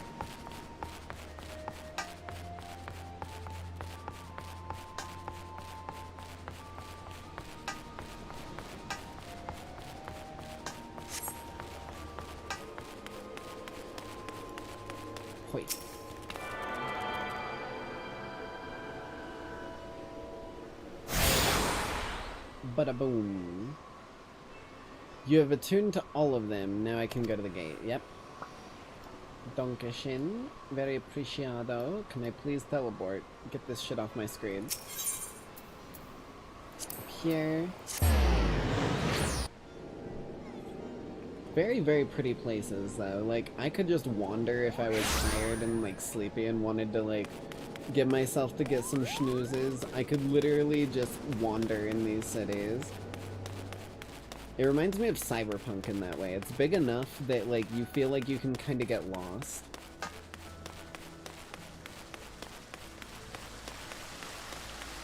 Alright, Abelfar. You know where these lambs are at? Oh. Alright, I always forget you can grab and drag these. Sorry, friend. Haven't had a single bite to eat since my shift began. Any road, you can get lamb easily enough by hunting the lambs that graze outside the city. What is that for? Okay. Okay. Seems easy enough.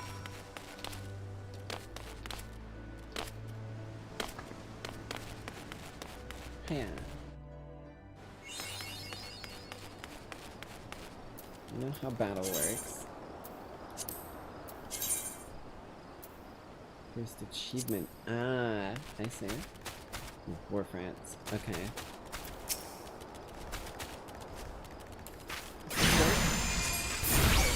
Okay, it is a ranged attack.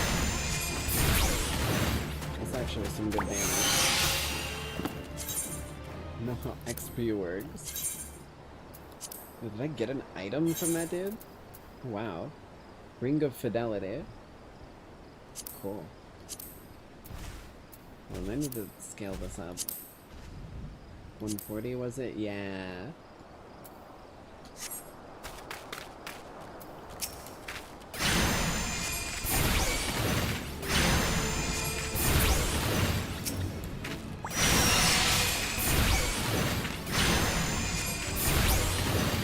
Couple little blasts. Get something else? It's telling me about my armor now. Okay. For a split moment, I thought we got something else. I was like, holy shit. You in range? Now you are.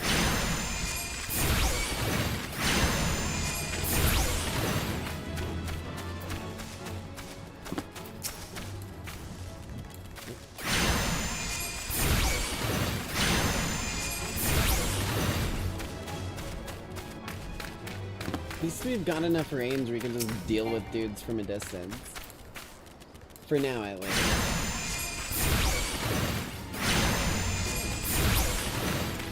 Oh, you can move a little bit at the end of your spellcast. I thought I was gonna cancel it last second there and I was about to get annoyed. Overlay. Those are in lower. Where are the lambs? Oh, whoops. Lambs are over here. Okay. They look like the fucking, lamb balls from... What the hell was it? Power. Whatever their name was. I think it was lamb ball.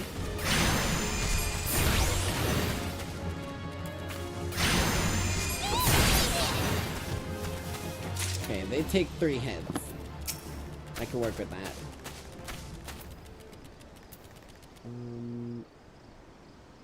How do I tell him to attack? Steady. Until I attack. Okay.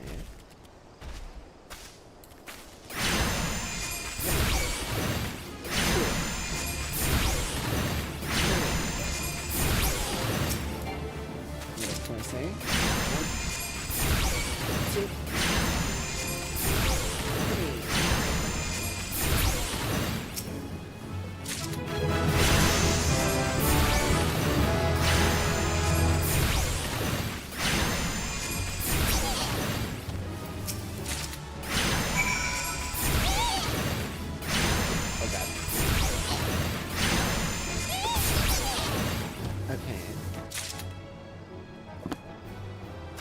Goodies. Got a level up. Got a new ability. physic. Restore HP. Oh, okay. We got ourselves a nice little heal. Where are these Arle at again?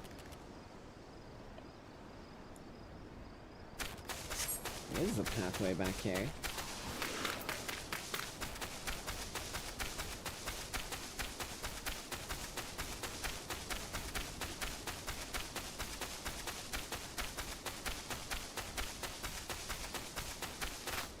There it is.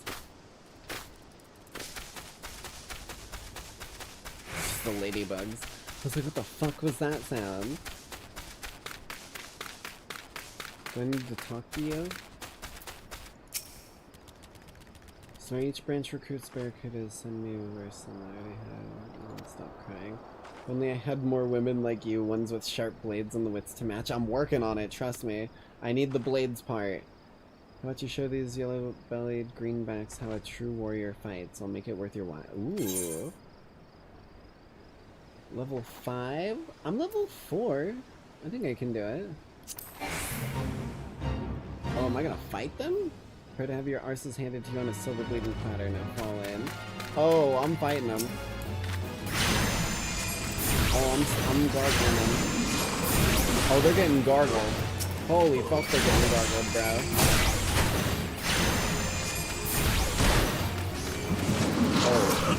Gargled utmost. Let's do the guy. Get out of those cages.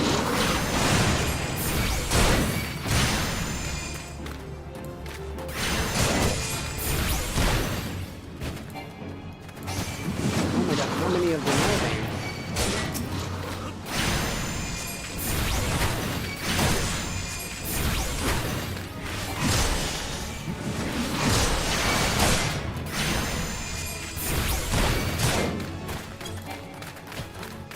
How do I self-cast my heal? I just realized I don't know if I can...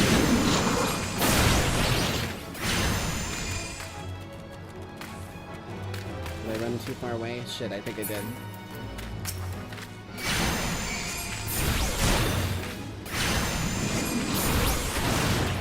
Okay.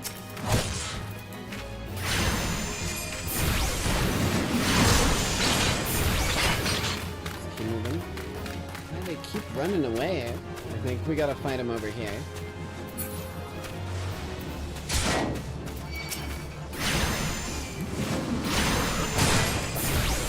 Get this shit off my screen, bro. Oh, I'm getting lit up.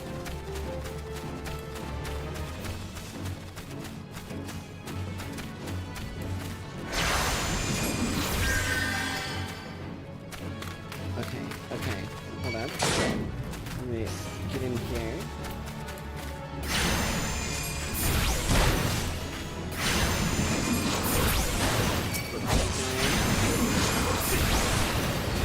There's a lot of dudes here.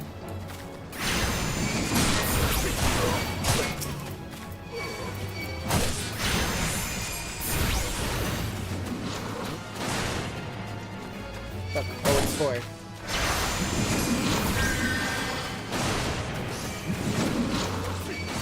fine. We'll win. I'm better than these nerds.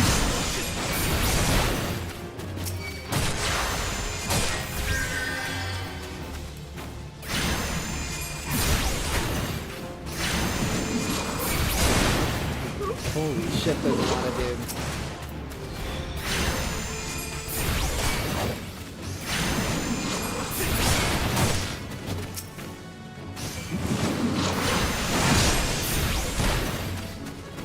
Four.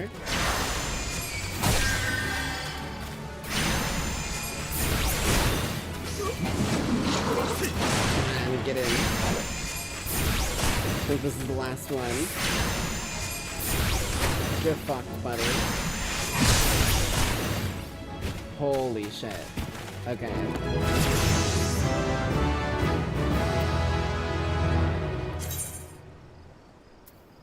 Fate rewards, don't mind if I do. Hold on, I'm gonna do a little something here. Audio. Sound effects, you're gonna come down a little ways. A little too much. too much of that, and like everything else is fine. It's not even that there's not enough of the others. I need to go down here for the hourly, right? Yes.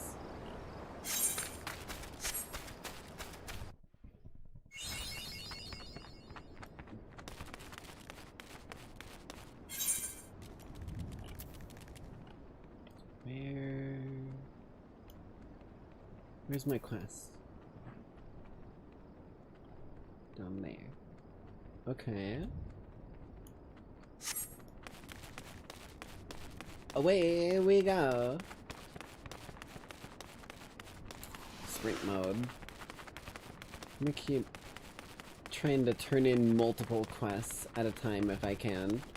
Make my trips a little more efficient considering my return spell has a fucking 900-second cooldown.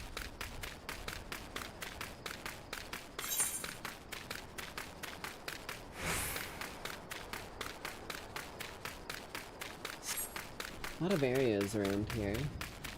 Wind spray? I don't think I need to be picking fights with fucking elementals right now. I got more important things to kill. Like this thing. What the fuck even are you? That's just a fucking sky jellyfish. Okay. I mean, I could do that.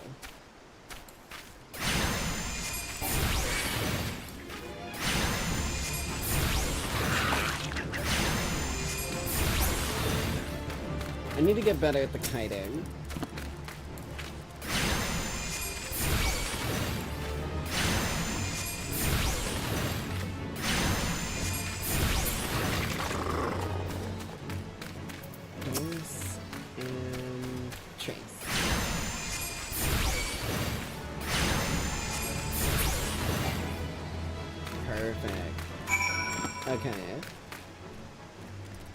And the quick little return crystal. Should get us right where we want to be.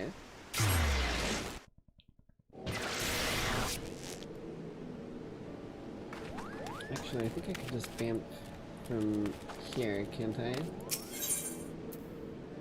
Ethernet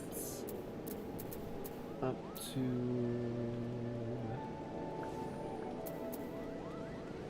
Where the fuck?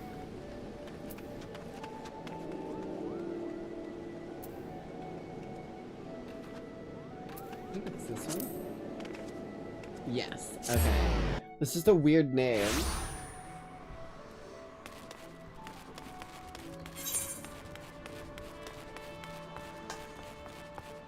Right, this is where I need to be. I don't think it is.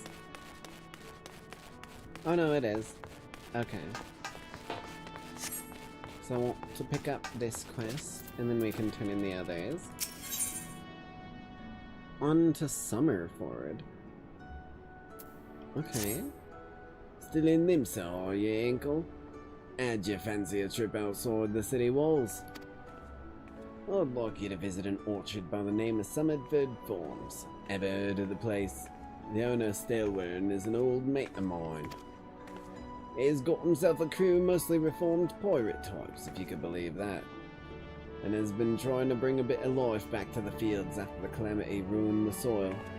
You mentioned needing another hand or two, and your name sprang to mind. I gave you a glowing recommendation, so make sure you work hard and impress the old bastard. You need directions? Place ain't hard to find. Just take the Zephyr Gate out the city and follow the road northeast. Okay. Okay. Let's take the lift up.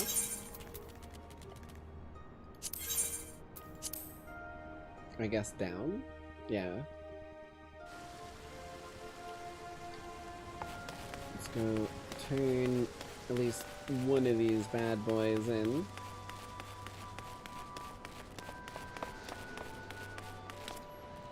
I think we might actually be able to fast travel a bit closer.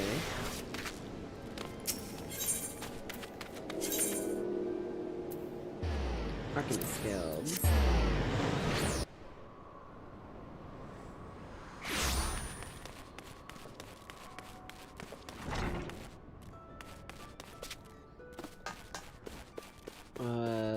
Right.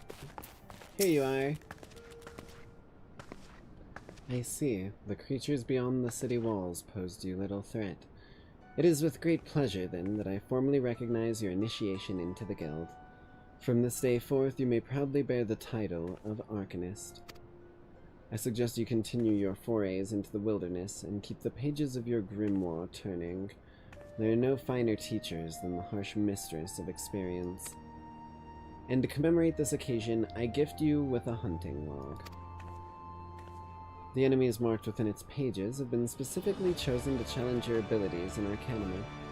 When you devise a new strategy or tactic, you now have a ready source of opponents on which to test it.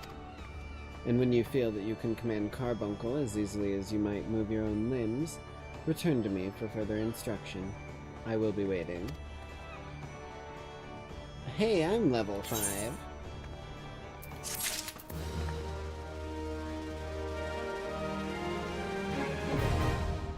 I'm ready for my next quest, lady. Ah, ankle, isn't it? Are you eating well? An empty stomach distracts the mind. You know what? I will take a bite of some pizza. An empty stomach distracts the mind and leads to hurried judgment.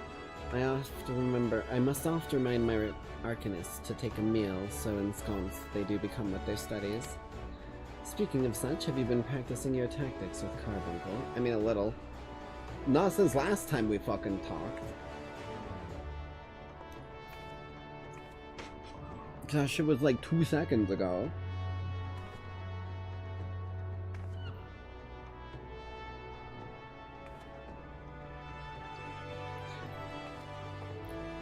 I believe it is time to assess the improvement of your skills.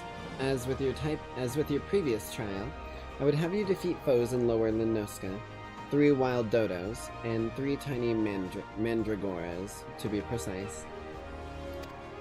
Watch carefully the behavior of your opponents.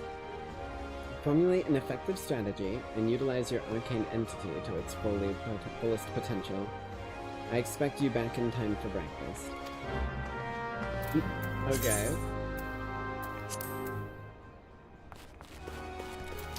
Where is this dude?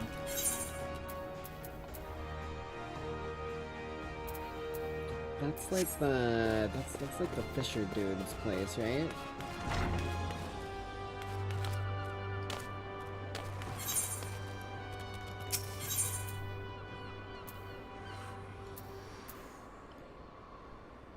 How do I switch the layer? There we go. Perfect. I like that I can click it on the map.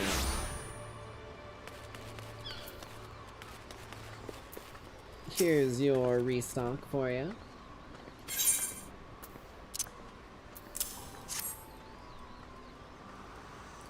4 slices of fresh lamb and right in the nick of time. Thank you ever so much.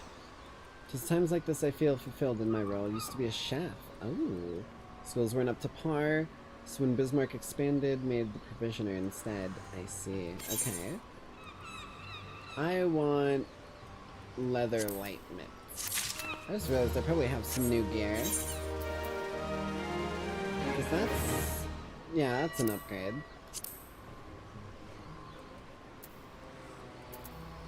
That's literally the only thing I have, though. Okay. How is that out? So it's out the gate, and then up here. That's doable.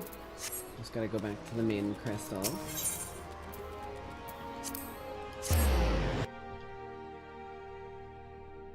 Oh, wait, what am I doing? I can teleport out of the gate. What is the gate called?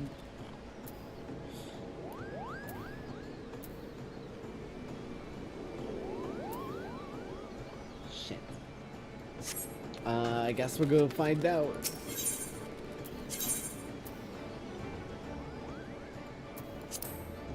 Not that one. No, wait. Yes, that one.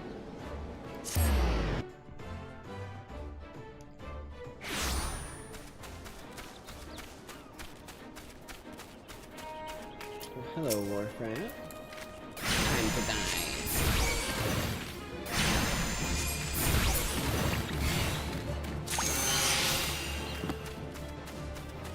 How many of these dudes do I need to kill?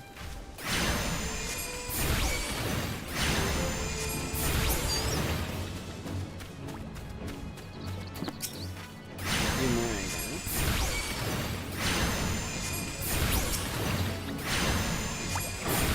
That was the last thing I needed.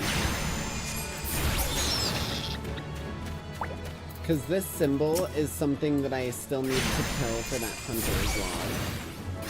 So whenever I see that, I wanna murder. Malicious murder. Okay. Okay. I also need to murder these dudes.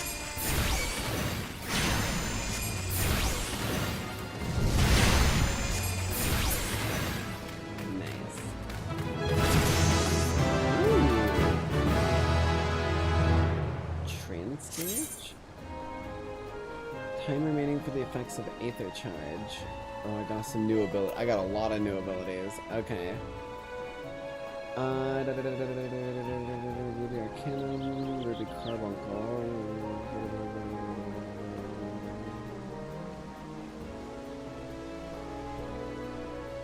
Summon when called forth taps from the Arcanum, granting stacks.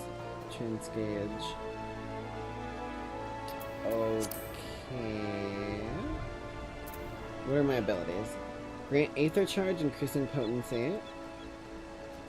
Grants Ruby Arcanum.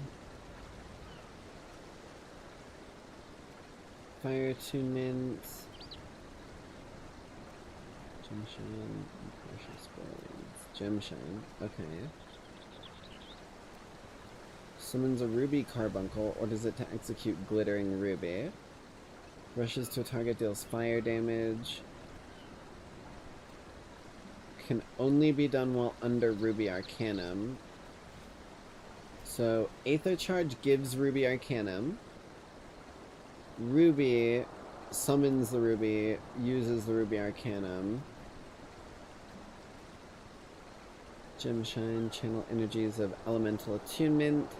Fire damage, single target. Earth damage, single target. Wind damage, single target. Okay. All manageable.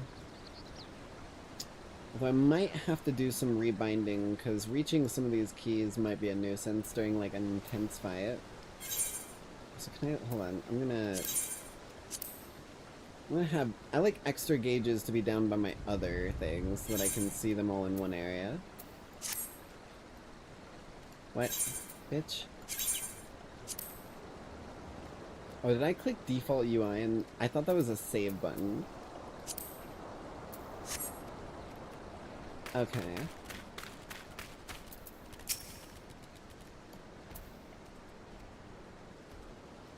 Can we be executed in combat while Carbuncle is summoned?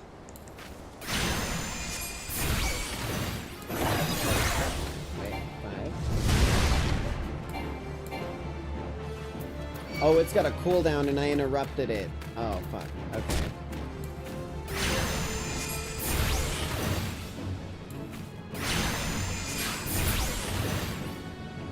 Okay.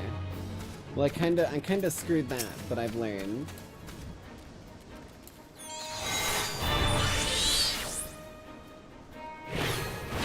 Hey!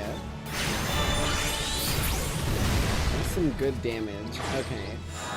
So I still got Ruby Arcanum.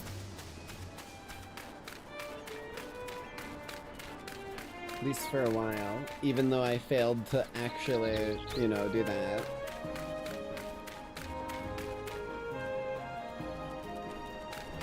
I need to go up this way. Ooh, I need you.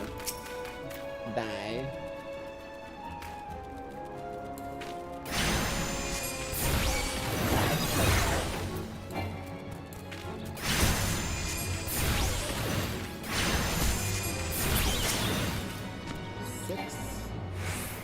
Can't I?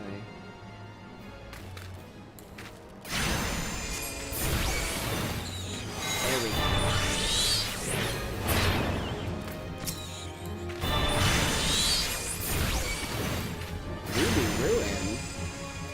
Oh, right. That's that fucking ability it was telling me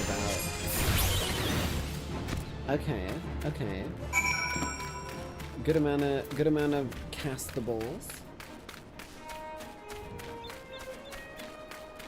Oh. Okay. So that Ruby Ruin doesn't share the same cast timer as the other ones, I think it said. Which means that I can weave that in right after another spell while I can't cast other spells. I know it's kind of a mouthful to say other that many times, but that's really the only way I can describe it. Hello?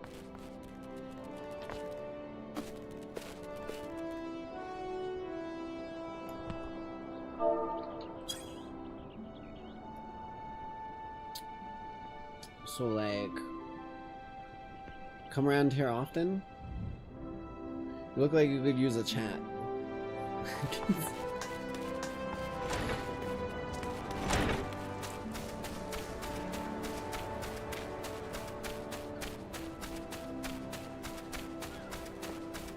Lots of training dummies.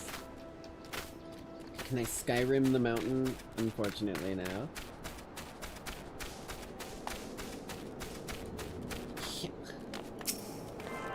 Poke. I touch the glowy rock, I get radiation poisoning. That's how it goes. I know how Aetherite works, so thank you, game.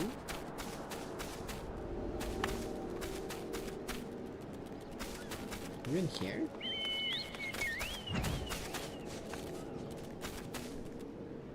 The dude just got fucking carried away on a chocobo. He's never coming back, it's gonna fucking eat him alive.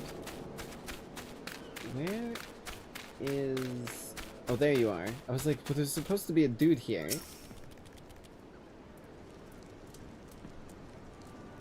Ah, you must be the adventurer Baderon promised to send along. Ankle bleeder, wasn't it? You honored his words. That's a good start. I'm Stalewern, the old bastard, as Baderon likely described me, and this here is my humble orchard. A good number of the lads and lassies working here once terrorized the high seas, and if you're wondering why I employ these scraps, well, they used to crew my pirate ship. Now they're working a different kind of ship. But the calamity did for our ship like it did for many others, and I was sore wounded into the bargain. Had to feed myself and my crew somehow, and Admiral Merrillweb's initiative to get us landlocked buccaneers working the field seemed too fine an offer to refuse. Hello? Cloud Strife?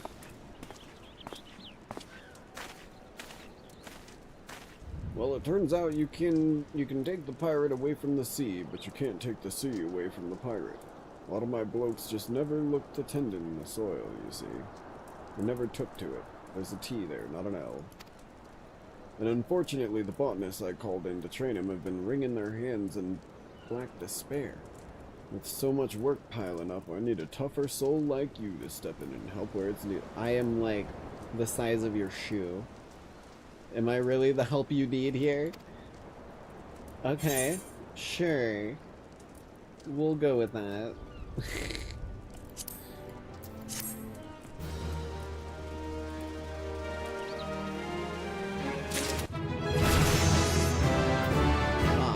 we're gonna have to go do a bunch of fucking farm work. Great.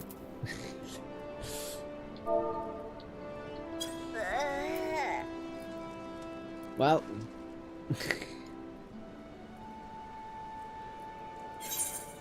Oops, wrong button. We didn't even get anything new from that level up. Poor bastard.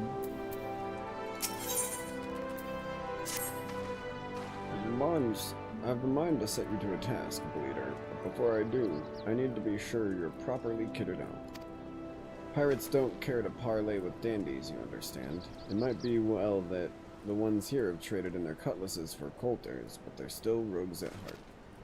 I know a solid set of gear when I see it. Come back when you think you're more suitably equipped. Head, body, hands, legs, and feet with the gear of item level 5. Oh, fuck. Do I have any of that I can equip? I got no, those are the ones I already equipped. I got pants. Shit, I need a hat, don't I?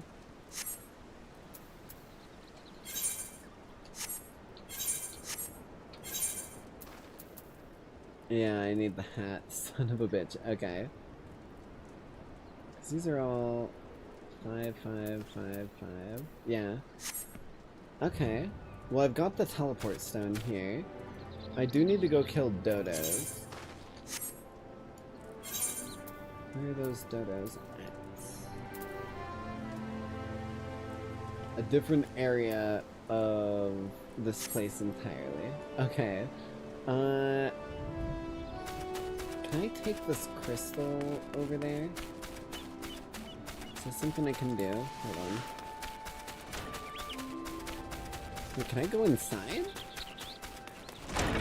Oh shit. Wait. Oh, okay. I thought that the person I was talking to was the person who came out. I was like, that didn't look like them.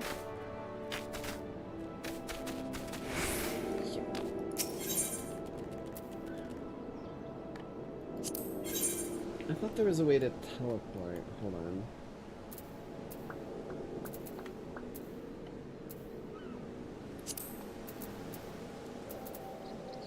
Oh, you just click it to teleport. Okay. I'm gonna bam back over. Actually, I could probably make that run fairly quick. Just a nice little jaunt southwards.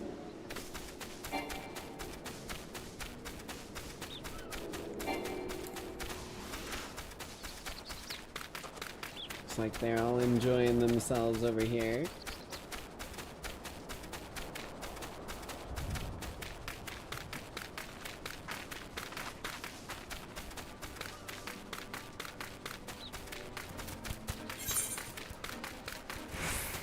We need to go this way.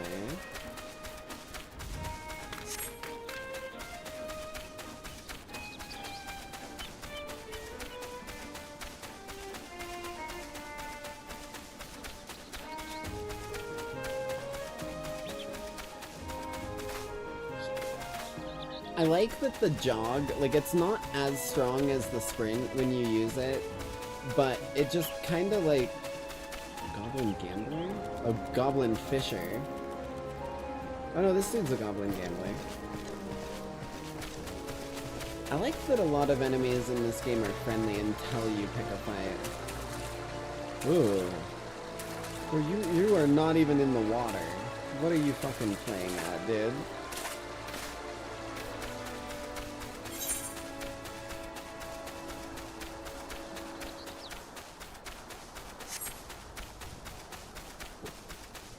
Oh, we need to kill a couple of these lambs. Yeet.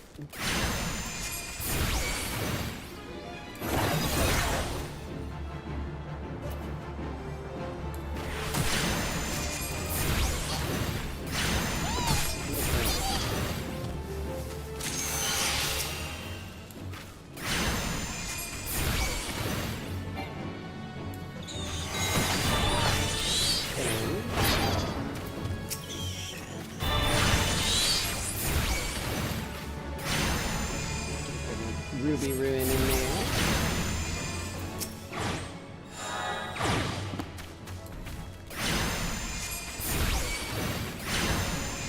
Ruby Bug.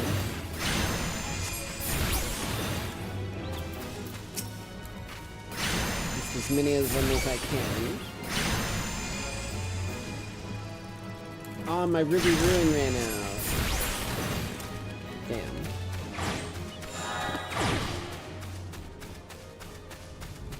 We're collecting our entries at least.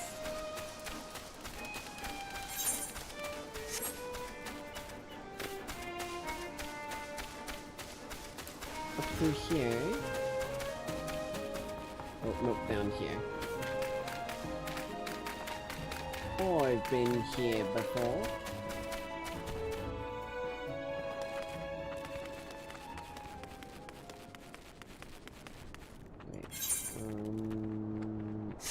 do need to take out some of these, so let's do a little blasting.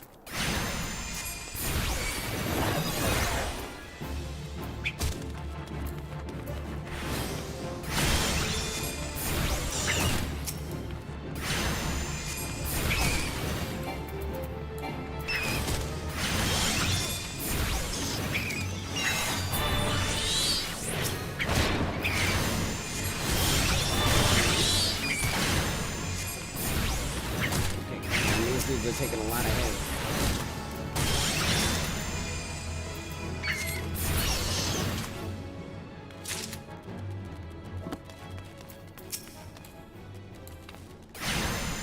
More of them, I think.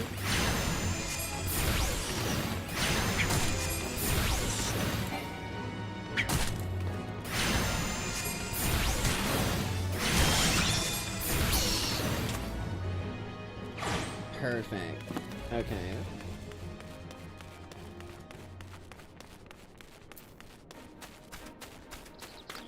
And there's the dodos I need.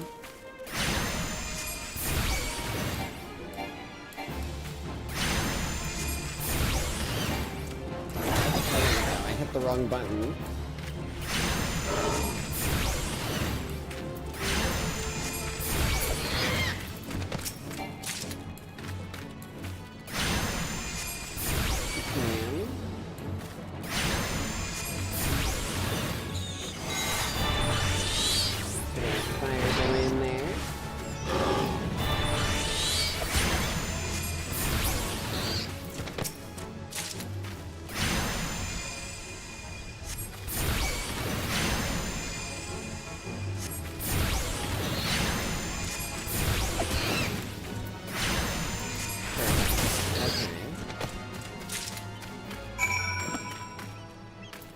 Now we can hit that sweet, sweet return button.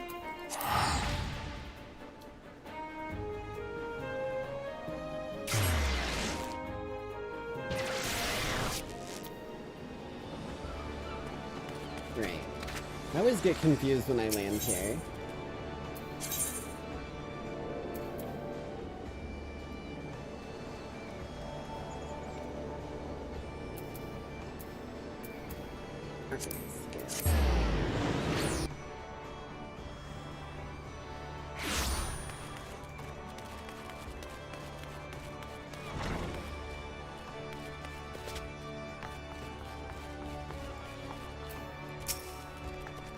Welcome back, Inkle. It appears your coordination with Carbuncle is progressing at a satisfactory pace. Shall we test your growing acumen with a more practical examination? Our work at Maelvin's Gate requires us to inspect and record the contents of incoming cargo. To simulate such a task, I have several crates transported to the cliff south of Zephyr Gate. I want you to examine those crates, then return the inspected cargo here, to me.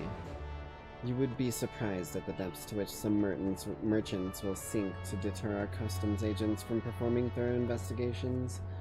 False bottoms, rotting foodstuffs, flesh-eating vilekin. I suggest you be prepared for any eventuality. Okay.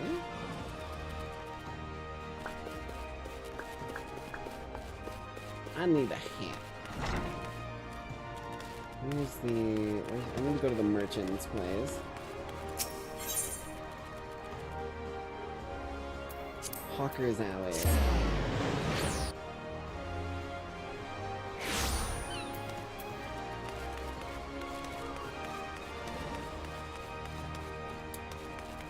Battlecraft. Fieldcraft. I guess Battlecraft? Those are arms.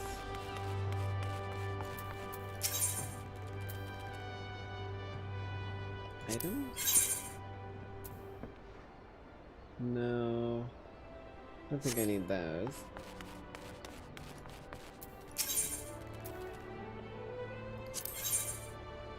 Those are all weapons. Okay. You? No?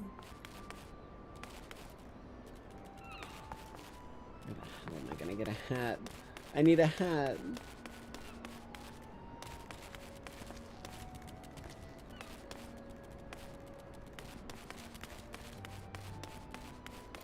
Guess maybe this dude?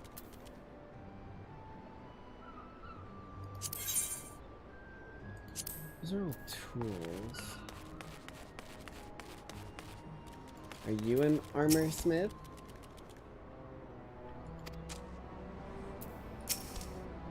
I guess not. What about you? No? I mean, I know you're a dye monger. Do you have clothing? No, you don't. Son of a bitch.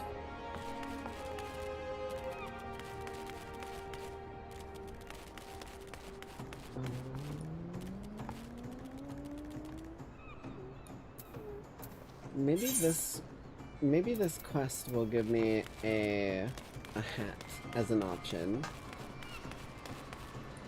Let's see.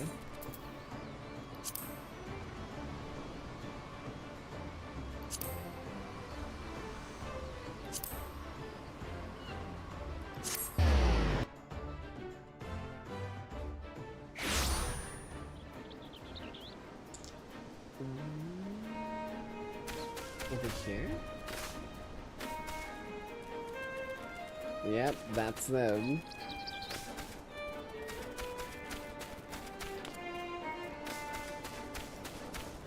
Let's do a little inspection more, don't we?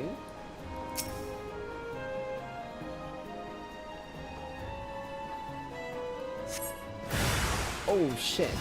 Tree slugs.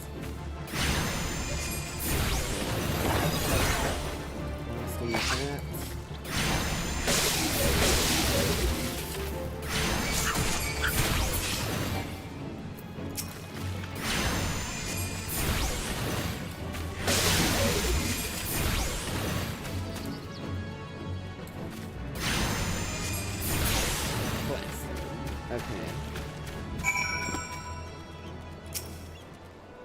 We'll gather these bad boys up. Oh. Okay. Am I just putting these big ass crates in my oh, okay. I thought I was legitimately just stuffing them in my pocket for a moment. Hello?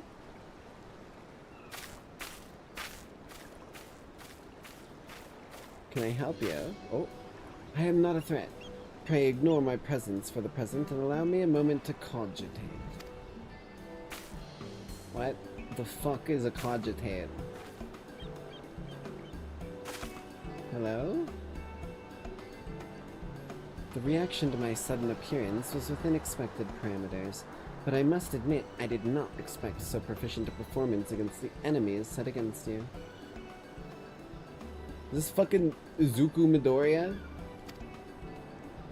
Yet, effective though your tactics were, I spied much room for improvement. As I watched you battle, the wheels in my mind whirled into motion, as they are wont to do, inventing other possible strategies you might have employed. Huh? This is fucking Midoriya. Cat Doria. Let's see. Taking into account your current level of ability, factoring in the etheric constant, multiplying by the number of opponents, and applying your tactics to the other potential combat scenarios. Oh dear. My calculations indicate failure upon encountering threat level 9,785. I mean, it's still over 9,000, so I'll take it.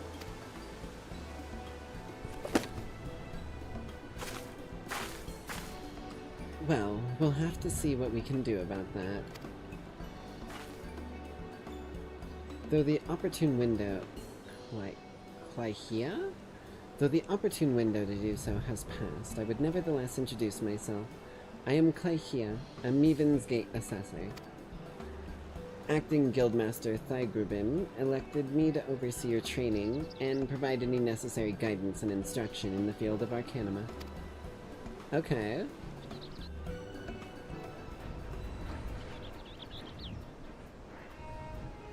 From what I have observed thus far, you have an admirable grasp of the fundamentals. I do, however, wish to confirm one small detail. Regarding your choice of arcane geometries, what factor most influences your actions during battle? Ooh. Honestly, potential for amusement.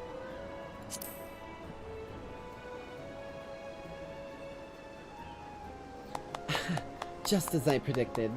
And now I have the final element needed to perform another calculation. The probability of you becoming an Arcanist of note is 90%, give or take 0.5%.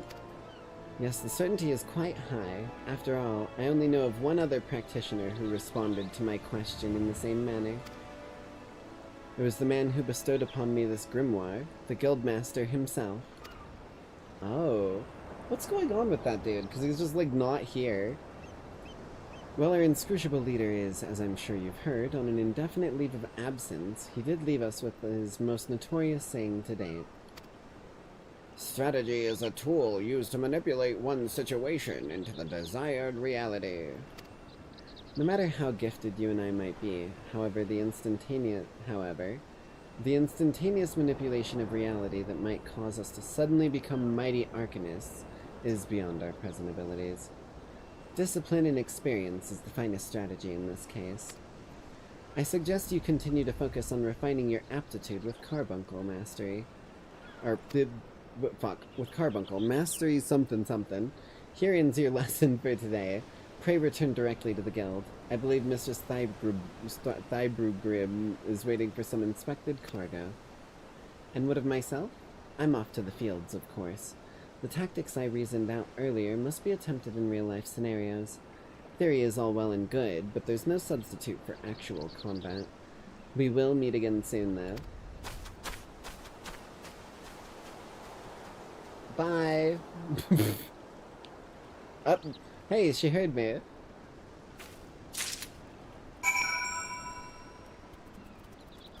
Okay, back to Thygrimbrib.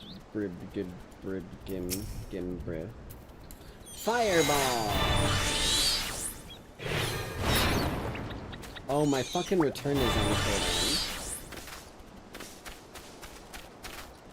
Get me out of here.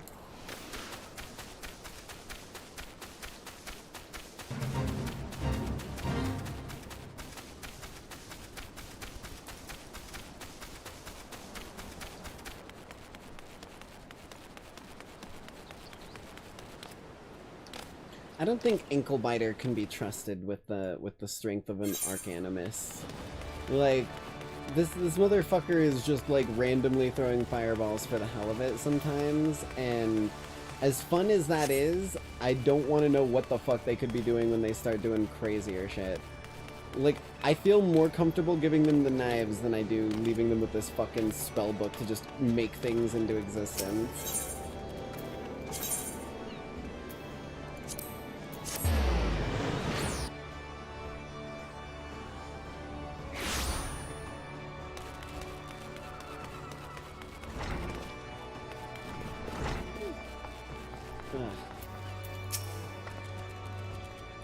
Ankle, have you returned with the cargo? Here you go. Yes, everything seems to be in order. Relatively clear blood and other gore, that can be something of a problem in our profession. You understand, I suppose. I also had word from Heyya regarding your performance. She seemed eager to continue your training. An odd lass, I'll admit, but the guild can boast no finer mind for tactics. You would do well to heed the instructions she offers, particularly that which touches on the diligent approach of our art. Did you perhaps notice the battered tome Heyya carries? That initiate's grimoire has served her from the day she entered the guild. She has her reasons, but it's admittedly strange to see it kept all the way to her present position as a Foreseer. I fear such an intense focus on Arcanima has led her to overlook other important aspects of life. As our master strategist guides your Arcanist training, I hope that you might return the favor and help broaden her own perspective somewhat. But enough of such matters for the moment. You've done well this day, Ankle. Continue your practice with Carbuncle, as Heyya has bid. I will be here when the time comes for your next lesson. Hat! Okay. Okay. Oops. Oh, and a new grimoire.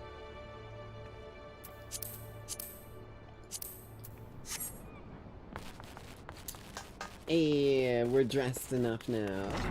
Let's go get our inspection on. Kinda like the look of the red hat. It reminds me of like gnome hats.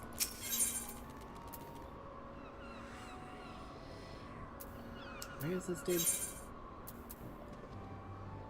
Right. Is my teleport on cooldown? No, I just gotta do it this way.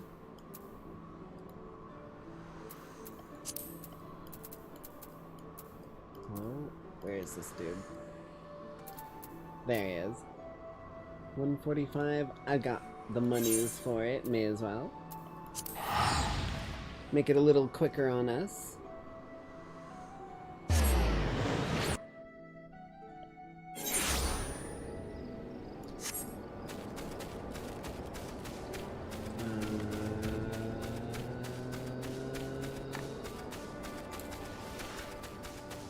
This way.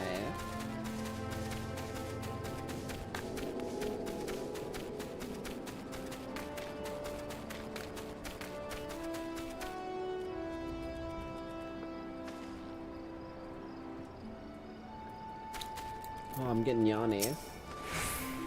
Let's have a look at you, shall we? Wait, let's have a look at you, shall we? Oh, as long as you're this well covered, I won't feel any guilt throwing you to the sharks. Erstwhile buccaneers are an ornery lot. They rage in love for the sea and care little for the laws of the land. But they respect strength, and by the looks of you, I'd say you have a little trouble getting their attention. Okay. Do you want another grimoire? I think it's like the exact same grimoire as before, but sure.